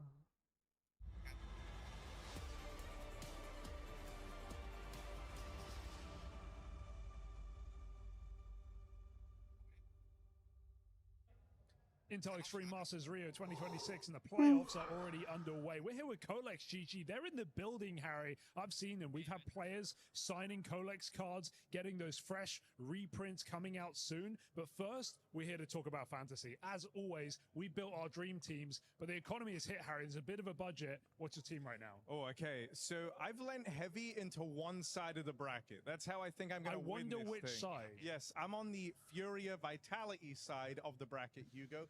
I got Fallen, the professor, the old boy, right? He's tried, he's tested, he's not going to crumble. Molidoy, Orb Star, can't live without him. And Yuri, I thought was a bargain. He's actually been playing fantastically out here in Rio, and he was cheap as hell. So I was like, yeah, I'm putting him in the team. Then I went for two guys from Vitality. Apex, again, kind of lent into the IGL, the experience. And Mezzi, just for some British representation. Kind of can't go a minute without mentioning Britain. Of course you can't. Yeah. And Brazil in the same sentence. Yeah, BR. We're in similar situations, but I'm kind of hedging my bets, Harry. I've gone for Fallen and Yuri as well. Same situation. Yuri top 4 player of the event after the group stages. But then I've spread out to try and maximize damage. I've gone for Apex as well. He's a bargain. But 2 Falcons players, Nico and Tesses. Tesses has had a great group stage. I know he struggled in playoffs before, but things are feeling better for the Falcons. And I think it's looking likely they'll make it to the final. With them being Spirit already, that head-to-head's quite nice. I don't believe in your scattergun approach, Hugo. I think I've got this one. I think we're 1-on-1 on these Colex Fantasy head-to-heads. I think I took Krakow start of the year. You got EPL, but Rio, that belongs to me. It's a BO3. A BO3 of Fantasy. Play your own way on Colex.gg. Yeah, that's Harry and Hugo looking trim as ever all the way over there in Rio de Janeiro. Welcome back. It is the Intel Extreme Masters, as if you've gone anywhere this entire time. Yes, we have sent Maus home. They are on their way. Spirit helped us to do it, and in doing so, they are eliminated from the playoffs, pushing Spirit forward to play against those Falcons that you just heard all about there from Harry and Hugo. Falcons. Now on my left, I've got Pimp in the middle. I've got YNK down on the end. In front of us, we've got another quarterfinal. Vitality versus Navi, or Furia wait in the wings. Yeah, it's a stacked side of the bracket, to be completely honest. I guess the big surprise, obviously, is that Vitality find themselves in a quarterfinal and not straight into the semifinal at the hands of Falcons in that, I guess, qualification game or seeding game. On the other hand, it's good to see, you know, Furia playing well. It's good to see Falcons playing well, and I'm curious to see if this Na'Vi can put up a fight or a better fight against Vitality, considering that they are gradually getting better and better. Yeah, I think the story of 2026 so far has been everyone's regressed. Everyone's worse. Outside of Vitality, right? Furia wasn't playing on the same level. Spirit with the roster changes hasn't been great. Falcons played so bad they are about to make a roster change. Mao's nowhere to be seen. You know, Na'Vi sort of rose through the ranks in that atmosphere, right? Playing that final against Vitality just a couple of weeks ago at Rotterdam. So I think we're seeing in this particular game an opportunity for Na'Vi in a best of 3, like Alexi pointed out earlier on in the tournament, potentially to cause an upset win. Let's start the conversation around the Vitality that always does, not the Vitality that could, because it appears, you know, having that target on your back, everyone wants to mimic or use what you're doing so well and then use it to their own advantage. How come Vitality's been able to run the board like that? I think Yanko said something interesting 2 days ago, you know, where you said they didn't invent something new in Counter-Strike. It's not like they came in and approached Counter-Strike in a different way, all of a sudden redefined the way the game is being played, which I think works in their advantage in terms of how do you beat them, because it's not like they're doing something extraordinary or something someone can copy. They just do the basics and they play Counter-Strike at a higher level than anyone else, you know, whether that being the fundamentals, whether that being communication, whether that being preparation, all these, you know, classic aspects, of Counter-Strike. That's where they thrive and where they do a good job. It's not like a Heroic who came in and became the procrastinators of playing proactive Counter-Strike all of a sudden, or the Envious back in the days who were just doing 4-1 stacks at all times. It's a way of approaching Counter-Strike where you take the basics and you just master the basics, which I think works in their favor when you then have a team that is over time building consistency, because it's not something you can necessarily counter unless you do it at the same level, which nobody has been able to. On top of that, they have great players, right? Yeah, who step up when it matters. But you know, that's not every team has to have that. Every team that was the best in the world at some point in time had that, right? But that's the luxury that you get, right? You obviously play Counter-Strike on a very high level. Tactically, they're incredibly sound. They have overqualified support players, but they also do have Zyvo and Robs, right? And the last time these two teams played, those guys carried the load. Yeah, and speaking of the brunt of that would have to be this ESL Grand Slam. I think it goes without saying the prestige, the sort of symbolism that it has. But for a team like Vitality, what's another one? It's nice, and what's another one? I think it's important for them. You know, we're talking just about $1 million. Just $1 million. You know, we're talking about them maybe not being the best team of all time. I think that's a team, you know, where they set the bar so high that winning an ESL Grand Slam will definitely matter a lot. You can argue, you know, whenever they go to some of the lesser tournaments where there's not an ESL Grand Slam at hand, so when it's not a major, that maybe it's a bit difficult for them to show up at 100% or be 100% motivated. But make no mistake, if there's $1 million on the line and another, I guess, accolade to put to your name that can make the case that you're the best team of all time, then they should be motivated, and they are. Yeah, absolutely, and they do a great job of just setting goals and finding new things to motivate them, and Apex, I think, is a big part of that, right? Like, some of the other guys on the team feel more quiet just as personalities, but I think he brings a fire for everyone, you know, and a chip on his shoulder in the sense of, you know, he was there when Astralis was the best team in the world, or Fnatic, or some of these other guys, and he was on the other side of it, and he's been very vocal and aware of, now I'm the one who has the best team. Now I have the best players, and, you know, wants to make everyone else pay and sort of feel how he felt back in those days, and I think obviously they've done a tremendous job. I think it goes without saying that Apex is the engine within Vitality. He is the motivator. He is the guy that keeps everyone at bay. The guy that, after they won the Austin Major as well, yes, he was happy, but he already said it, you know, in the winners interview straight after winning that major, that, ooh, now what do I do in order to motivate my team, right? He's always thinking one step ahead, and somewhat like a nice car, you know, you have a good solid engine inside the car, but it is never really the engine that is the flashy looking one. It's never the engine that gets all the credit. It's the outside and the cover of the book, so to speak. I think without Apex and Vitality, that's a team that naturally wouldn't perform consistently as they are right now. Robs would know a thing or two about that. He definitely would. Robs seemingly knows everything, and that's every bind, every little nook and cranny in this game that we have. I think in this moment, though, before we jump into some of these rounds and some of the stuff we saw back in Rotterdam, let's think about what Zonic said here. Check out this quote. And at least for Zonic and us putting putting emphasis on what's going on today? Well, I think, you know, he was talking about, because Falcons are a team that's had actually success more than others against Vitality. And, you know, he was just talking about answering the question, what it is that makes you guys be able to beat them still. And you could see that he's talking about that you can't play scared, right? And you have to disrespect them to some extent. But the most important thing is you have to play to win. You can't be playing not to lose, and you can't be scared to make moves. And we do have a couple of examples from some games that illustrate, I think, that Na'Vi failed to do really exactly that the last time these two teams fail, because we talk about preparation for these teams, right? We go to Inferno, you can see it's a hero AK for Zaivu. Na'Vi has banana control. They're searching, trying to find some sort of an opening. It's a 4A setup. You can see Alexi, the B player, he's on a flash. Like, it's very defensive from Na'Vi. They understand this. They don't want to give this opening to Zaivu and to Vitality. Apex calls them back. They understand it's a one guy B setup. They want to try to rush him down before support can come in, swarm the site. Kaze does a great job. Counter utility, everything's there. Incendiary from Alexi is there. They're here. But the two flashes that they have, the only two flashes are perfect from Apex.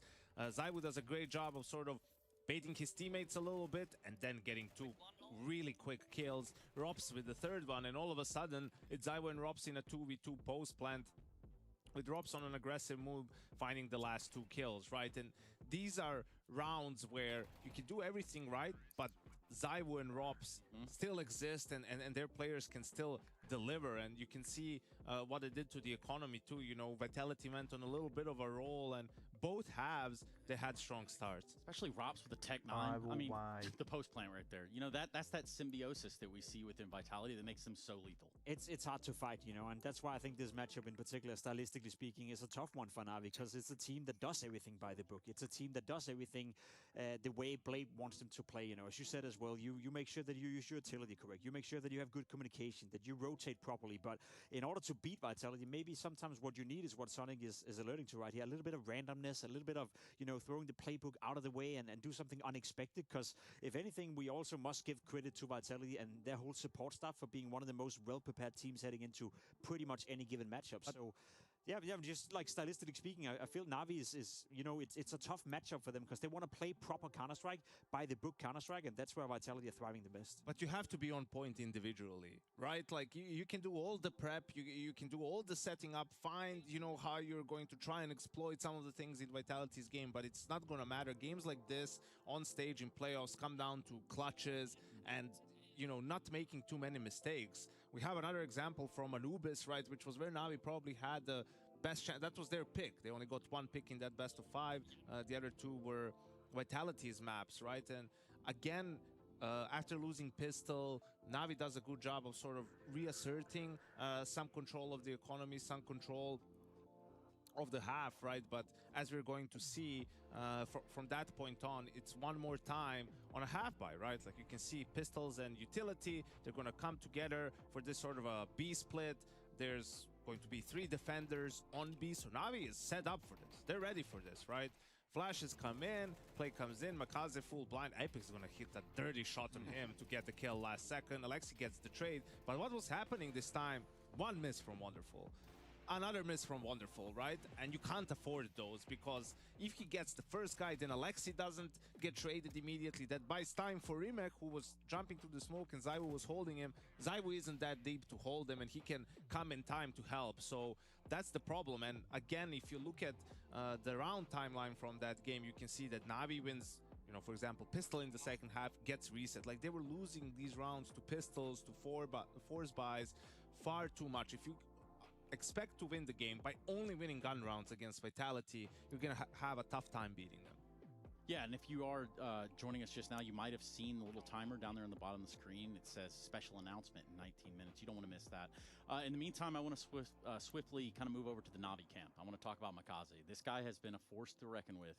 since they called him out, said it's not going to be 6 months, bud, and you're gone. No, he's damn sure done the thing. Makaze is playing his role. He's playing fantastically well, especially as of recently. He's really found his thriving mechanisms within the Na'Vi lineup. And yes, you're right. It took a bit of time before we got to see the first signs of potential within Makaze. We knew that individually speaking, coming from the academy team, the Na'Vi junior team, he definitely had something to offer. But, you know, going from an academy team and slotting into a team that is playing Tier 1 Counter-Strike week after week, month after month, it's going to take a bit of transition period, unless you call Dong, Saivu, or Simple for that matter as well. So in that regard, it was only fair that we gave him a bit of time. And I think what's astonishing about this story is that Blade has been very defensive of him, even in the periods where it didn't work out, where he was clearly a liability. Inferno was a great example on the CT side on towards Banana. He struggled a lot to finding impact and slotting in. Blade was always saying, well, I'm seeing things in practice and I'm seeing developments, and he's listening and he's getting better. Just give him a bit of time, and that time is paying off now. We've had 3 tremendous rookies last year, right? We've had Molodoi, obviously, we've had Makaze, and we had Kyosuke. And it feels like, looking at this point in time, Makaze is the one who's improved the most and shown the most progress, right? Like understanding the game on a better level, getting better on some of the maps that were a weak spot for him. I mean, he won MVP at ESL Pro League when Na'Vi lifted the trophy, right? So he's been absolutely instrumental in this rise of Na'Vi, this resurgence into that number 2 spot. And he solves the biggest issue that Na'Vi have had for quite some time, which has been lack of firepower. You spoke about the individuals, right? If you want to beat Vitality, if you want to beat the likes of Falcons consistently, etc., you need to have a certain amount of individual skill on the server in order to match those players.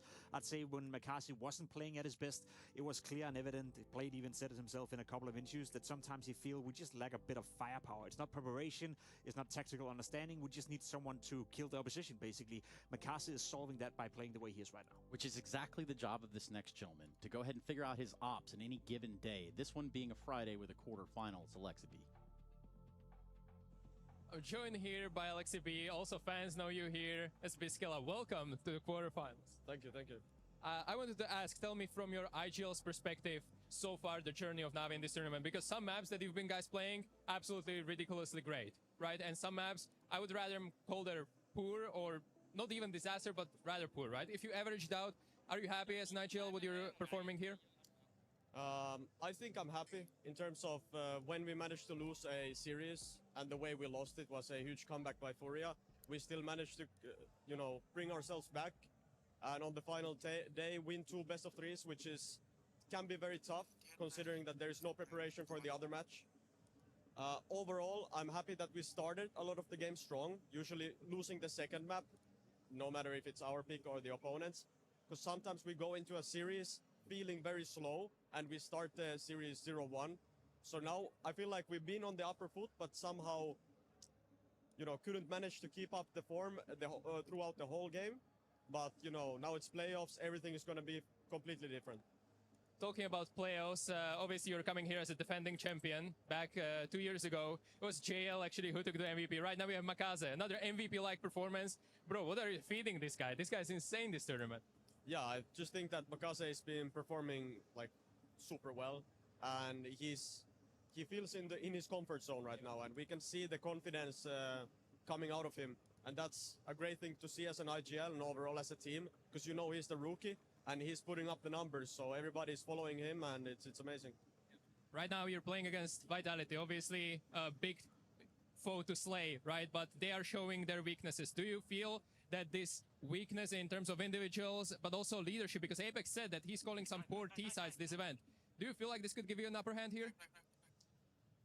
So I think that for all of the teams, seeing that they managed to lose a match, no matter if it was in the group stage or whatever, that's a good thing, because everybody understands that they can bleed and it's your time to strike, and that's what we hope for as well. I know the record versus Vitality isn't looking great for us, but we just need to keep believing, because as soon as you lose that hope, there's no chance. Thank you very much. See you on the server. Mezzy, welcome back to the stage. I wouldn't be doing my job if I didn't talk about the elephant in the room, the ESL Grand Slam. How much is it on your minds when you enter the stage today? Of course, it's on our mind. I think it's one of our main goals coming into this tournament. So, of course, we want to win it, but there's steps to do before it. We want to make sure that we're focused on the job at hand today, which is Na'Vi. And yeah, we don't win the Grand Slam today or tomorrow. We need to make sure we focus on the game today, and then we can look at the Grand Slam later on. Getting into a little bit more game specific, I hope you can hear me with all the drums going on right now. And I don't know whether you saw the Zonic quote about you guys. He basically said, Vitality win a lot of games because people are already scared and thinking they can't win. You have to disrespect them, take chances, take risks, and go for fights. A, do you agree with that sentiment? And B, is that kind of what happened in the game versus Falcons? Now, of course, I think when, as a team, you're winning so much, of course, there's some fear factor there that plays into the other team's minds. And I think it's happened with a lot of teams in the past, even like Zonic might know when with the Strides, I think maybe they won a lot of their games before they even got onto the server because a lot of teams were scared. But, I mean, I don't think it's just there's only one way they think they can beat us is just disrespect us. Of course, you have to have that confidence in CS. Of course, if you go into a game thinking you've already lost or you're playing not to lose, then of course it's going to be tough for you. But I think when you're going up against us, you have to be confident because we're of course going to be there, make sure we play our CS, play confident and do our things. So you have to be able to match that. And of course, Falcons did that. Of course, there are other aspects where we don't play as good CS. We're not on our A game, and that also helps the other team. But yeah, I think there's always different aspects to a CS game. But we just know that if we play our A game, there's not going to be another team that can match that. I just want to ask quickly about Mirage. I'm imagining that's probably going to be Navi's pick coming into this series. For you, just looking at the top 10 elite teams, unfortunately the T side for you guys it has been one of the worst, right? Even Apex tweeted about it. Can you give me some words as to why maybe you feel like that is one of the few areas that perhaps is a little bit strugglesome right now? I think it's a map that we put a lot of work into, and in practice has been a strong map as well for us. I think we have shown some good stuff in previous games, like where we've shown improvements, but I think it's just about trusting our game and trusting what we've worked on. I think sometimes we can get too involved into the prep. Of course, it's important to play on the prep and what the opponent can do, but also trust what we can do and trust that it's good what we've shown in practice and what we've worked on. So yeah, we're still confident on Mirage. I think it would be stupid of us to kind of think less of it. I think we've shown some good stuff and we just need to show it today as well. Very excited to see you guys taking on the stage once again. Thank you so much for your time. Good luck. Yeah, Mezzi, I like that guy. It seems like he's good head on his shoulders. Also on a pretty great team to do so with as well. I mean, a guy that found form in a place, a role very specific in their championship runs. As Janko said, overqualified for his role, being the supportive element of this lineup. I think Messi have shown that he's an absolute class player in that specific role. Another thing I paid attention to, Janko, and I actually want to pick your brain a bit on that, when you're Vitality, you're the best team in the world, you're the favorite in pretty much any game you're playing. He speaks a bit about over-preparation and maybe relying a bit too much on, watching the other team instead of focusing on himself. From a coaching perspective, how hard is that, to manage that balance for the players? Because I feel that could ruin a lot of good potential teams. Honestly, it's really hard. It was really hard for me as well because it's easy to get lost in the preparation and analyzing your opponents. And sometimes there would be games where you're going through preparation, you're adding and you're setting things up. It's like, oh, they like to play this way or that way, and then but also if we just played kind of default and by the book, we would see this as the round progresses and would have these answers, right? You don't want to tunnel vision on, oh, they're going to play a certain way, because if that doesn't happen, well, then you can get kind of stuck. And also it changes the mental image for the players, right? Like all of a sudden, if you're telling them certain things are probable to happen and then they don't, well, maybe they start getting a little bit nervous because now they don't know what to expect. I think the coaches roundtable was great with Chad. There was Xtaz, Blade, Zonic there, and they're talking about this as well, how everyone is doing so much prep nowadays, using Skybox and all these things, where I also realize you need to look a little bit more at yourself, right? And that's what teams do. Even at individual players say, hey, last two tournaments, you played this spot maybe a bit too much. You need to switch it up a bit, because that's what people do. They look at tendencies. Any tendency that you can find can be exploited, whether it's a position that a player plays, whether it's a sequence of grenades in your default, right? Like this molly comes, then this flash, then he peeks. Well, if it's the same thing every single time, put the orb there, have him turn, flash pops, turn around, kill the guy, right? So these are all the things that you need to pay attention to when you're sort of building up your game and when you're doing the game plans. Yeah, and for a team like Vitality, yes, we praise them to be world-beating. We praise them to be dominant, this, that, or the other. But they have shown mortality. Yes, there was a streak of runs that they did there where they had wins up on the board. That came to a halt here. Let's not forget that they can be beaten. They can be beaten, sure. It's just very tough to do it, and I think the meaningful, ness of that game against Falcons perhaps maybe also played into it. I'm not saying the Falcons couldn't beat them had it been a semi-final or quarterfinal, but I think if you're Vitality, it's one of the games you can sort of allow yourself to lose to some degree. Whether you start in the quarterfinal or in the semi-final shouldn't necessarily be what defines Vitality's tournament, but it's more so the outlook they had against G2 as well. When you take in both the performance versus G2 and Falcons, it's clear to see that maybe haven't been firing on all cylinders. On the other hand, then, you can also argue that, you're the best team in the world and you're still in the quarterfinal. You're still the favorite to make it into the semifinal. And if you were in the semifinal, you're still the favorite to go into the final. So as long as you get the job done, I don't think they're breaking a sweat over it. But as you said, at least it shows that they can be beaten at this specific tournament. I think also what's important to note, the struggle against G2 and the loss to Falcons, those are two teams that have a stand-in, basically. I mean, G2 literally had a stand-in, and Falcons are playing their last tournament with Kixan, about to be replaced by Karrigan. So obviously both those teams having some pressure alleviated, right? Maybe taking some more risks in game, catching Vitality off guard in some of those moments. So we'll see now when they're going up against a team like Na'Vi, who doesn't have that going for them. Does that affect the way Na'Vi approaches the game? Does it make it a little bit easier for Vitality to play, especially on those T sides, which have been somewhat of a struggle in that Falcons game? And if anything, it's like Zonic said with regard to the fact that Vitality has that in their pocket. They join a server, it's like they're already the favorites. They kind of play with that a little bit here. But it's always like that, and you have to take that into account. Like, there's a fear factor. Like, when we played against Astralis back in the day, even though you have, like, really good players who've beaten them before and everything, still knowing that you're going up against not just the best team in the world, but the most dominant team, ever since the NIP initially, right? Like, it affects you. It affects the players. They don't take maybe as much initiative. They're more cautious about... They think your opponents know everything. Like, they know exactly what you're doing at all times. That's not the case. They're just playing with confidence. So that's always a little bit of an edge that a team like Vitality will have on their side. Especially, Jacob, when you have a Vitality that is well up in the head-to-head between these two teams. Between Na'Vi and Vitality, this is one where you have definitely, probably instilled some fear at some point.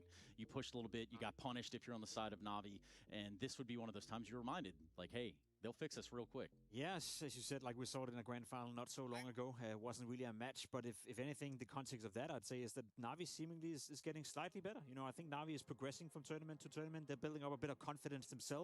Winning a trophy at Pro League as well is going to help, them understanding that, hey, we can do this. We can play against the best teams in the world, maybe even win tournaments if we perform to our A game, just like Alexi B said a couple of moments ago. So I think the difference now between Vitality and Na'Vi is that Na'Vi are in a better spot. They probably believe a little bit more that is possible. Doesn't really change the fact that Vitality are heavy favorites, but it should give us a more even game, I'd say. Yeah, this is the best Na'Vi we've seen in a very, very long time. I mean, better than any point last year. Yep.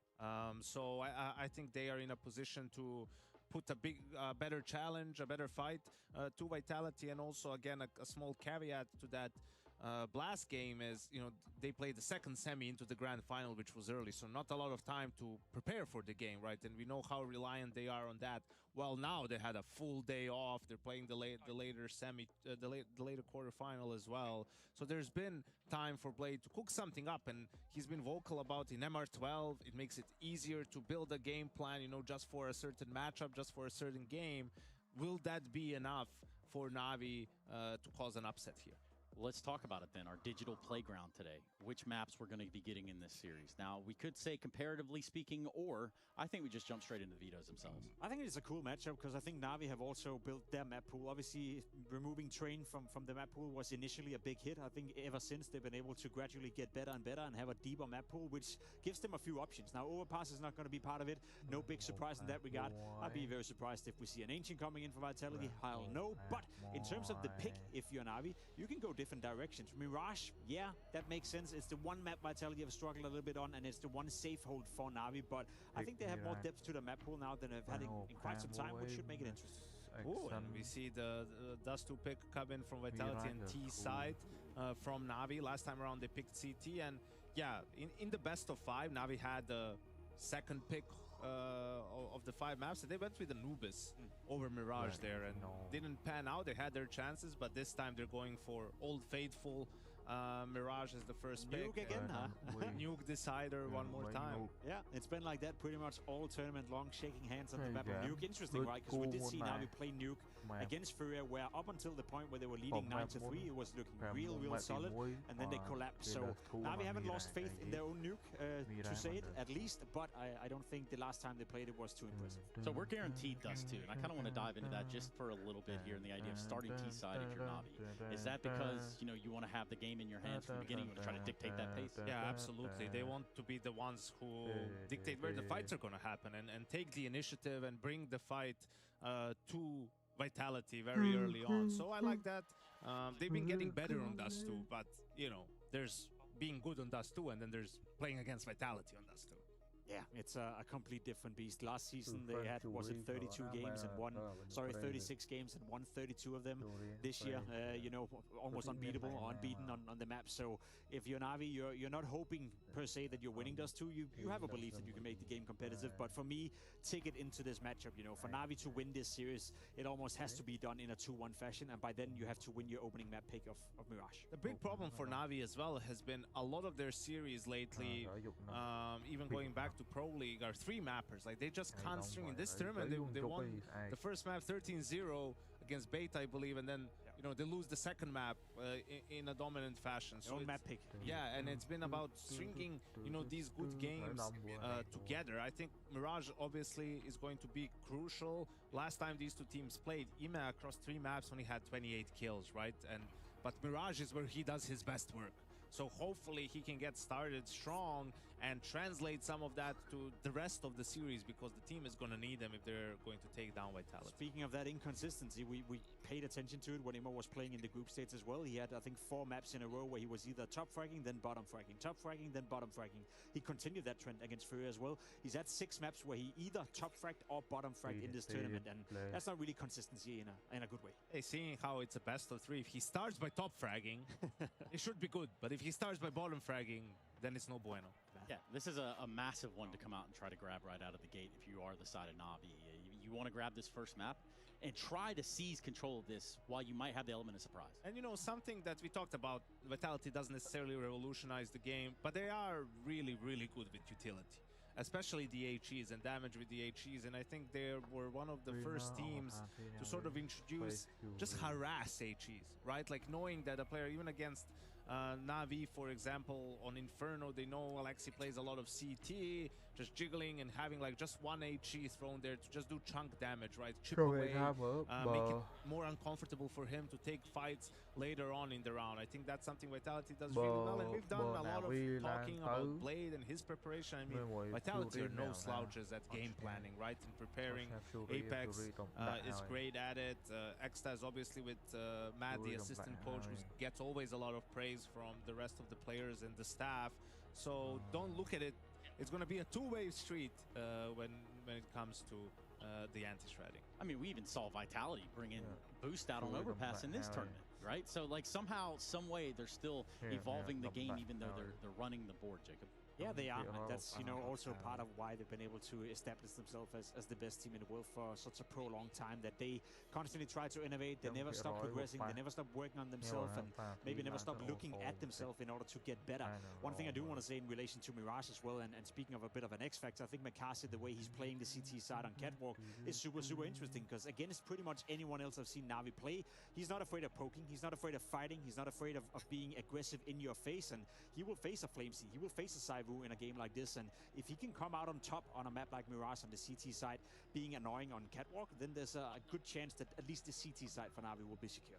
Yeah, well, the Pharmacy Arena is definitely filling up. Everybody trying to get those good seats for this high-pressure matchup, this quarterfinal with Vitality and Navi. But before we do that, it is time for a very, very special announcement. So let's go. Situation. I'm believing. You're a bit of a believer. Would you suggest that you don't want to stop believing? Okay, tags up. 1. He's gonna get. Oh! I'm starting to believe as well. Henry's got to take a flick. Oh, Fallen! Stop blowing my mind! This is gonna be absolute madness. Fallen trying to move close here. Mid-air shot on Guardian. He tries again. He's still got a little bit of health. Jumps around. Fallen. He gets that shot and now seized. Fallen. Oh, that was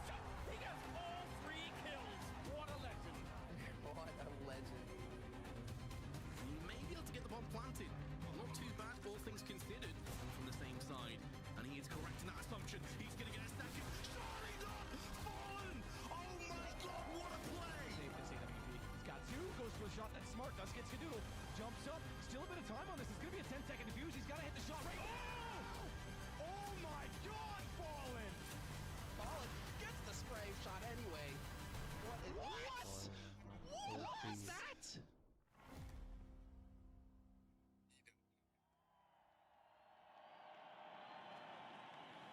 Farmazia Arena! Ó, vocês vão receber agora uma surpresa muito especial. Para isso eu peço que vocês acendam as lanternas dos seus telefones. Luzes pro alto para receber o brasileiro mais amado do CS Mundial. Bicampeão de Major. Uma lenda viva do esporte eletrônico no Brasil e no mundo. O nosso professor presente. Com vocês, o verdadeiro Fallen!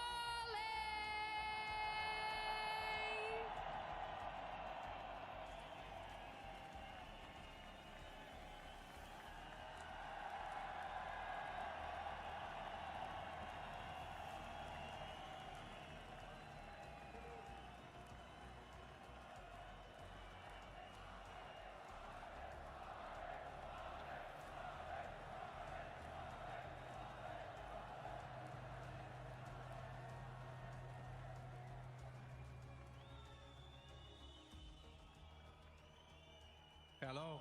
Olá, todo mundo.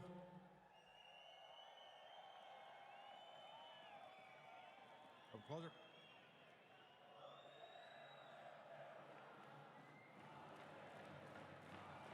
Obrigado, obrigado.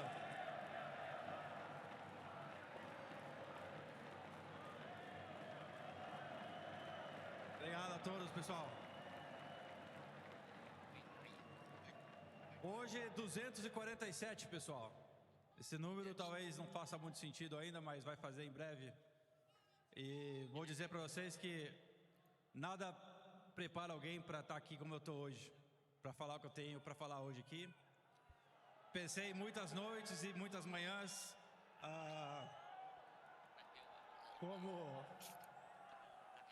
o que falar exatamente, e é difícil achar palavras, né? Eu jogo Counter-Strike há 8.508 dias. São 23 anos que eu resolvi me desafiar. Meus irmãos mais velhos, Marcelo que está aqui, Thiago, me levaram lá na house pela primeira vez.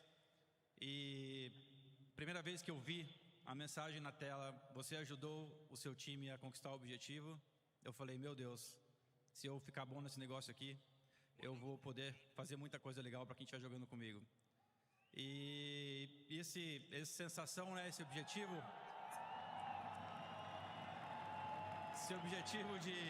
de melhorar a minha performance, de trabalhar o meu jogo e trabalhar a mim como pessoa, me fez perceber que era muito importante também ajudar as outras pessoas que estavam ao meu redor, né? Joguei com inúmeros jogadores, times, organizações durante 23 anos que fizeram toda a diferença na minha vida.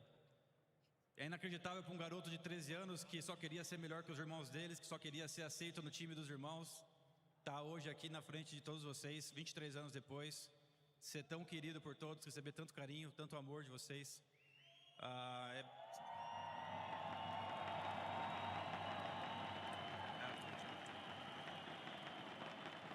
É muito lindo mesmo. Acho que nem nos meus maiores sonhos eu imaginei que eu fosse viver isso um dia.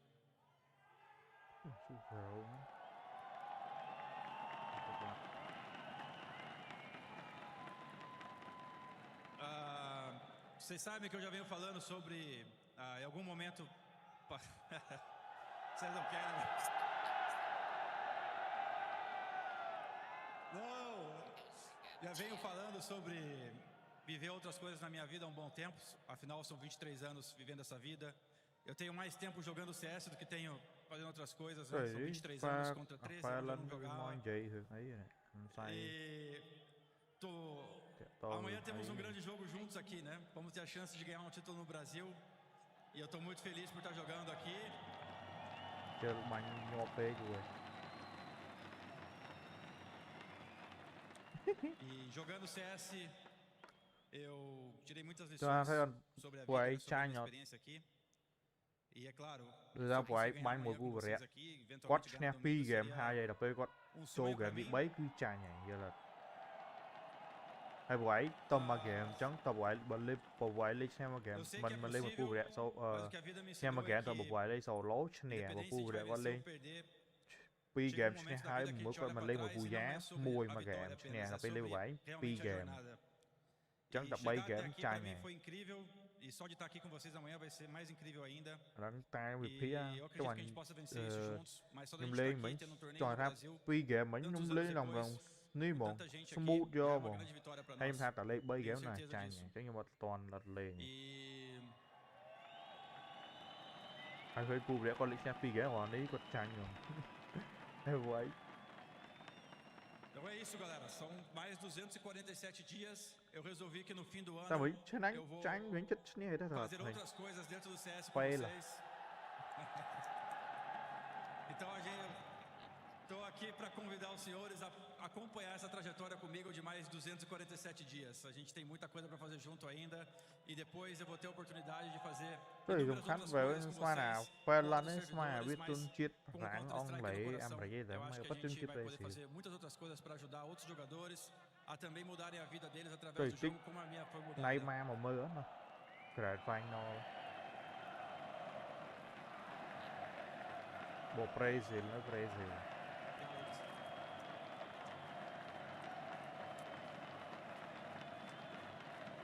Yuri ở lá đáy nè Obrigado.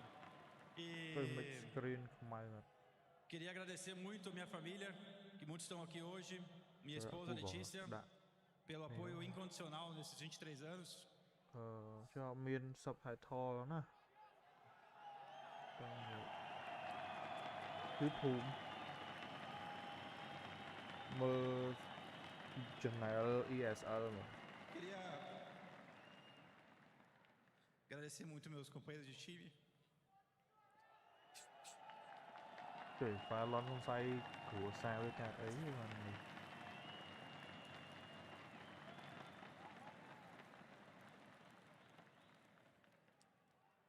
Eu vou sentir muita falta de vocês no futuro. cho nên Lý có cháo mạng ban mạng hồng mạng treatment ta mới kì ít rư gò mang kỳ. Então é isso, pessoal. Agradecer ao pessoal do meu time pela compreensão nessa fase da minha vida, que não é uma fase fácil para quem está querendo competir em alto nível. Pessoal faz muita questão de jogar comigo. Eu já estiquei jogar mais esse ano por conta desse time maravilhoso que eu tenho jogando comigo esse ano. Muito feliz de estar jogando na Fúria, fazer planos no futuro com a organização. E muito feliz de amanhã ter uma chance de jogar na frente de vocês. Eu espero muito, saibam que eu vou dar o meu máximo para a gente ganhar isso.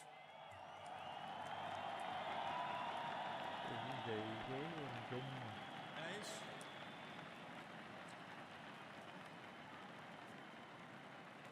Então,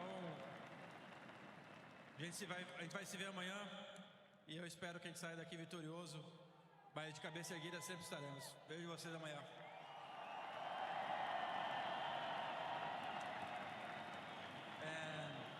In English, a little bit in English now, because I know a lot of people watching from home from other countries. This talk is basically, I decided to step away from competitive Counter-Strike at the end of the year. I have 407 more days to play Counter-Strike professionally, and I'm going to move on, do another great step for the Counter-Strike ecosystem. And for everyone around the world that didn't really follow my job that much, but learned to watch all my games and learn to respect Brazil over Counter-Strike. I appreciate your support over the years. Thank you so much. Cho bot về chụp một khối mai lực phiên năng cho nó Farmazia Arena, eu não disse que vocês iam testemunhar a história acontecendo nesse palco. Olha, até pra mim, que tô no esporte eletrônico há, sei lá, quase 15 anos, Você faz parte da minha história, Fallen. Eu tô extremamente emocionada, como todas essas pessoas estão aqui. Muito obrigada. O meu mais sincero obrigada pela sua história, pela sua carreira. Thanks ever so much. On behalf of ESL, the community, the fans, all of them, we're so delightful about seeing you playing. You are a living legend. Thanks ever so much. Thank you very much. Thanks, ESL, for the opportunity. Appreciate it. Obrigada, galera!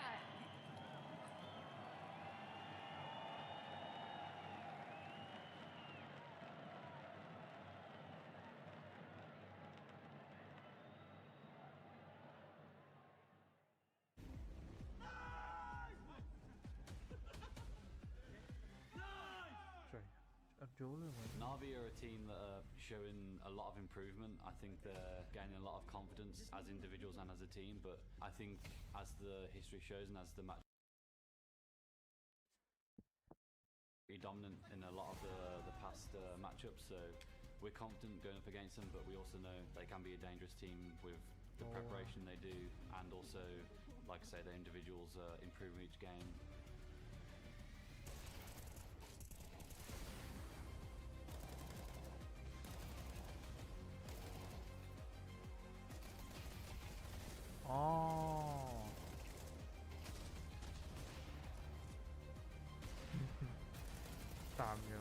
They've shown dominance, but you know, eventually things need to come to an end, and eventually that you are building yourself up to be there and to embrace the moment and toឆ្នាំនឹងទៀតវាចូល reward ហើយវា3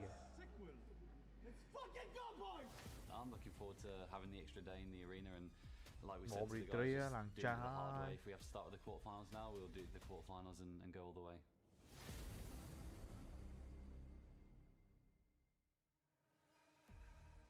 É isso, galera. Quem tiver ainda coração, por favor, que ajude a gente, que a gente se abrace e continue nesse clima maravilhoso, porque tem muita coisa pra acontecer nesse palco. Tá na hora da gente definir mais um semifinalista da competição. Quem que vai se unir amanhã? A Fúria, Falcons e Spirit. Bom, a gente tem muita sorte no final das contas, né? A gente tem até o final do ano para poder acompanhar o Fallen, e a gente tem todo esse final de semana lotado de competições aqui, tá apenas começando. Então, para a gente continuar o nosso show, eu vou pedir que vocês façam muito barulho para receber eles que são o time top 1 do mundo e buscam mais uma vez o Grand Slam e a todo custo. Com vocês, a equipe da Vitality!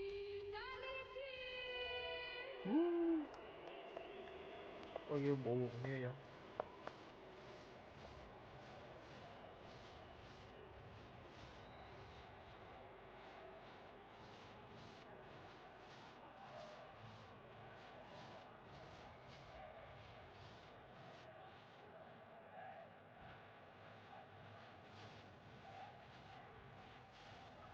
E do outro lado, buscando também a vaga na semifinal, eles que venceram o último Intel Extreme Masters do Rio de Janeiro. Recebam com muitos aplausos a equipe da Na'Vi!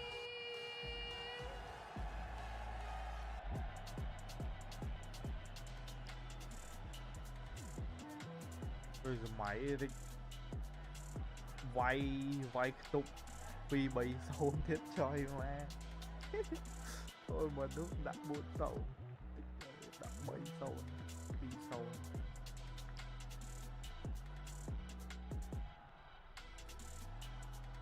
Isso aqui vai ser insano! Quem que vai pegar a nossa Fúria amanhã? Slow né. Será que é a equipe da Vitality? Não, não vai ser. Quem acha que vai vencer a equipe da Na'Vi? Não, deixa eu checar só mais uma vez. Faz muito barulho quem tá torcendo pra equipe da Na'Vi. Agora somente quem tá aqui pra torcer pra equipe da Vitality. Bom, vamos descobrir então no que vai dar. Let's kick off the show.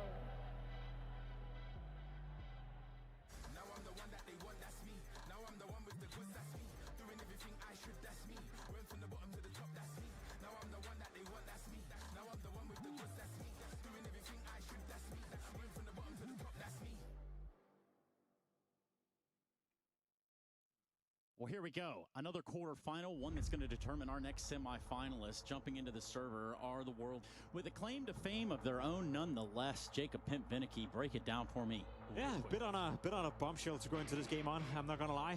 However, I think I want to rephrase what Alexi B said coming into this game. He's well aware, we're well aware, everyone in the world is well aware that unless Na'Vi plays their absolute A-game, unless they come in razor sharp and continue to show the progress that we see the last couple of months, there's no way they win this series. However, if they do that, I have faith that Na'Vi have now ascended to a level where they can most definitely put up against a fight versus Vitality, who right now are obviously under the pressure of winning another ESL Grand Slam. And not only has Vitality already lost in this tournament, the last time they played, I mean, Na'Vi just lost so many rounds to Pistols, they lost so many clutches, right? So they'll be telling themselves, guys, if we just clean up these quote-unquote easy rounds a little bit, if we're just a bit better in the post plans, like, we can take these guys, but in reality, it's all gonna depend on this first map, right? Mirage is an absolute must-win for Na'Vi in the series if they're going to have a chance of taking down Vitality. Yeah, especially no matter what, we get that Dust 2. We get that T-sided start for Na'Vi that we just saw just a few minutes ago, and it'll be Apex and Alexi B to try to direct the traffic, Jacob. 100%. Dust 2 is a guarantee, but if anything, they need to focus on Mirage, because that is, as Janko said, that's the ticket into this matchup if you're Na'Vi. You have to win Mirage. You cannot bank on the fact that Dust 2 is going to go your way. And in order to do that, I think Makasi, for me, is the player to look out for. He is the rough diamond, so to speak, within the Na'Vi camp. He's the jackknife. He's the catalyst behind what has been a steady progress from Na'Vi as of recently. If he can continue that MVP level form that we saw from ESL Pro League, if he can be annoying to Vitality, if he can, especially on the CT side, dominate the short area, there's definitely a chance that Na'Vi makes this game competitive. Yeah, there definitely is, but it's that time. The time that we all enjoy, the time that we all came here to watch for Vitality to take on Natus Vincere in a quarterfinal. Someone is trying to go in semis tomorrow, and I bet Vitality want to jump into that ESL Grand Slam. Let's do it with Harry and Hugo. It's time. Today was supposed to be all about the quarterfinals, but leave it to the professor to steal the show. Gabriel Fallen Toledo with a 20-year career, 2 CSGO majors, and more trophies than I can speak of.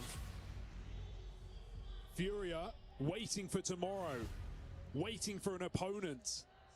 Final time for Fallen to play on a Brazilian stage. And his matchup awaits, Na'Vi versus Vitality. It's the undisputed kings of the world versus kind of the guys vying for the challenge. Na'Vi in at number 2, Furia at number 3, waiting in the wings in that semi-final. But you know, the whole world, the whole CS world, we're all looking at Vitality. It's these guys that stand about to make history, looking for back-to-back Intel Grand Slams. With all that attention, though, all those eyeballs looking at you, all these teams preying on your downfall, and you've got one hell of a rogues gallery to get through on your part to this final. If they do want to make history, if they do want to cement their legacy, boy, do Vitality have to earn it here in Rio. Let's go. It's not going to be easy. Falcon Spirit one side, Furia in the future, and Na'Vi right now. Teams that they've played in grand finals gone by, they've got to go all the way through 3 stages. Na'Vi on the T side of Mirage, a bit of a classic, and we get off to a brawl quick. And I think one thing that's been enticing for all the teams here in attendance still in at the playoffs is seeing Vitality bleed, seeing them show that they are mortal after all, after falling to the Falcons. The idea that there might be vulnerabilities still to exploit. Zonic even trying to throw some chaos out into the world, talking about how teams need to stop fearing, stop respecting this Vitality so much. It's been picked up, right? Even Alexi just said it on the stage in that pre-game interview, talking about how, you know, Na'Vi know, even though their track record is poor, they've had a bunch of close games against Vitality. They've seen that they're beatable, and right now, if Na'Vi stay believing, anything is possible, especially on a map that Vitality have been pressured on, Mirage. Right now they're going into Zywoo's bomb site very quick on these dual Berettas.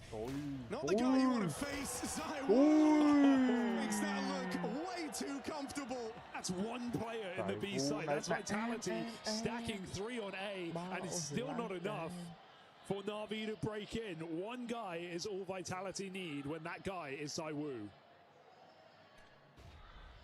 It's a lovely opening gambit here for Vitality, just brawling on ramp with a flash, forcing plays. This is a team that never sits static, right? They always have another move. They always have another idea. They bring in the pace in this pistol. They take it off of Na'Vi.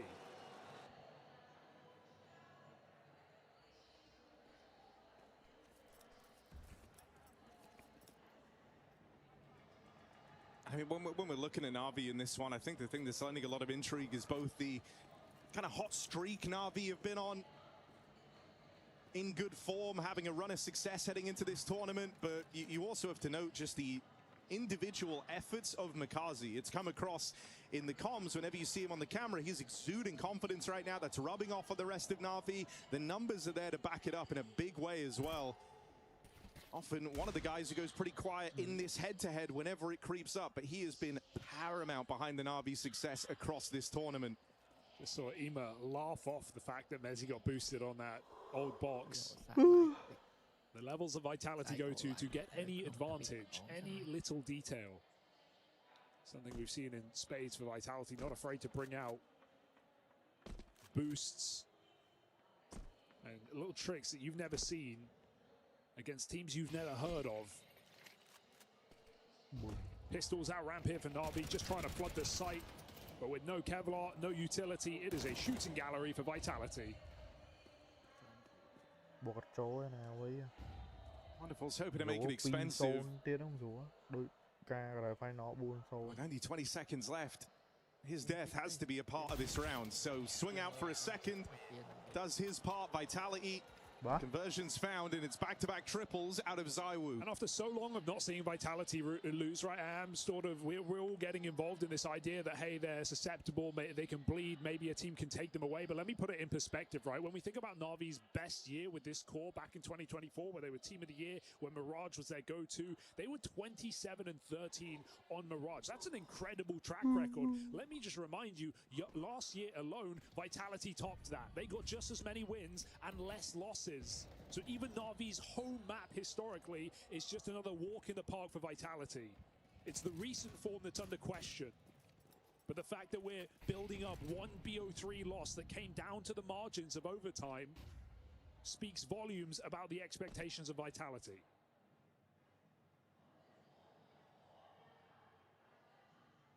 Every little advantage, boost up in the window.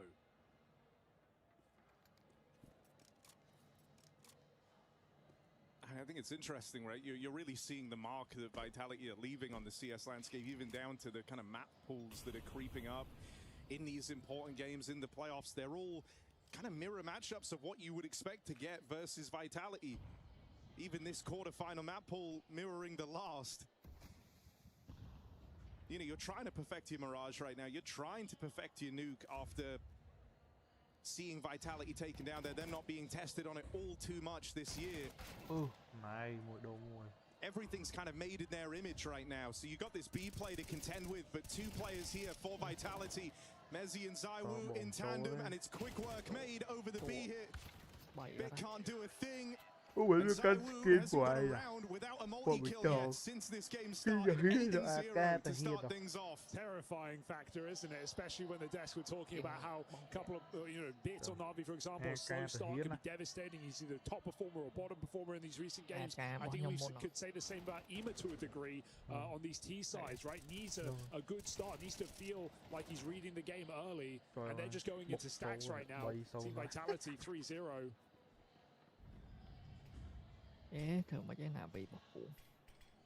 Pistols for Na'Vi, and Vitality just very comfortable right now. I mean, I think if you're Na'Vi, you really wanted ZywOo to have some struggles early on. By no means been a poor tournament or anything of the sort, but had some flubbed shots, some games where you've looked towards other guys in the Vitality jersey to provide. You don't want ZywOo having his best games on the arrival into these playoffs. He's one of those two players where, his standards are so high and our expectations are so high that a couple of poor games, and you look at the rating after and you go, he's still at 1.2. Same can be said for Dong throughout the groups, where he came into the playoffs today smashing. So ZywOo looking to do the same. 9-0. Surely not. Another multi-kill round out of ZywOo. It's just these pistols, and screw it, you've got a little record that you're building upon right now. Why not try and keep it in check? Spam for flames, and ZywOo playing it forward. He's not flawless anymore. His wonderful brings him down. But it's still multi-kills every round of the game to open things up for ZywOo. 10-1. I don't think anyone's complaining here for Vitality. The question is, are there enough kills to go around? Apex 1-0 in the sidecar. And Vitality are more than happy with that. Here's the first fall by with Yorp for Na'Vi on the T side. Whatever the game plan was today, there must have been some expectation of going down to this first round. You know you prep your first pistol and your first buy. So let's see what Na'Vi have got in store. Well, that AWP instantly makes its presence known. It's going to find the Na'Vi captain on the push out in the mid. Alexi now leading from beyond the grave.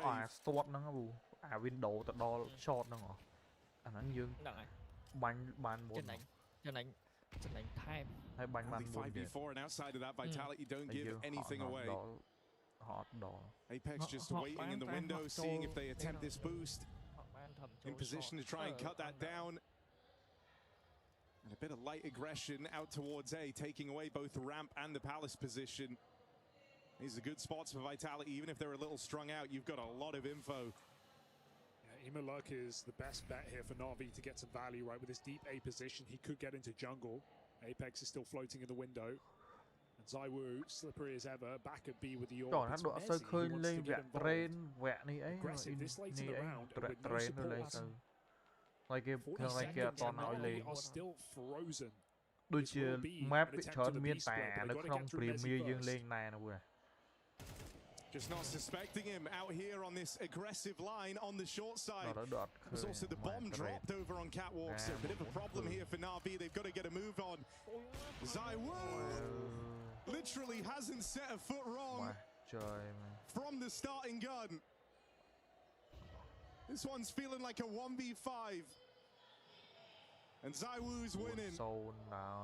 No resistance in the return to rifles for Na'Vi. ZywOo might even be able to finish the job. Yeah, you don't repeat there. And so it's all fine for Ema to save that gun, but it's still Vitality 5-0 running amok. And I love how aggressive Messi still is that late in the round. Na'Vi are doing nothing. They are playing for nothing. Still holding for a repeat, and it's the last position they expect. That's the bomb drop that really wins the round because it ruins the timing of the split. No one picks that bomb back up. Ema goes in with the trade, and Makazi loses his life to ZywOo as well, who never rotated after that opening kill on the B side. Everyone where they should be here for Vitality. And this is just an unthinkable beginning. Like, Vitality, you know, it's a team of stars. But ZywOo's just outshining everyone right now. This is the wildest possible start to this game. He's out-fragging his entire team. Still yet to go around without a multi-kill. He's been in the right place every round. You know, it's a team that relied a lot on the one-man army approach. That's not been the story for Vitality for a long time now. Turns out the one-man army is more than enough. Kazi is back in the server, so a quick reset and we go live again, but Na'Vi to sit in silence in this tech pause while they think over these last 5 rounds of domination. There's a couple of big early red flags. ZywOo obviously one of them, just the form he's in, my goodness. But yeah, you know, even looking into kind of things Na'Vi can try and control, they've struggled at turning it around on the back of slow starts. Even in a series, you know, you saw them open up their tournament run with that 13-0. Then they went on to lose the second map after kind of getting off to a really rocky beginning that they couldn't recover. I think a couple of players really falling into that category of needing the hot hands, the good start to find success. Ema very much been one to kind of steal the limelight there. Yeah, while we joke about Na'Vi often losing their map pick and, you know, still reversing the series and still coming out with wins, something they've done a lot as of late. Well, this is not the series for you to lose your map pick. Mirage is but a necessity in order to have any chance of threatening Vitality. We know Dust 2 is their home ground to a degree never seen. So Na'Vi, it's not too late at 5-0 down, but they better get going soon. Because it's the way these rounds are feeling right now. In the silence, Na'Vi regrouping back on that A site. Zaiwu, you'll notice, shuffling through the connector. He will not be far away on this hit. Really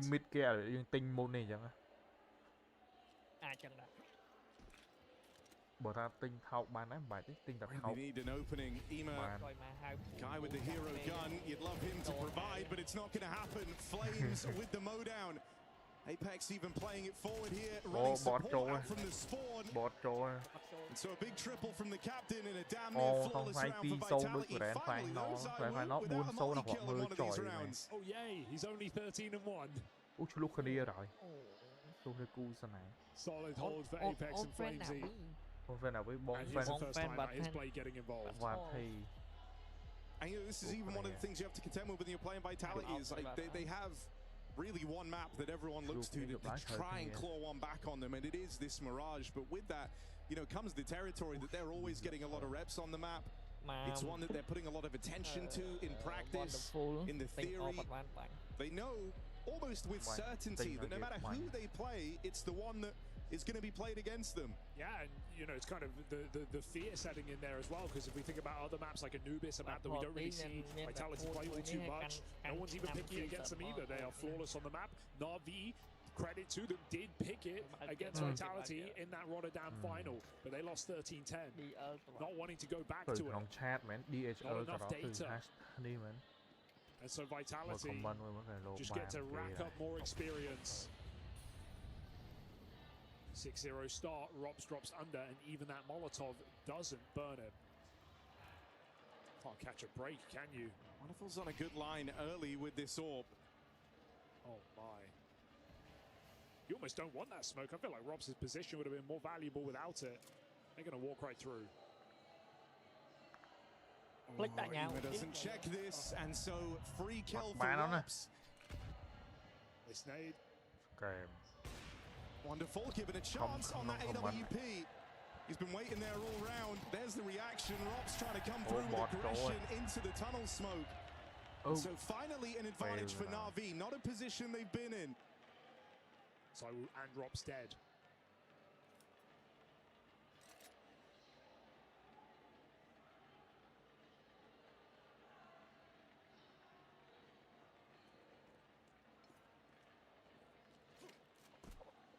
Hai đứa có comment không tweet gì. Lời ra lại comment mấy đứa diễn viên không tweet. After the flash clear into middle, but with Flames getting nothing done, might be something looming here. Na'Vi on the back of the wonderful orb, no less. That opener in towards the A site goes a long way.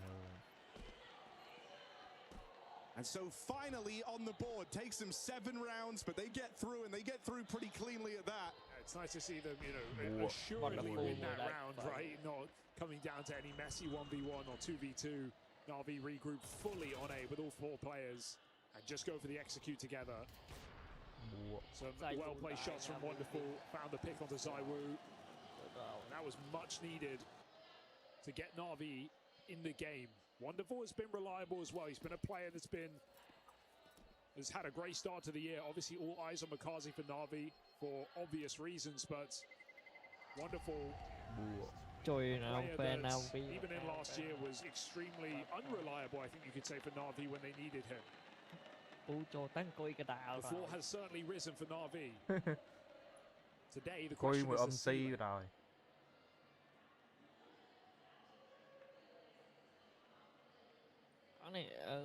Tên support cho chẳng mấy nè. Cái số.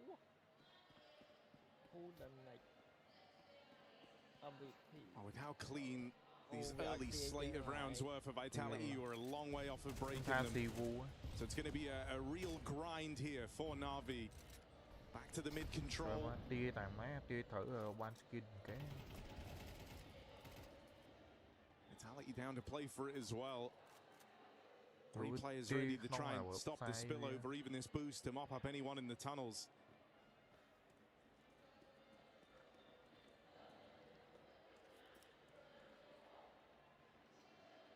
Na'Vi regroup. That early posturing out towards mid. Just to throw the Vitality early setup through a bit of a loop, and it certainly has. There's still a lot of attention on middle for Vitality. A site only has one man protecting it, but that man is ZywOo. It's not a man, it's a machine. Repeat is good, but escaping not allowed. Right out of Palace, Bit's going to get that crucial trade, and Na'Vi have room to move here.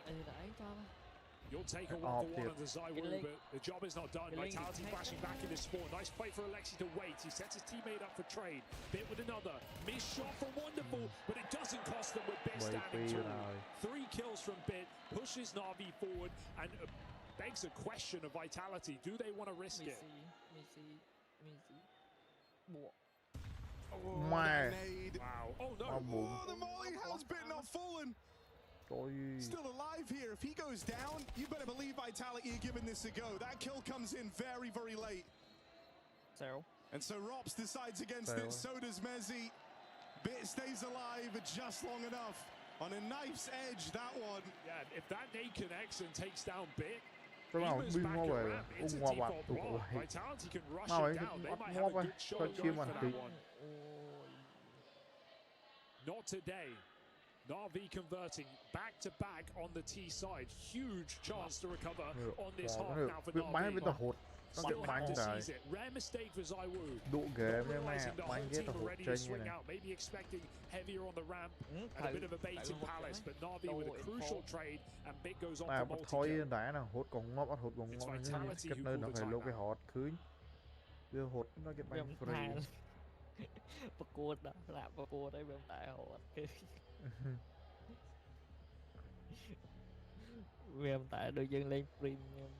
Na'Vi must feel like a big opportunity right now to put Vitality on eco. Winning this gun round would do exactly that.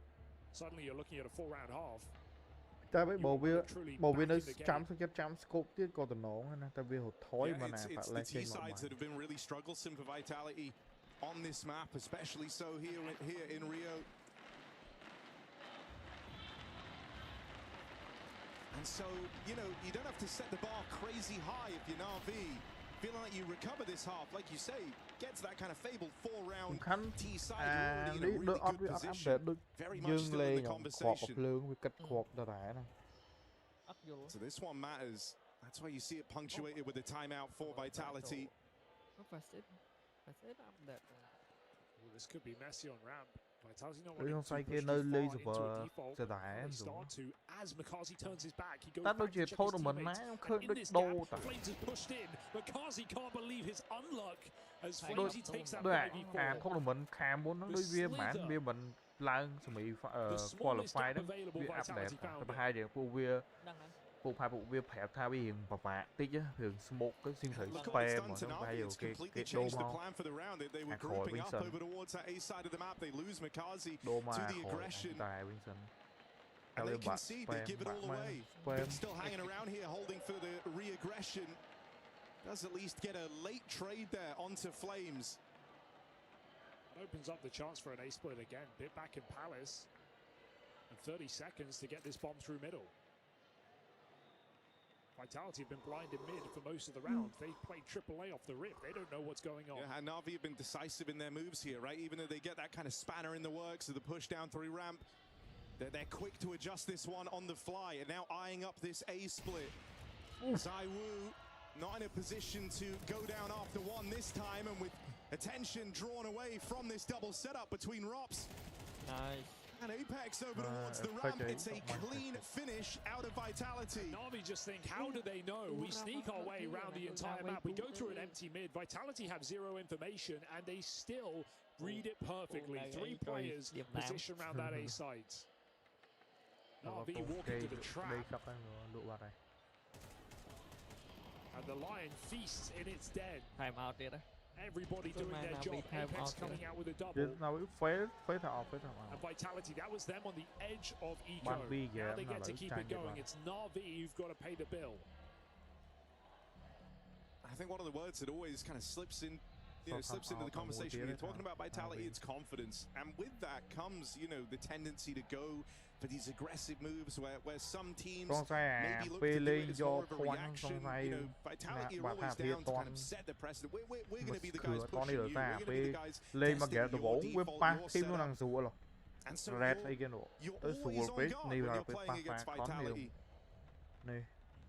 And you'll see timings that you won't frequently get to see, in other matches when you're watching this Vitality play as a result. Lan tới qua Fury còn là hai. Tại vì nó Fury đỡ. Going for something quicker. Fast out Palace with 3. Fury nó muốn mau man mà kẻ muốn get cái quý do but it's not panned out. They get mauled.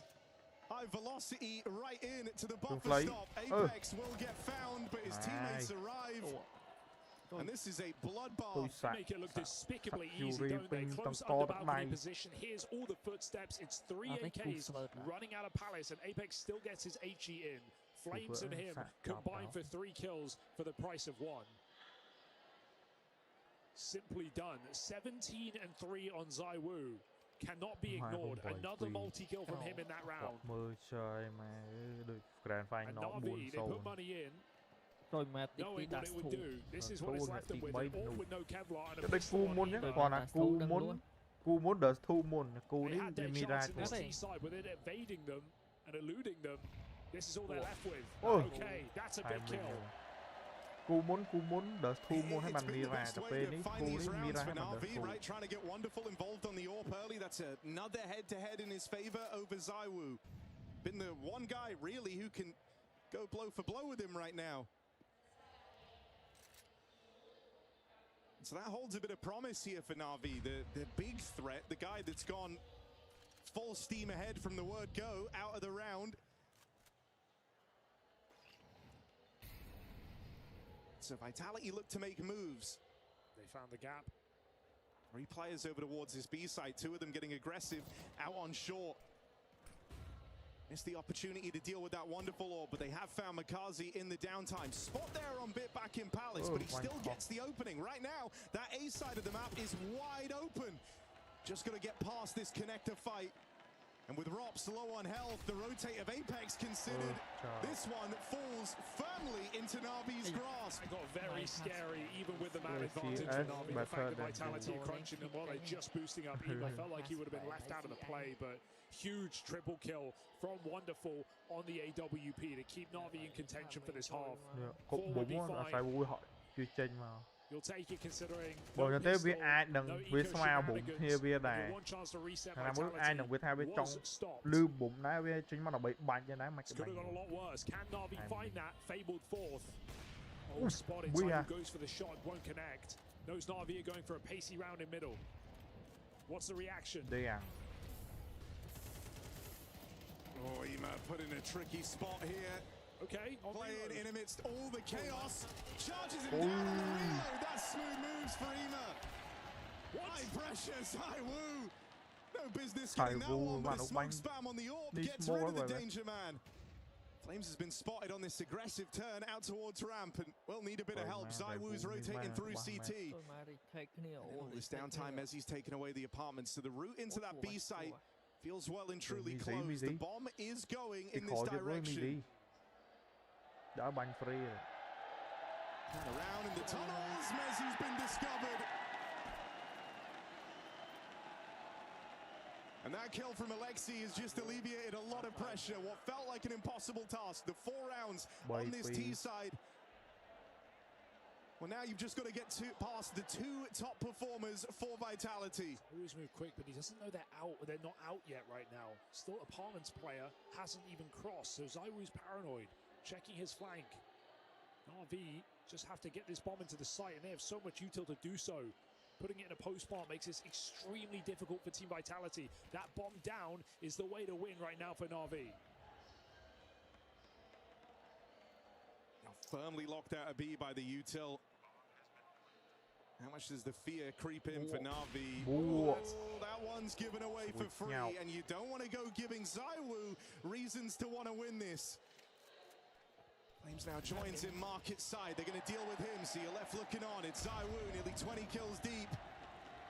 1 versus 2 in front of him. Na'Vi, they can't mess this up. They can't fumble. ZywOo down into the clutch. Just Alexi, and he knows where he is. Closing in. Can't find him. The captain Mấy tham thử mấy bò ở thử một bùm ở kia mà ai giải vũ xí thế nói nha. Thử một bùm nó lâu rồi. Flag luôn thôi mà giải vũ sao vậy mà.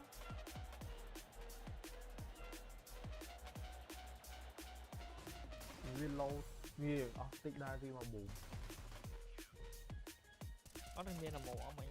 Có đang mồ ở mình đi. Tới quá đấy. Tớ mới nó tới chịu đến so lên lâu ha sao vậy. Nó còn là tôi đã mà thép tới là nó phải tụ ba. Chua. Ngoài bùm. Lan cái đặc Bột vợ mà trông. Nhiều. Bùa. Ôi, một việc gì à môi mình bán á đang cho TikTok tiệt bay tiệt. Tại vũ đôi chìa win rate top play cho đôi chìa nó lấy thẻ này ta mấy việc nên mình phải thì lại rồi mà cái giấy của phú lịch phi mô nó gì lịch mùi ô fan sao nó thật mà cái gì rồi ha có nào mang cái giấy viên lụ kìa phú khăn chứ bây giờ có fan Navi rồi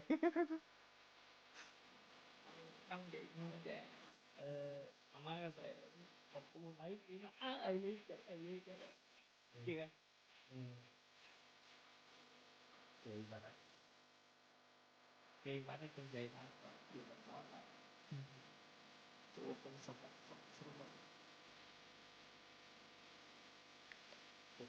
bồi riêng vậy buồn vậy tục chọt bọt và đi bột quỳnh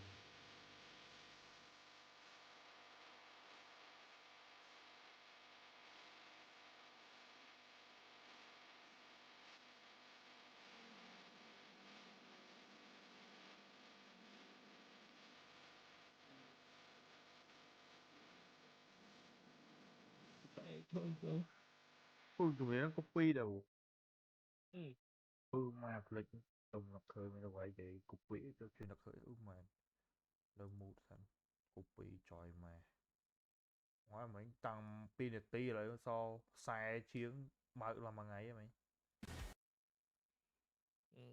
play với đôi kia thì về sao ấy về mình gặp playing tí rồi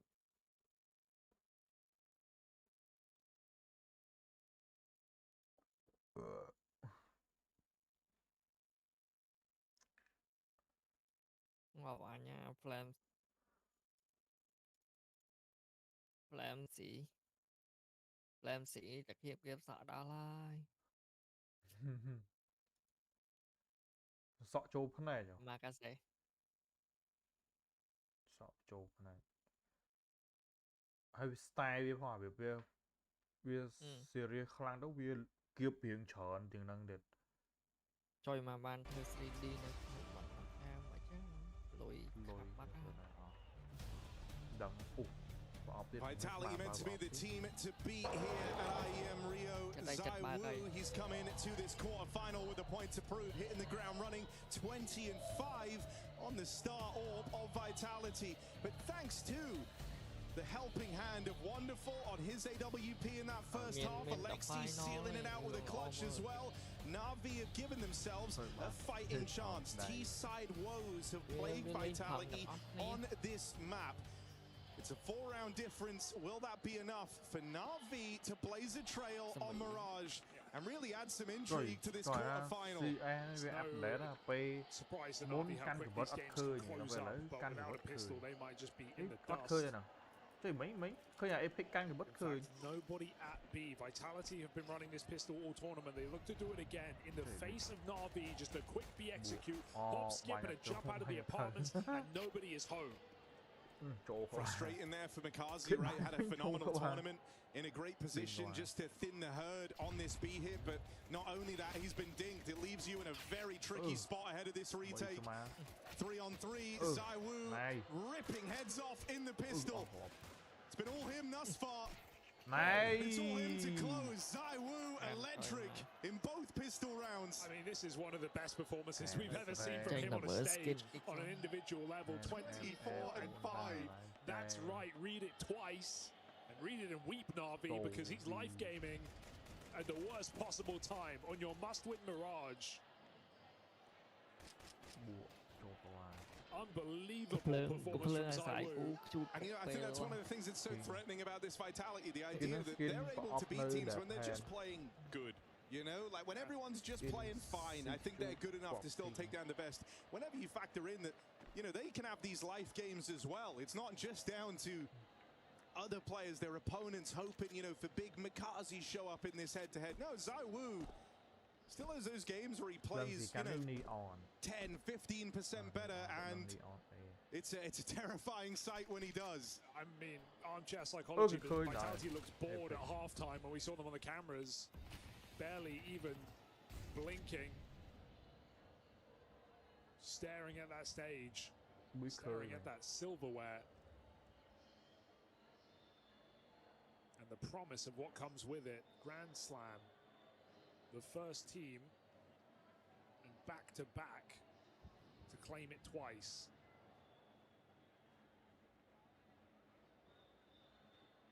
And I love that it's not an easy run either.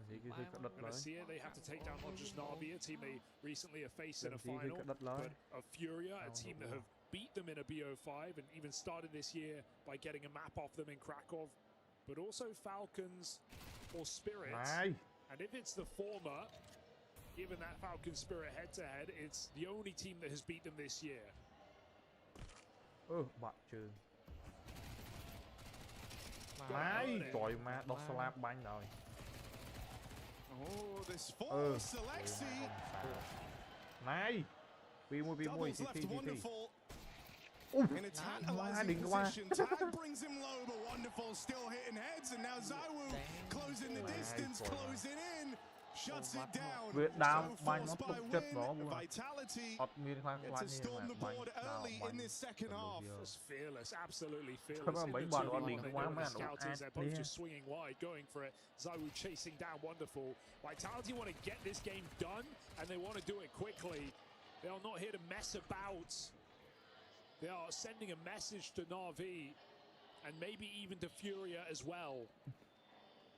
We are back in our final form. I think it's interesting because when you look at this Vitality squad with all the success they've been on, you know, I think one of the challenges is like finding the way to keep motivating yourselves. And you've heard guys like Apex who really buy into the legacy, the big picture of Counter-Strike, you know, wanting to be the most accomplished player, the most accomplished team, doesn't want there to be, you know, any discussion when you compare this Vitality to the Astralis of old. He wants it to be a statement that Vitality were and are the best. But then I think you look at some of the other individuals. Oh, hold on. Never mind.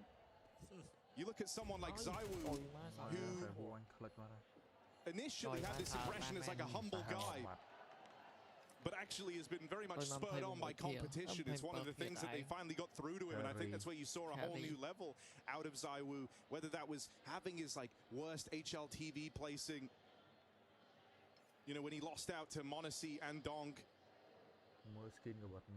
Or you look at someone like Rops, who, sure, you know, while we're talking about Vitality making history with back-to-back Grand Slams, never been done before, Rops would have 3. He would be the most accomplished in that department. And so, you know, you find all these individual reasons, and then you look at what Falcons went and did, and I think, if anything, that's probably lit a bit of a fire under Vitality, because they're no longer having to look at these external factors. A team have challenged them in the server. A team have been able to beat them. That's one hell of a reason to try. Yeah, last thing you need is more fire underneath you. You mentioned being villains, something Apex is very familiar with all across the world. Well, nothing would make you more of a villain than beating Fallen on the stage tomorrow. This gun round is the entire map for Na'Vi, and it's off to a horrible start. Apex and ZywOo, the French contingent, find that 5-on-3. Wonderful, does what he can on the AWP. In a Hail Mary play out towards mid. ZywOo's got past him and now onto his weapon of choice. This was the rifle round that you were staking the whole game upon, and ZywOo is tearing away from you. 30-6. A 5 KD. Could it end just like this? Alexi's going to try and hold on. One more kill before all is said and done, but we know the outcome of this round. It's a save of the AWP, and it's a 12-4 lead for Team Vitality. Na'Vi took a swing, but this one never got close. And you really feel the pain of that one round that if Na'Vi picked up after finding a couple in a row, if they took that third in a row, they would have broke Vitality, they could have closed up the half. It would have been a very different game. Like, entirely different. We would be talking right now about Na'Vi still in this. You know, you have a lot more breathing room. You could stomach an early rifle round loss, but there's none of that. It had to be perfect. That is always what's demanded of you when you play Vitality, is perfection. Anything less, and it's just not enough. Yeah, you get a pistol, you get a rifle round, and then you potentially get a humiliation ritual on Dust 2.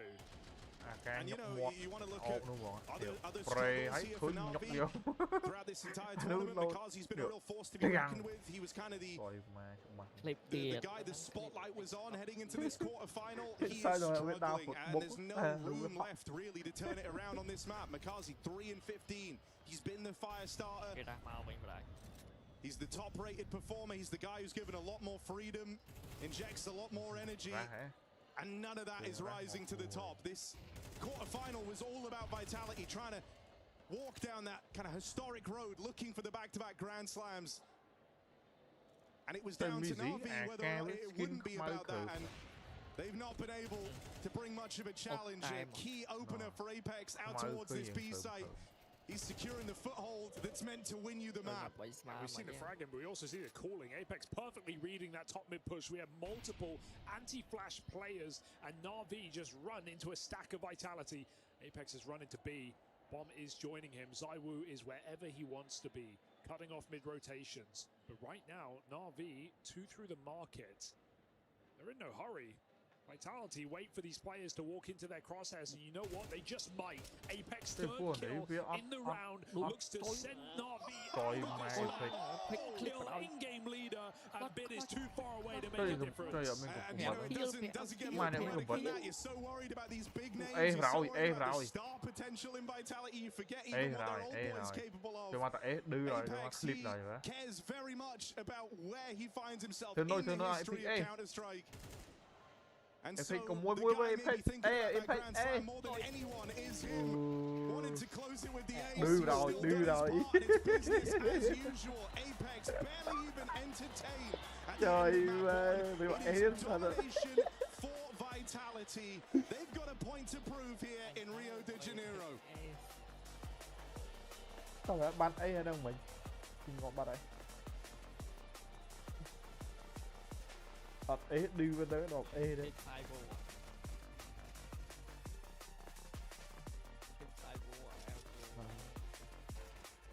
Chị bay. Với flame xì đó. Đây là skip.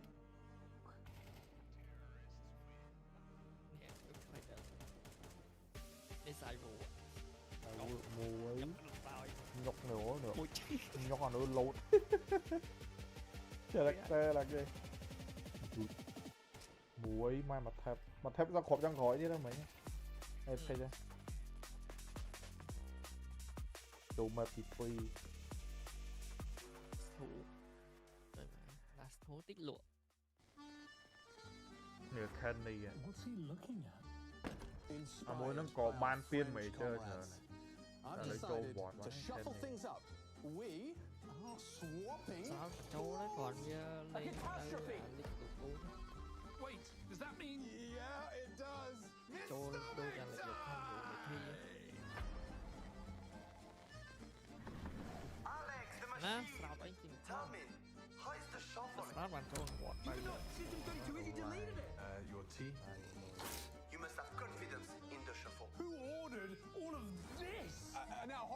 second.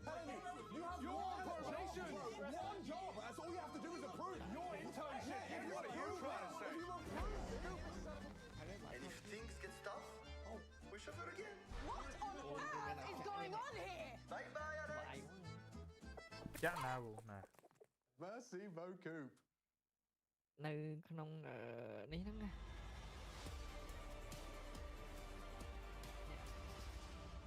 វាថាចាក់ ក្នុង website មែន Merci beaucoup. So eloquently says Apex. Yeah, says Apex. Of course, Vitality doing exactly that. A little bit of a masterclass. You know, chef's kiss, all the things that you need to illustrate the point that 13-4, being the final scoreline on the first map of this quarterfinal, does beg for Vitality to be in the driver's seat firmly. When does Navi play? Well, I don't know. Have we checked? Are they here yet, Jake? No, not at all, to be completely honest. That was a tough one for them. I think it's more so Vitality just playing some beautiful Counter-Strike than it's Navi not showing up. Sure, things they could have done better. More efficiency at the T side. Get something done in the second half as well. But overall, I just want to tip my hat to Vitality.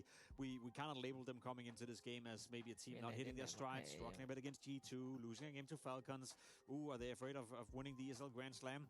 Then they come in, first map here, opponent's map pick, absolute domination. Saivu showing why he's considered the best player in the world as of right now. It's just beautiful. I know it was Apex who flipped off the entire crowd in Austin during the walkout, right? But Zaivu does it on the server. Yeah, he really does. He really did give it to Navi. Just say, yeah, you are not going to win today whatsoever. No hope in this series. I mean, he was at 30 kills, 15 rounds in. What the hell? Yeah, what the hell indeed. What the heliante, Jacob, happened in round 8 and 9.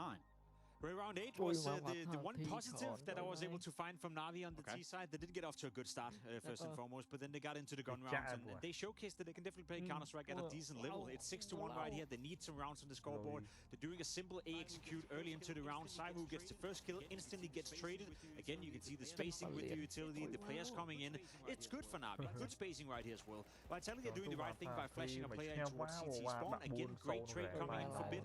And then you see the utility used by the Navi players as well to gain that position. They're taking the fights and now find themselves in a 2v2. So another traded scenario. They end up winning this round. You know, Vitality have no time to go for the bump defusal right here. And to me, that was okay. Maybe this is the beginning of the Navi. We know simple execution in towards the A bomb side, good utility, good spacing, good trading. That's a way to isolate, I guess, Saivu and make sure he only gets one kill. But he said, hell nah. But the problem is when you start 6-0 down, right, and you have a slow start, from that point on you have to be near flawless to recover, right? And Navi won back-to-back rounds, still wasn't enough to break the economy of Vitality, right? And if we go into the following round, and Extas was forced to take a timeout here, right? So he takes a timeout, next round comes in, they're in reset territory now, like their money is almost spent. They go for info, right? They go for aggression. They're playing further back. They start off close to ramp. Then in the mid round, they decide to push for information here with Apex and Flamesy. They're going to find one kill later on. Bit is going to be able to get the trade, and we'll have a 4v4 scenario. With this double push, right? They're not going to expect it well. Bit is still there. Navi finds the gap in mid. They're walking up connector, thinking, oh, we have a great situation here. They have to be at least 2B, but Rops is still hidden there as the Joker. Zaivu with the op is in jungle, and Apex still alive in the ramp, secures the round. So nice little adjustment from Vitality out of the timeout to play with more information, right? They were susceptible to some of those splits in the first round. They lost that execute that you showed, so this was a nice way to switch that up. It definitely was. I mean, for such a dominating performance here from Vitality, is there anything else you could possibly ask? If you're Vitality. If you're Vitality, no. That's the perfect game of Counter-Strike. You know, you have Saivu, you know, getting it done more or less by himself. You have Apex finishing the game by tapping away with the AK-47. Almost like it's too easy for him, you know.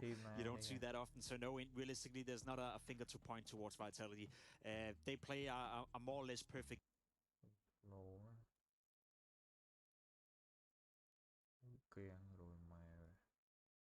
And blah, blah, blah. It's like, also, things are so easy for them. It's like, how much is there for him to do, you know, when they have a tournament like Cluj where they're playing like Mongols Aurora into Paravision, right? Like, he doesn't need to go Super Saiyan for them to win those games. They just need to play standard, and they'll beat those teams with ease, right? And it's now when... Mà Zaivu 30k đi làm sao bạn? They lose a game and things are maybe just a tad shaky and they go into the playoffs and they're playing a team that's been really horny to play them for a while now and things.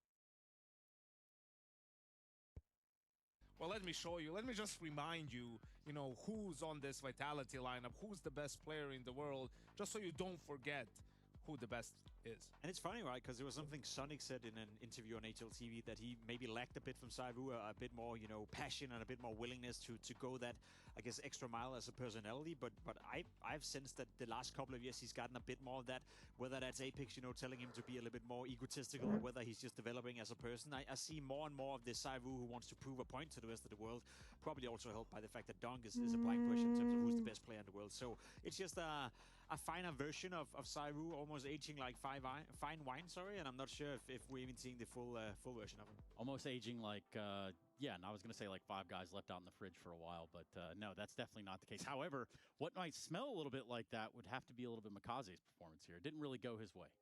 No, it didn't. You know, it's not a great performance, obviously, from Makazi, but I don't think I want to pinpoint it towards him and be like he didn't do enough. Obviously, with 23 ADR, you're out of the game. You're not really getting anything done, but it was more so the entirety of Na'Vi who couldn't really get it done.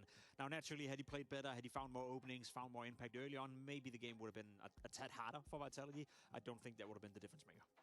Yeah, they were just in trouble early on because Vitality was, you know, finding opening kills, breaking their default, whether early on or in the mid-round. They're trying to sort of execute that B-split in the first gun round. And then, you know, if you're Makaze and you're playing a little bit on the extremity, well, now all the focus is on that side that you're coming from. There really isn't much space for you to get things done. Yeah, speaking of getting things done, you know, there's still an eye on the prize. If you are Vitality, you're not out. You are going to go and start on that T side in the next map. But you didn't really start in the first map. So, like, what is the approach now, Jacob? Vâng, mình lấy lứa đằng ra nghe là bấy rồi the best thing to do, obviously, and Nyeko would probably attest to that as a coach, is just forget everything about Mirage. There's nothing you can use from that game that is any good for you, so almost pretend that it didn't happen. The problem for us is that we standing from the outside, we know Dust 2 is a map where Vitality have shown incredible consistency. So I'm almost at a point now where it requires Na'Vi to play their, you know, the best brand of Counter-Strike, come in on that T side, set the tone, win a pistol, get off to a good start. As you said, Yanko, you cannot afford to go down 6-1 if you're Na'Vi. At that point, you have to play flawless Counter-Strike against maybe the best team ever to play Dust 2 in history of Counter-Strike.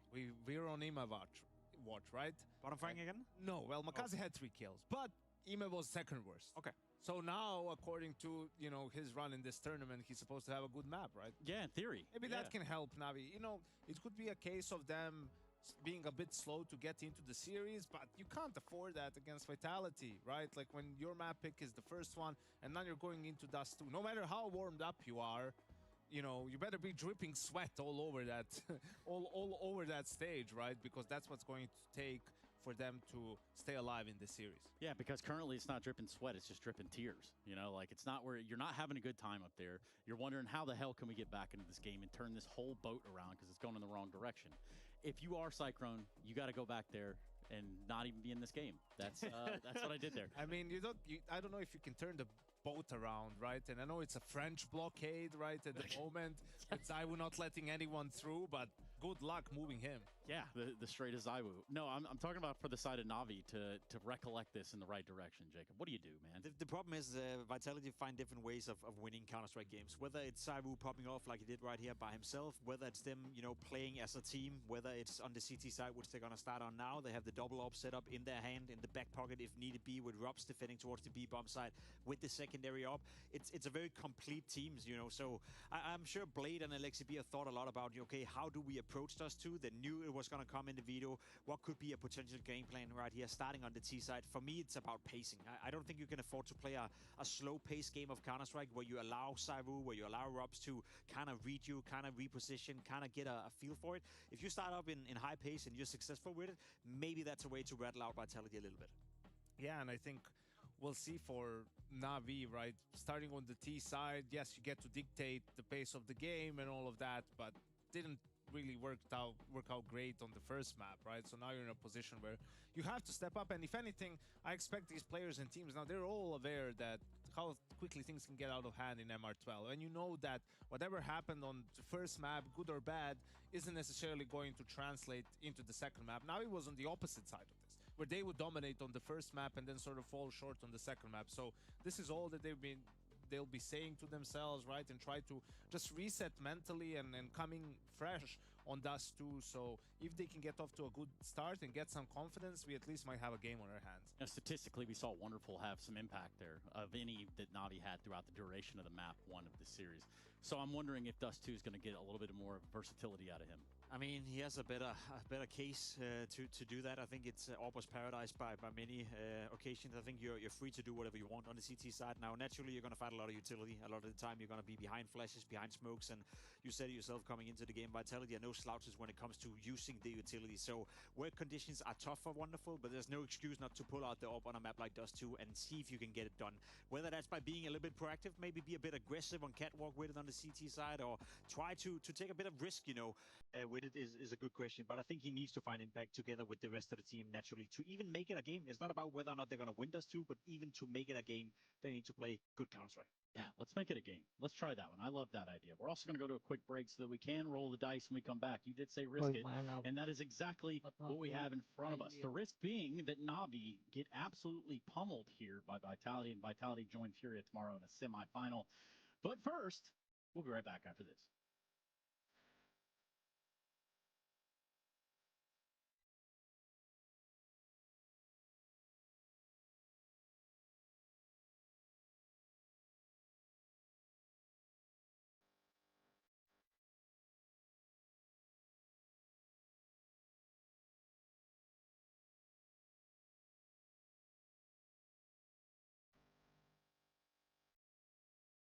Placement matches set your starting point. Basic rating measures your impact as you climb. The soft ELO reset narrows the gap between the highest ELO players and the rest of level 10. Your starting point will be based on your recent ELO and activity. We're introducing Face It Rating, so you can see exactly how much you stack up against others at your level. Face It Rating measures how much your actions have increased your team's chances of winning the match, taking into account the full situation. Season 8 launches April 22nd. Good luck and have fun.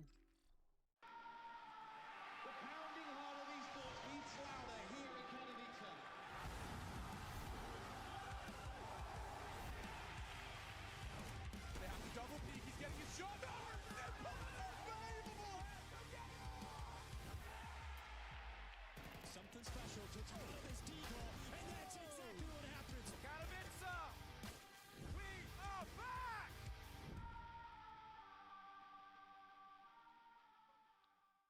Seconds. Just wanted to ask, what is happening right now? Obviously not playing great game. Vitality is playing best CS.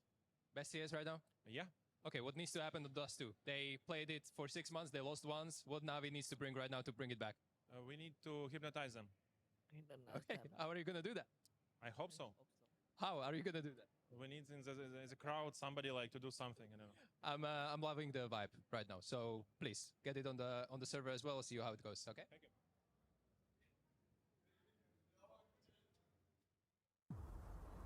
Since that night, my uncle has not been the same. Nor have I.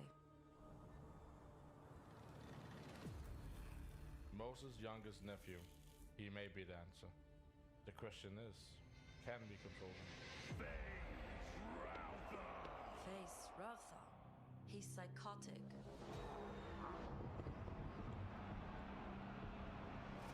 We present a special treat. 3 bots of House Aurora. That bot is bugged. That bot is entirely speaking. You should consent the fight. Don't spoil my nephew's show match.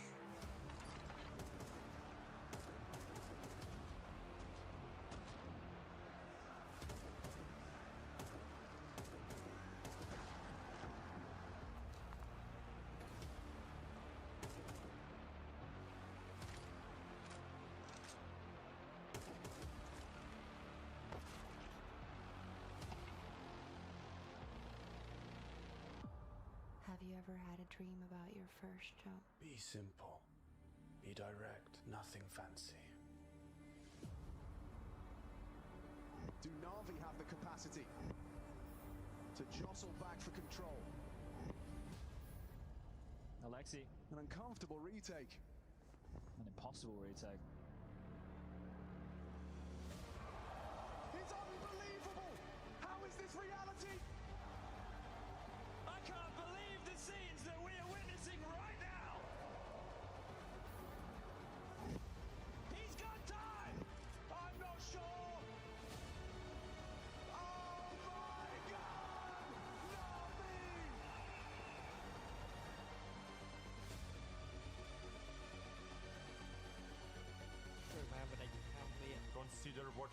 to call Alexi. Abomination.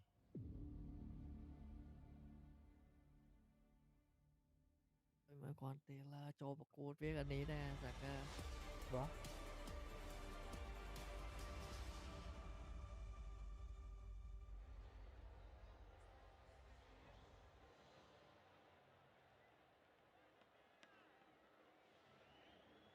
In the quest for the ESL Grand Slam, Vitality are proving they are the final boss. Na'Vi not a foot in the door. And ZywOo's third best arena map of all time. The other two are in grand finals. This one was a walk in the park.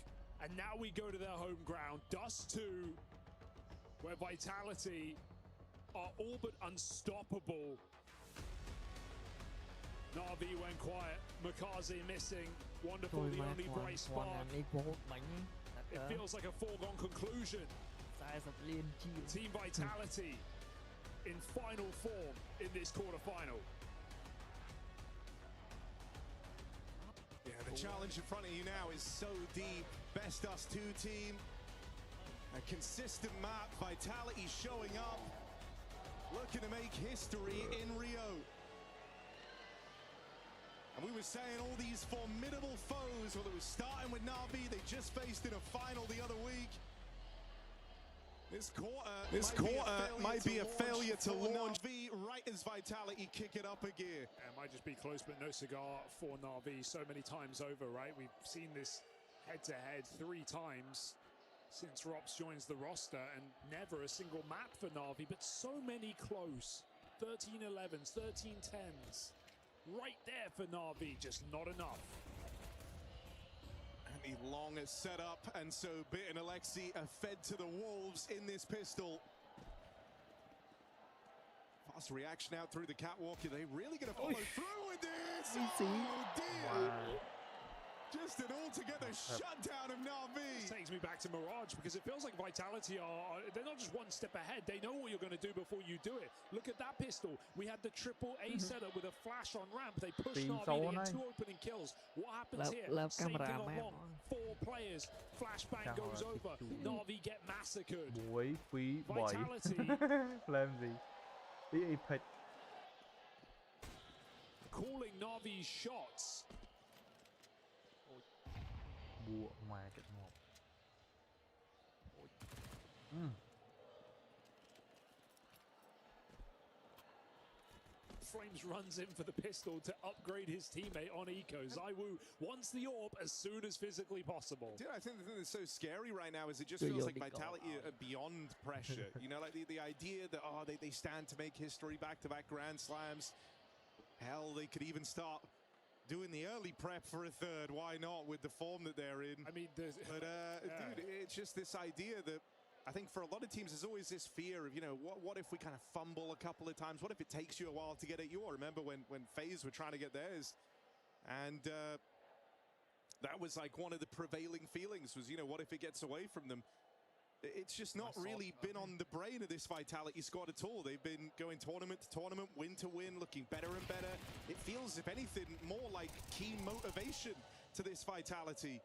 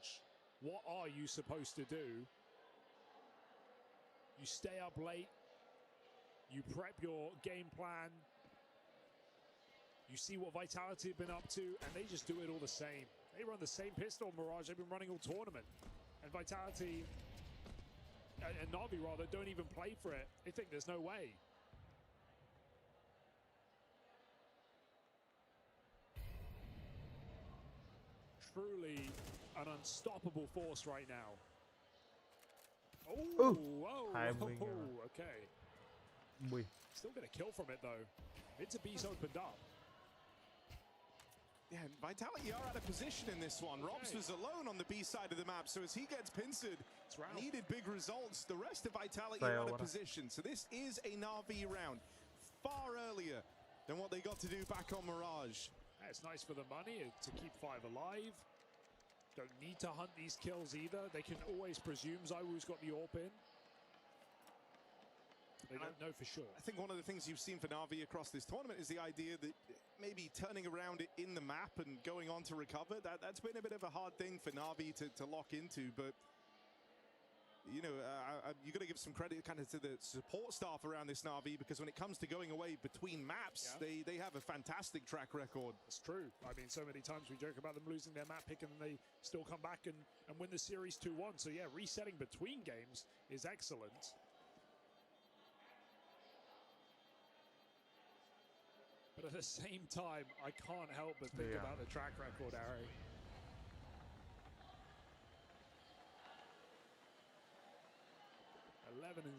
12-0 this year on Team Vitality. 43-4.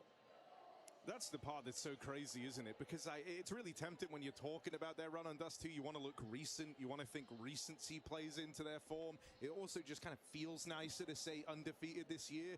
But even if you go back from the moment Robs joined the roster, they've lost this map 4 times, for crying out loud. Played it close to 50. It's an unthinkable level of success on Dust 2. And this time around, Robs not going to go down quietly. They might have been able to get past him last time. Well, that's fired him up, and now he's got support. Robs with the shutdown. B is closed. I actually really respect the call for Na'Vi there. It seems haphazard to just go for a B pop at the dawn of the round, but you just come off the back of winning out on B, seeing the Vitality on stacking in your early game. You're trying to push momentum.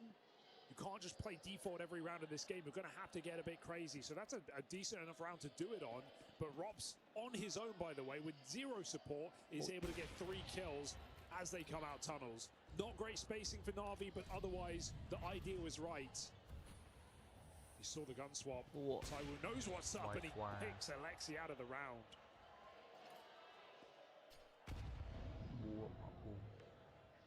And so sometimes even the cool is not enough.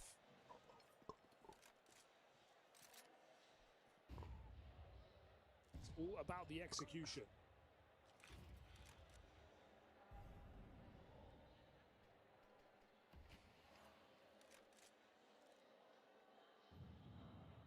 Don't you dare.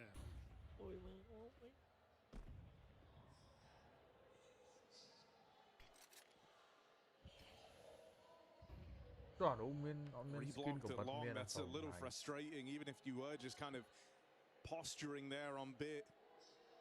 Shuts down that avenue for Na'Vi. Forces them to link up with Makazi over here on shore. Oh, Messi. Big burn down there in middle. ZywOo will keep the advantage, firmly belonging to Vitality. What happened there for Messi? Just full burn. Left with this short play.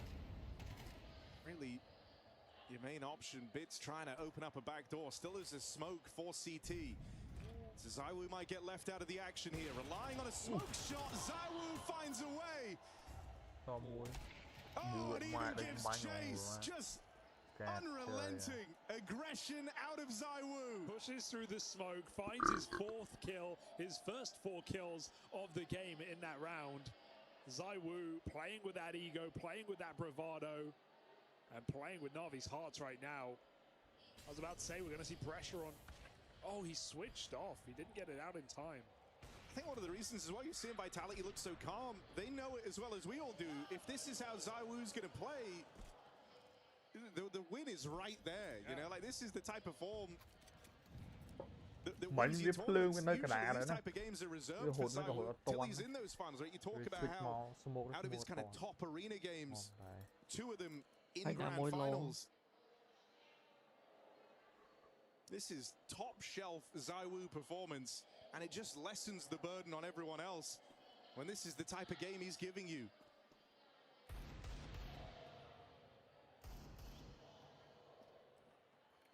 Yeah, Dust 2 is one of those maps where you really have to wait for those smokes to bloom. We just saw the punish as they go for mid to B, a second before the smoke pops, and what does that do? It gives ZywOo info on 3 players. He gets the kill on the first. Going to see the same thing on these B hits, right? Waiting for that door smoke to fully come out. Otherwise, you will get killed by the mid to B player. Something that Mal struggled with the other day in their match v Furia. Constantly getting killed by the B ramp guy. Here we go, Na'Vi. 40 seconds. Deagles jumping around the corner. Oh, ZywOo might have seen Makazi make it down in the CT, but unable to deal with him. Flames at range on the MP9. Maybe not the gun for the job. In comes the captain to play cleanup. So no issues there, even when you get past ZywOo. There's layers to this defense. We're going to have to, get a new dictionary to figure out words we can use to talk about Vitality. We are simply running out. In a league of their own, 5-1 starts.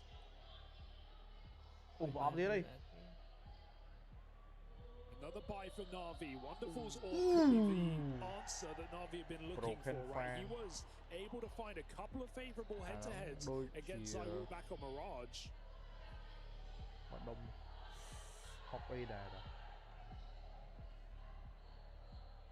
It's a good sign. Keep that going here on Dust 2. He's not going to spawn for the boost. Even though he did have a pretty good track record there, and when you look at Na'Vi's rounds, a lot of them came from that wonderful orb, finding openers on his ZywOo. It's still a, if that's kind of your best route to the round win, those are rough odds, right? It's maybe the one guy you're trying most to avoid. The fight that matters most is one between Wonderful and his AWP, and ZywOo hasn't missed a trick across the series. Let's see if once again Wonderful is willing to match him. Nicely highlighted, push through the B smoke. Smoke comes down behind Rops, in fact. He goes all the way deep. It should free up Mezzy. He's still scared of the mid to be right now, but meanwhile Na'Vi are going for this early hit. They're already in. ZywOo with a blinder. You think you're going to get out long for free? Well, Flames was meant to have the drop on bit there. Here's the Rops aggression spotted earlier on in the round. Won't get anything done, and suddenly a route has opened for Na'Vi. But no bomb. It got lost on the catwalk. This is a recovery mission. So having a go into the stack, and you've got no say in the matter. Bomb out on its own on catwalk. And a trip around the world for Na'Vi as they lean heavy into this long control. What a weird round. Final smoke comes down. There was that head-to-head between Wonderful and ZywOo. I mean, this is a hell of a way to force it to happen. Wonderful can't find his ground out here from the pit. You've got 20 seconds left. Ema looking like they're writing it off. Conceding this one, giving away another 2 Vitality, and this one is just on that bomb, getting away from you in the cat hit. Yeah, it really hurts because they found the kills on the flanking players. They got the extremity of Flames at long, winning that fight, able to slow down even if they wanted to recommit A, and then they kill Rob's flanking. So it's a perfect storm for Na'Vi to actually win that round with Vitality fully rotated. But what can you do about that? ZywOo's first or second kill up short. Drop that bomb. And the round just gets lost as a result. A painful lesson here for Na'Vi.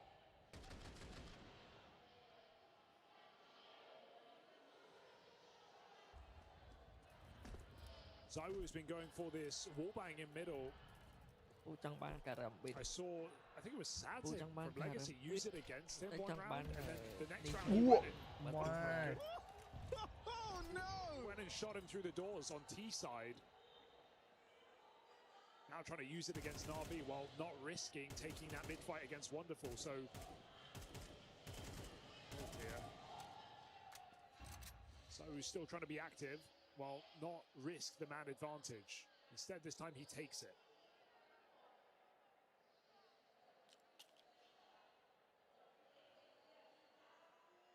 Could get ahead of this with Util primed in the sight, but Makazi misses that timing, misses that window. Wonder if again they're going to be looking for this mid to be been something that Na'Vi have been keen to explore. B-site, two players responsible for it is Mezzi and Rops in the Vitality jerseys. This time they won't have as much support from CT either, so need a solid hold, and that's exactly what Mezzi gives you. What can you do? What on earth can you do? Multi-kill mowdown from Mezzi, 3k spray, and Rops is right there to support. Simply done here.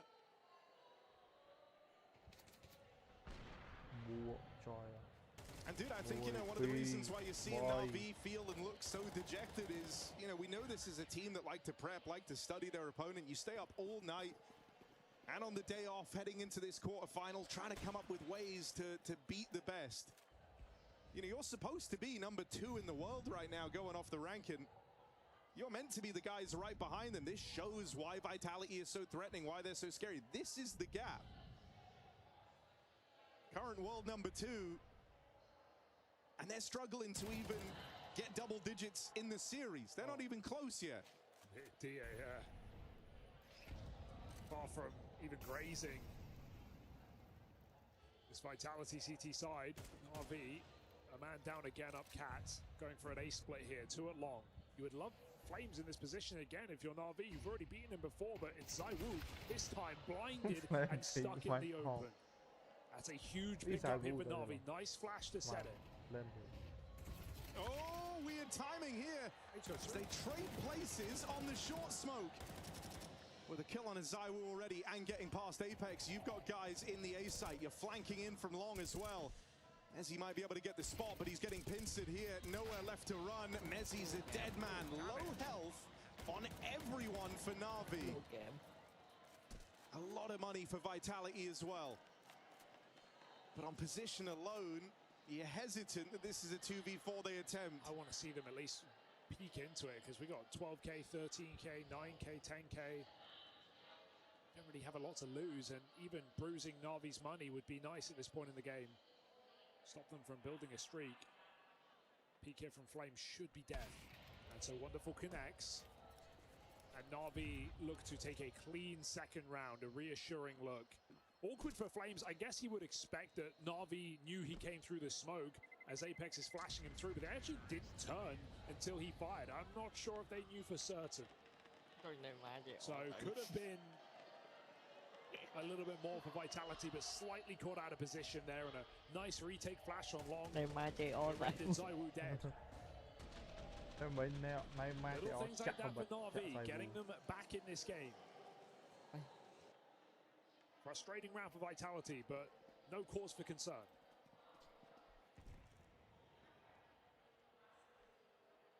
Mình nó nắng tăng cho nón đi, toàn cho nón này mà vi lê nhỏ hay đâu việc vi lê việc lê cho nón đi, nó việc vi cho nón xài vũ biết toàn là bay này. There's always pressure. There's always somewhere new on the map. Getting secured by Vitality in this round. It's the long doors and it's the tunnels, right? You have aggression on both ends of it right now. Mid is the only kind of open bit of real estate, but even then Apex has been floating around in these mid doors, making sure that mid to be is closed. And also here the players up on the catwalk. And so just here, serving as a bit of a sentry is Apex. And now you make the adjustments in the mid round with the 5v4 to boot. We know Robs in general is an extremely passive player, especially on those T sides, but I feel like that's less and less the case these days. And also in this game, he is just forcing so many advantages, not even just off kills, but the amount of B tunnels pushes we've seen. He's done it 3 times in the first 10 rounds of this game, and he's got another opening kill for Team Vitality. It really lightens the burden on this CT side. They can fall back in their setup. They don't feel the need to play a B stack. Good move for Bit. Yeah, great timing, but it's considered. Rops with eyes on. ZywOo will falter. So they've secured a bit of a foothold out here towards A. It's Vitality on for a retake. Apex getting crazy. Already making his move. Rops as well up through short. Flash to try and bring him in. Wonderful will hit the shot, but in comes Apex. That's bomb plant denied and very little time left. Now it becomes a bit of a mad scramble. Wonderful has to provide the cover. Nails the shot and left to a clutch. Mezzi can't set his feet right to begin that one. Alexi and Wonderful combine. Very clutch round for Na'Vi. They have just dealt numerous problems. That is a 4v5 where they lose Ema in upper. Bit gets caught on the lurk through the CT spawn smoke. That looks like a dead round for Na'Vi, but 2 men down, and they make it work. Trading off the bomb plot. This kill for Wonderful saves the day, because if not, that bomb's never going down. And they stop Mezzi in a clutch, iced out. Na'Vi onto 3. So much of this game plan in the early stages has been playing these kind of anti-long rush setups for Vitality. They haven't had to worry about a long pop out of Na'Vi. Well, they finally get dealt one here with the smoke and everything to accompany it. So long control taken. Na'Vi get this foothold. Now you're left wondering, well, what do they want to do with it?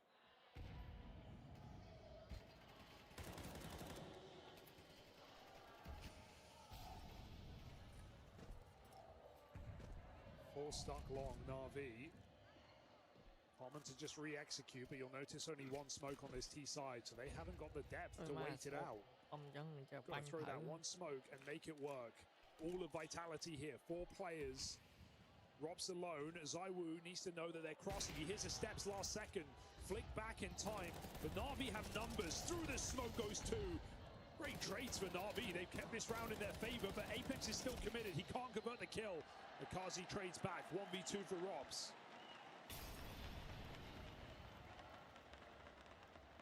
Health on Wonderful. But it's a wide swing. Makazi playing with a bit of freedom, bit of gumption there. Takes that fight straight up. I'm shocked Na'Vi are winning these rounds. They keep getting caught off guard. They keep getting put in disadvantages. They're still clutching out. Streak of 3 right now, and so pressure on for Vitality. It's the most rounds Na'Vi's been able to find consecutively in the series. That's a holding promise that does too. Could have some twists and turns in it after all. Vitality clearly feeling the pressure. And it's these clutch plays when getting denied.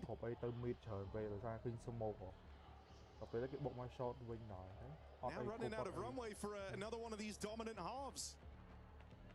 This is not what you expected. The most resistance for Na'Vi.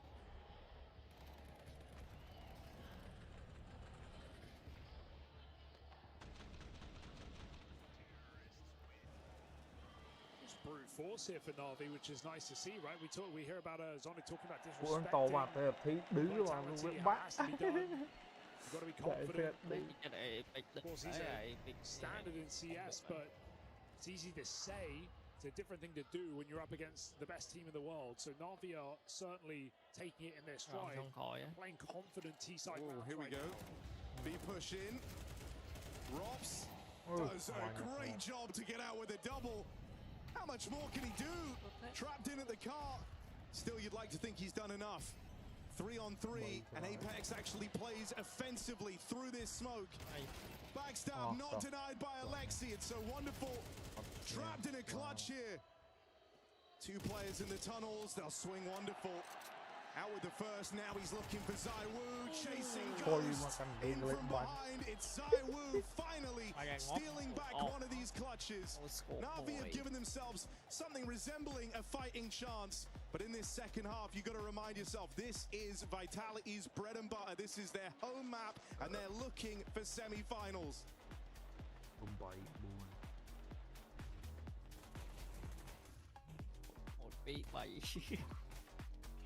Anh gặp mấy của mà mày lỡ qua thì bộ nào ấy tốt chóp ban bay ghẻ mà tốt chóp phi sâu nào tầng off mùi sâu tầng thôi mình muốn biết buôn sâu nào hay bò để phi sâu cho mùi nào cho em mày chăm không con cái thôn mình nam xây kia đó khai khỏi thôn mình đi xây biết chăm son sực bột bát son sực về tăng lẹ và thật thì nông đi hả từ lại mày cá hết lẹ mày cá rồi nào vi thời đại rằng qua là đi thời đại dân này tàn ăn bên suy bên nam Ây mi bật súng lấy rồi mà copy lại trời ra vía game 4 vía tranh pha khó trong đời ra cu từ 4 vía ba sủa pay ra với vía lên sọt lên đó ba pha khó cái lô vía này đã bị sơ này này là pha khó lên mất đạo rồi thì chậm nơi qualify môn này chậm nơi semi final mới bảo biết nha ở ba con với thầy chua mấy cái เวลาtới grand final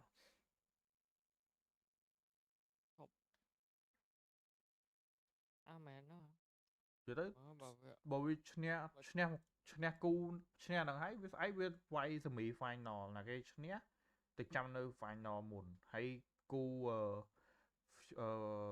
Falcon អីវាមិនប៉ះ Falcon ណាវាប៉ះ Fury ដែរពូ អត់ទេតែឈប់មើលអានៅ final là vẽ nhầm lỗ đó bởi vìវាចាញ់ Falcon អត់ទេវាមិនត្រូវចាញ់ Falcon ណាវាត្រូវចាញ់ Fury បើវាចាញ់ Fury វាត្រូវវាយយកលេខ3ជាមួយអ្នកដែលចាញ់គូមួយទៀតហ្នឹងហើយអ្នកដែលនេះ Vitality ខ្ញុំនិយាយ Vitality បើឈ្នះទៅប៉ះ Fury Fury Falcon ហ្នឹងនៅពូលើ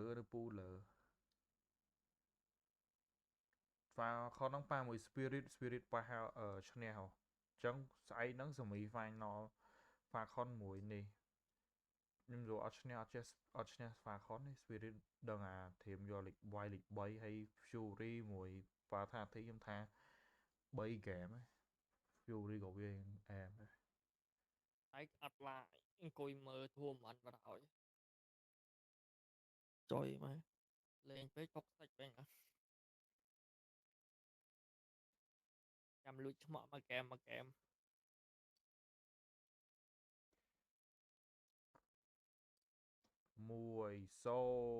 let's go ម៉ែដូរស្មប់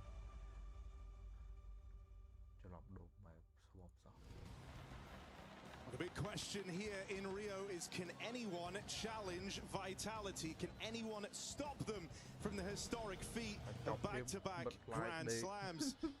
Na'Vi thought they were coming into this with a fighting chance, some fighting talk about building up for Vitality, only to get torn down. It's a Na'Vi that have been on the rise, getting better and better each event across the year. But still yet to leave that impression in this quarter-final. It's been a very one-sided affair. And now onto the CT side of Dust 2. The home ground of Vitality. Tall task ahead. A pistol would be a massive step in the right direction. It's a 5v4 from the captain. Wonderful's going to sweeten the deal. Layers of resistance here, ready to stop this A play. You're looking on, it's Flames, it's Apex, side by side, trying to respond in a 2-on-3. Smoke break is crazy, they want to fight, and Alexi catches another right draw, putting his team in his back. 3 kills from the captain, will seal it here for Na'Vi. That is their first pistol of the series, coming in right when they need it. Important round for Na'Vi. But you can never get too comfortable. It helps that there's no bot hit Vitality. Even if they do buy it, it will be weak. Surprising little streak of rounds down the stretch of the T side for Na'Vi. That was often in a disadvantageous position. It's still converting on a 4-round half. It's going to take some depth. Vitality take a breather. Scout is sold back.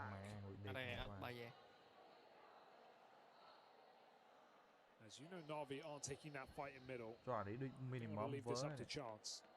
Anh ấy factory nhu ạ xóm đầy rụp. Là cái bỏ xoay mày bỏ ping mày. He was at a really rough series. Kazi might have been bottom performer map 1, but still some hope is recovery. Ema would love a stat pad around here over towards mid. So both him and Mikazi double up against the pistols. That was your free round. Lord knows you don't get many versus Vitality. That was the first free round all series. Just a team that, you know, more often than not, are down to put money in, and they've got a terrifying track record in those 4 spies, but it's Vitality wanting to bring out guns fast as possible. Tech9's only go so far on Dust 2, right? They get the bomb plant, different story, but maximizing the buys here, Vitality getting led by Apex at the moment, 14 and 6, maybe wanting more from his team now in this second half. And this is where Vitality do their best work on Dust 2. So make no mistake about it, Na'Vi. Not out of the woods yet.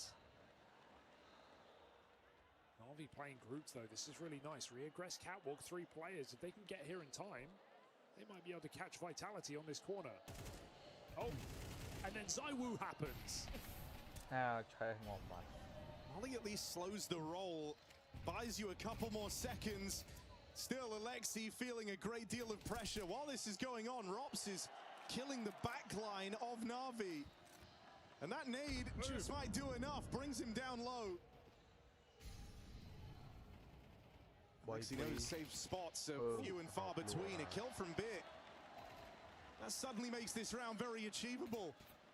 Spot on the cross, it's Apex out in no man's land, and Alexi's trying to give chase, will get found out, and the pincer here onto CT, a team ace for Vitality into that first gun round. Those are rounds you love to watch for Vitality Seaside because they just react immediately. They see what Na'Vi are doing, it's a heavy cat setup, they know there's a third, Apex storms out long, knife out, throwing nades onto default, and Vitality keep so much pressure on Alexi. They smoke that Molotov, and they keep fighting from Catwalk, not overcommitting to the point where they'll die, but enough to keep Alexi boxed in. A very difficult round for Na'Vi to recover. They do an admirable job finding Rops in the middle, but Vitality put them on pistol. Got 3 rifles in this round. Money hangs in the balance, and anything you were feeling after your pistol win is going to shrivel up and die if you lose this round.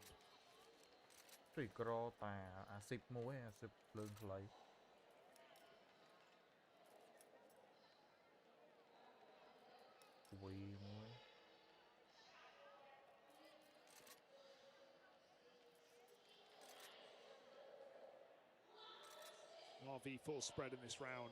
Individuals have to perform, no excuses. There's no flashes or utility to assist your teammate, offer support. Alexi's just going to fall back from long. He can't contain this with a 5-7. And he's just given his smoke over as well, so, all right. Bit of a missed smoke, but no problem here for Vitality. It's not going to be punished. Na'Vi go back into the bomb site.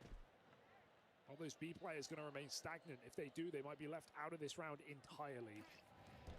As Vitality are getting closer and closer to the goal. Some missed util here. We'll have to go and clear the car manually.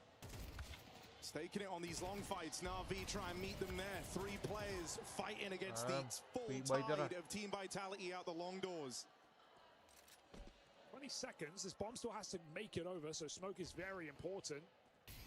Bit of spam, but not going to be able to stop it. That bomb making it in might just seal the deal, and it's another round that you feel like Na'Vi lose, but you got to give them some credit because they did all they could fighting with all 3 players on the long side in the open. They do catch Vitality off guard. They get that opening kill.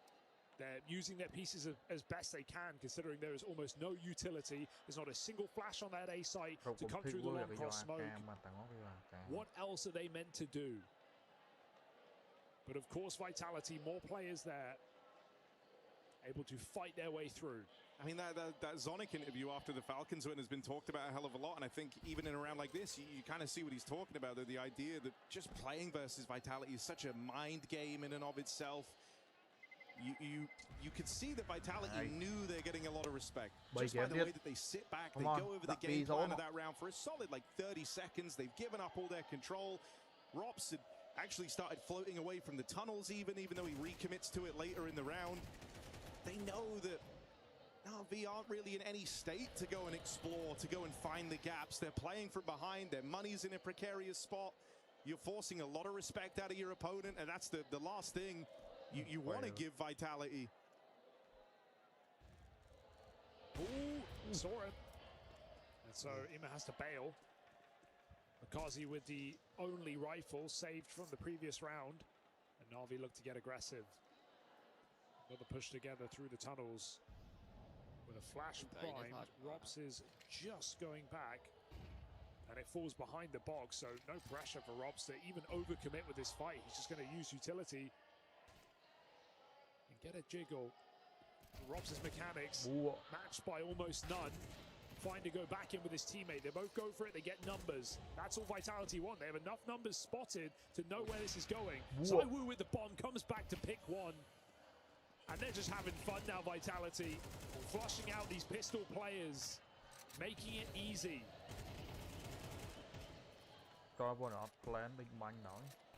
They don't even run away from the fight anymore.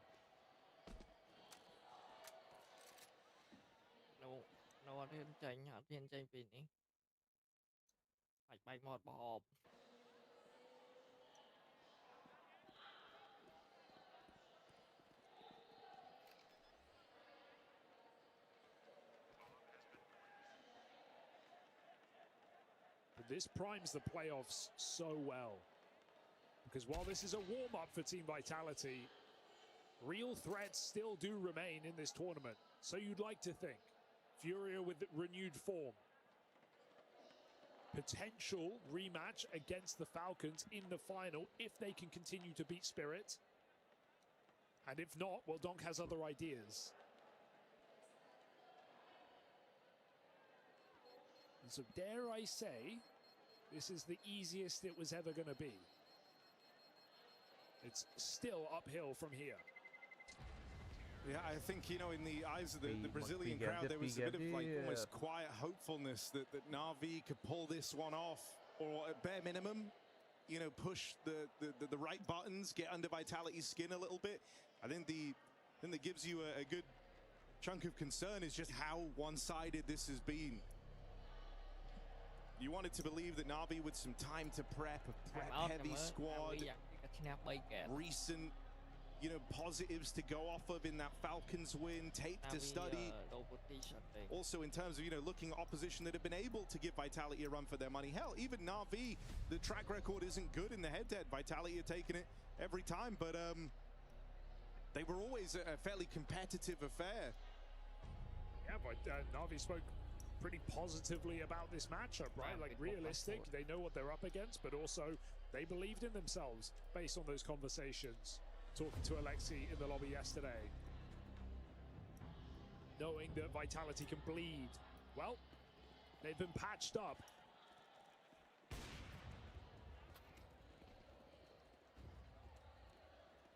Let's see if Dust 2 gives us something worth talking about. This is Na'Vi's final chance.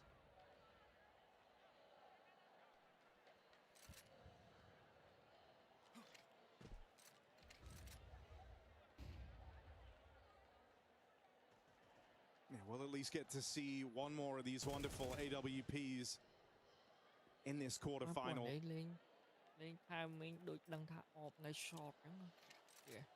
Been far and away the most consistent point of output for Na'Vi.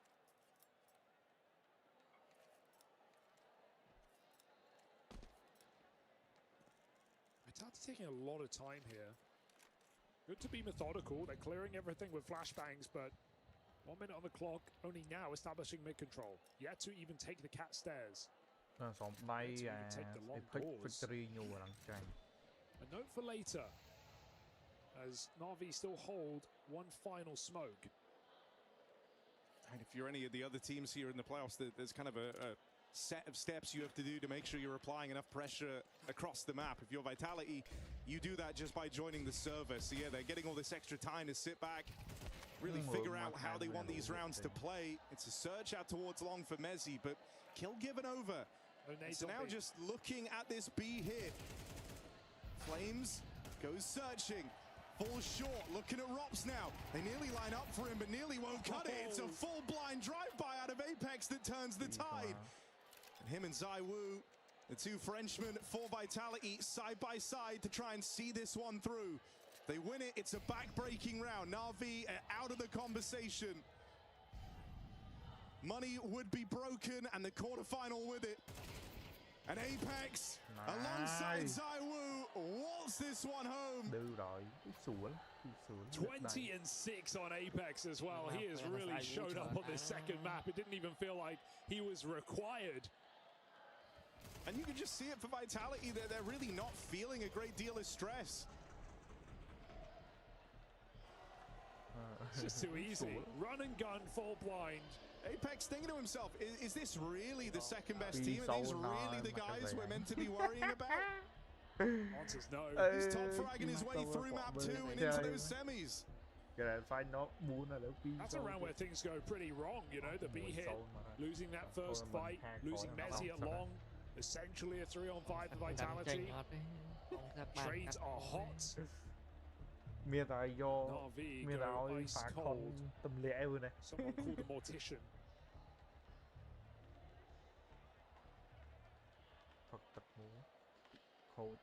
12-6. Famises are all Na'Vi can muster. A single M4 on bit. Yeah, meanwhile, Vitality have borderline infinite money. They've come through with the double ore. They feel like they have all the time in the world to close this game out.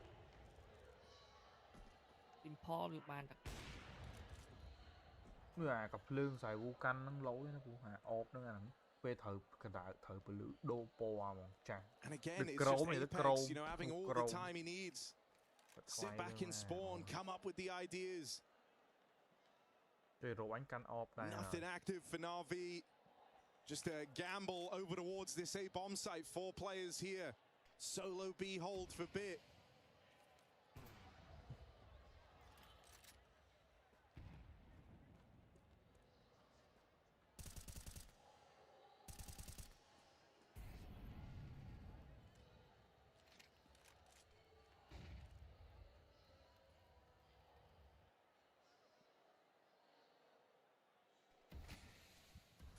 Slow and steady here for Vitality.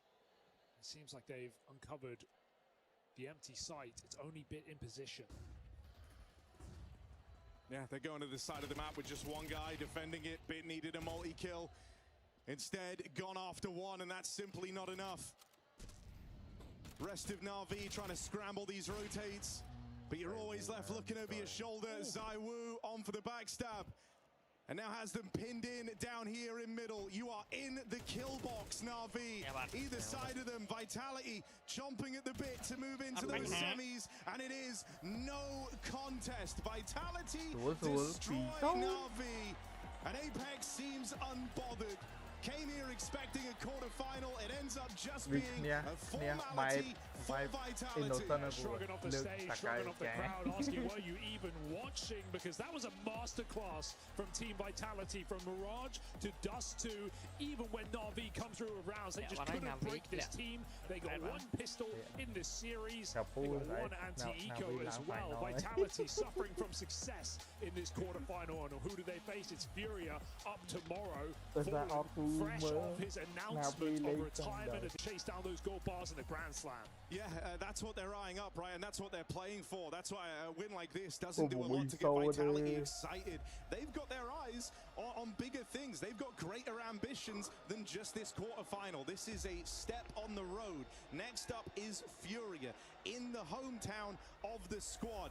The arena's going to be backing them up. It sets a very, very different tone. But for now, we'll go down to the stage. Let's hear from Vitality. This was absurd. You didn't give them any chance. Let me start with the boring question. How are you feeling after this solid victory?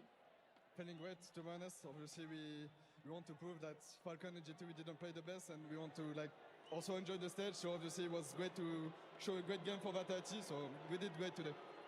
Amazing. Now you're gonna face Furia, and in front of them. And now you are so close to achieving the Grand Slam. Are you confident with the next matches? Confidence, I won't say that, but obviously it will be a great match to play Furia in front of this amazing crowd. We know it's going to be against us, so obviously we're going to enjoy that. So yeah, looking forward to play Furia. It's going to be amazing, mostly against Fallen and what he said before. So it's going to be amazing to play maybe him the last time. Thanks ever so much. Best of luck. Yeah. Well, there you have it. The conclusion of the series that was, in fact, promised. It was a quarterfinal, and it did not deliver at all. Yeah, was it? Was this one was promised? We were saying number the one and game number two in itself. the world? What the hell, game man? itself was promised, okay, but the game itself wasn't pretty. No, it wasn't. It wasn't. When does Navi play? Yeah, that's the thing. You asked that question after the first map, and maybe they turned up a little bit more here for Dust 2, but at the end of the day, you were never in doubt that Vitality were going to win this 1-2-0. Gotta give it to the man in the picture right here as well, Apex. Now, we praised Cyberwolf having a great show on Mirage, dropping 30 kills in 15 rounds. Apex, you know, on Dust 2, not only from a tactical perspective, leading the troops, but fracking out, you know, like was it the old Apex back of 2020-15? Yeah, definitely.